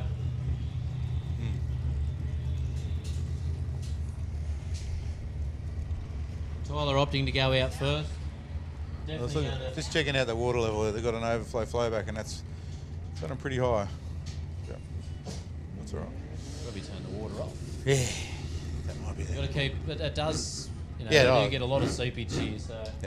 Yeah, over the lunchtime break, looking at that, that's the kind of things that you look at. That overflow pipe that's down there was 2 inches below before lunch, and without the boats pushing the water out during the lunch break, it was at the top. So between the lunch break and when they come back, that water level is 1.5 inches, 2 inches higher. Yep. You can see it on the track. The track's not quite as defined on the edges as what it was. But yeah. So we see Tyler backing into the water, so Yeah. So Tyler's chosen to go first. He wants to put the time down. wants to lay the time down. So Tyler to come into. Tyler's quickest run of the day has been a 43.85. He didn't peel that one off to get into the top 3. No. The top 6. He was a bit conservative. Yep. And now is when he's going to do what he can do. Yep. So they're going to pull out all the stops here. And he's a going. win it or bin it driver. I don't know if he sees it like that. He's going as fast as he can. He just he wants to push everything to the limit. Yeah. He comes through there with a 20.50, so that's his quickest split for the day too. who's really given this everything it's got. He's just letting everyone know, hey, I'm back. I've got this thing sorted now. We've had some gremlins over the time. Yep. Well, it's a lot to sort out. Here he brings through for a 43.499. 43.499. That is an amazing lap. That's going to take some chasing. So hands together there for Tyler Finch in the loose cannon. That's 3 seconds faster than any of the other classes. Pretty sure it's Jared Ballard in the silly seat. Yep. It's a good effort there. So next we've got a massive effort. They got this thing back from New Zealand. Had them issues that they knew they had to work on, but obviously he's done a little bit of learning whilst over there, and they've managed to put that package together that's been absolutely on fire today. Oh, that's going to take absolutely. some beating. Yep. We haven't seen anyone else go into the 48s. Yep. The 43s, sorry. Yeah. I think the 44s even, is it? 45. What have we got here? I don't think we have seen someone go into the 44s. No. Fonzie went a 45.01, so he's on the bump there of the 44s, but he's got to get a full second and a half from his best lap so far. That's a lot to ask. I mean, like he's a good driver. He's a professional. He really is probably one of the most professional drivers in the world. And to have it here and to be a second half the pace, he'll go home from this if that's where he ends up, and that'll be different. That might even get the twin turbos back on or something like that. He's going to be looking because he's going to want redemption at Temora. Definitely. Especially if the series is on the line. Like I don't know how the points are sitting at the moment, but I think if Hutto can get one up here, it's gonna throw a spanner in the works for the points. Yep. I'm assuming you're looking through your emails there now to have a quick look at where the points sit.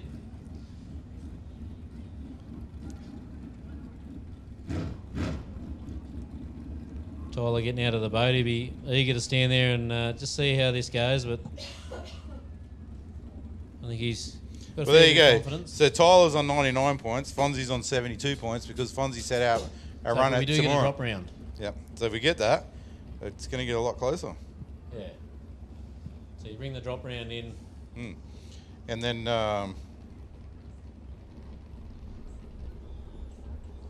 you go. We've got Fonzie taking to the start chute here now. So Fonzie attacking this a little bit harder than what we've seen prior. So maybe there is a little bit more left in this than. You can hear that limiter though. Yep. He's banging that limiter up that back there. So this will give us a bit of an idea on where he's sitting. A 20.78. Tyler went at 20.5. So now he is trying to throw everything at it. I don't know whether he has got that little quite mistake enough. there. That was a fair mistake there for Fonzie. But he's definitely got more than he let on earlier in the day. So he did start a little bit on the back foot as he comes in through here now. Bring it through with a 43.890. 43.890. So hands together for Fonzie Mullen for That's really actually like that's a really big effort to go 1.3 seconds faster in the last run of the day. Right, like that's a lot. That's a lot faster. A lot of things are happening. He had mistakes in the middle there. Yep. He had a couple of places where, like, realistically, if he had had a perfect run, he would have been right on Tyler there. He would have been very close. Great effort, Tyler Finch. Beautiful effort to see you win there, mate. And then great effort for Fonzie to come in there at the back like that. So that's good. We haven't seen win yet. We haven't seen Nutsy go, so we might not jump in. We haven't seen Hutto go, but I keep forgetting about it. That's a massive effort from Fonzie there. Out in the practice lap this morning. Yep. Whatever went wrong and put him into the hay bales was, and then to come back and still peel off that 43, high 43. Yep. A great effort. Well, they say championships are won on your bad days. So. Here we go. Daryl Hutton's going to leave nothing on the table here. He's going to. You can hear that limiter going too. They use a limiter like that just to keep us almost like traction control. They said as close as the maximum revs they can get, so it doesn't run away, and the jet unit picks back up really quickly. A bit of an idea. Coming down here where Hutto's doing the sit. He's gone a 21.2. Yep, so it's about half a second on the split. So yeah, he's a little bit, about half a second down on Fonzie's run. But he may may pick up a little bit of time in the back half of the track here. Yeah, if he keeps it smooth and keeps it on boost going.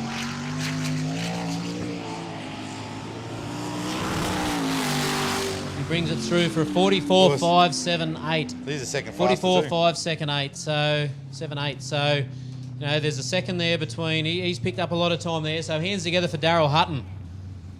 It's his fastest run of the day. Hutto's picked up quite a bit of time. He's only left the gap 1 second between third and first. So, you know, big congratulations to everyone who raced today. Massive effort there from Tyler. Yep. Massive effort from all races today. Yeah. Been a big day. They were here at about 6 o'clock this morning. So it was dark. I'm not used to it being dark that early. Yeah. All right. Alrighty. That's it from us. That's it. Enjoy. So Let's watch Tyler Finch go in here shortly and do his victory lap. He can hold the flag up if he wants. He can hold the flag. He can do whatever he wants now. He's proved to be the man to beat today. So, righto, Brookie. Thanks for your assistance in the pointy end once we sorted out the microphone situation and everything got working. That was good. And thanks for everyone who sat around and watched on the hill today. I think they're going to possibly open the pits shortly for everyone to go down and have a look at the engineering and catch up with the drivers and everyone down here, catch up with the teams. I don't know if that's for sure, but anyway, we'll see. Not sure entirely, but if you come down and the gate's not closed, then if the gate's open, come down and have a look. Come and catch up with the teams and meet the drivers, get a photo in the boats. Get your poster signed by your favourite driver. T-shirts, hats. There's merchandise for sale. Don't hesitate in hitting the teams up. So, and you know, once again, thanks to the Keith committee putting together a great event. Thanks to the safety crew. Thanks to the safety crew. Thanks to the officials up here doing the timekeeping and the starter. Thanks to the race director. Thanks to Keith Devil and Dirt, whatever. Show Society. The Keith Society. Thanks to Spitwater for being on board for the Spitwater Arena. Thanks to JCB and thanks to Penrite Oils for being on board for the jet boats for the last couple of seasons. Thanks to the commentators. Thanks to us. So safe travels to everyone travelling home tonight. For those that are hanging around for the festivities. Definitely Drink responsibly. Drink responsibly, and definitely go and catch up with your favourite drivers. Most of them will be hanging around. Look at that reverse. His reverse cover's falling off. Anyway. So, thanks again, everybody. All right. Thank you. See you later, Hugh.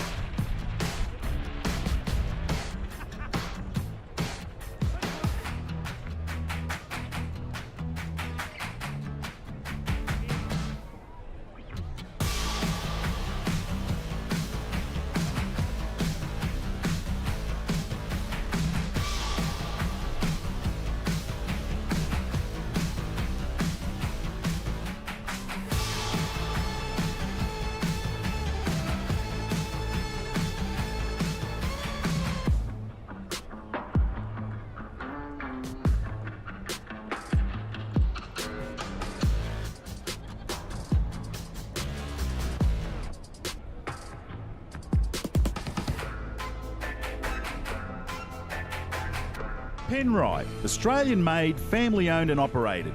Make premium quality engine and racing oils, warranty approved coolants, automatic transmission and manual gear oils, a complete range of engine and fuel additives, heavy duty and industrial products for every application.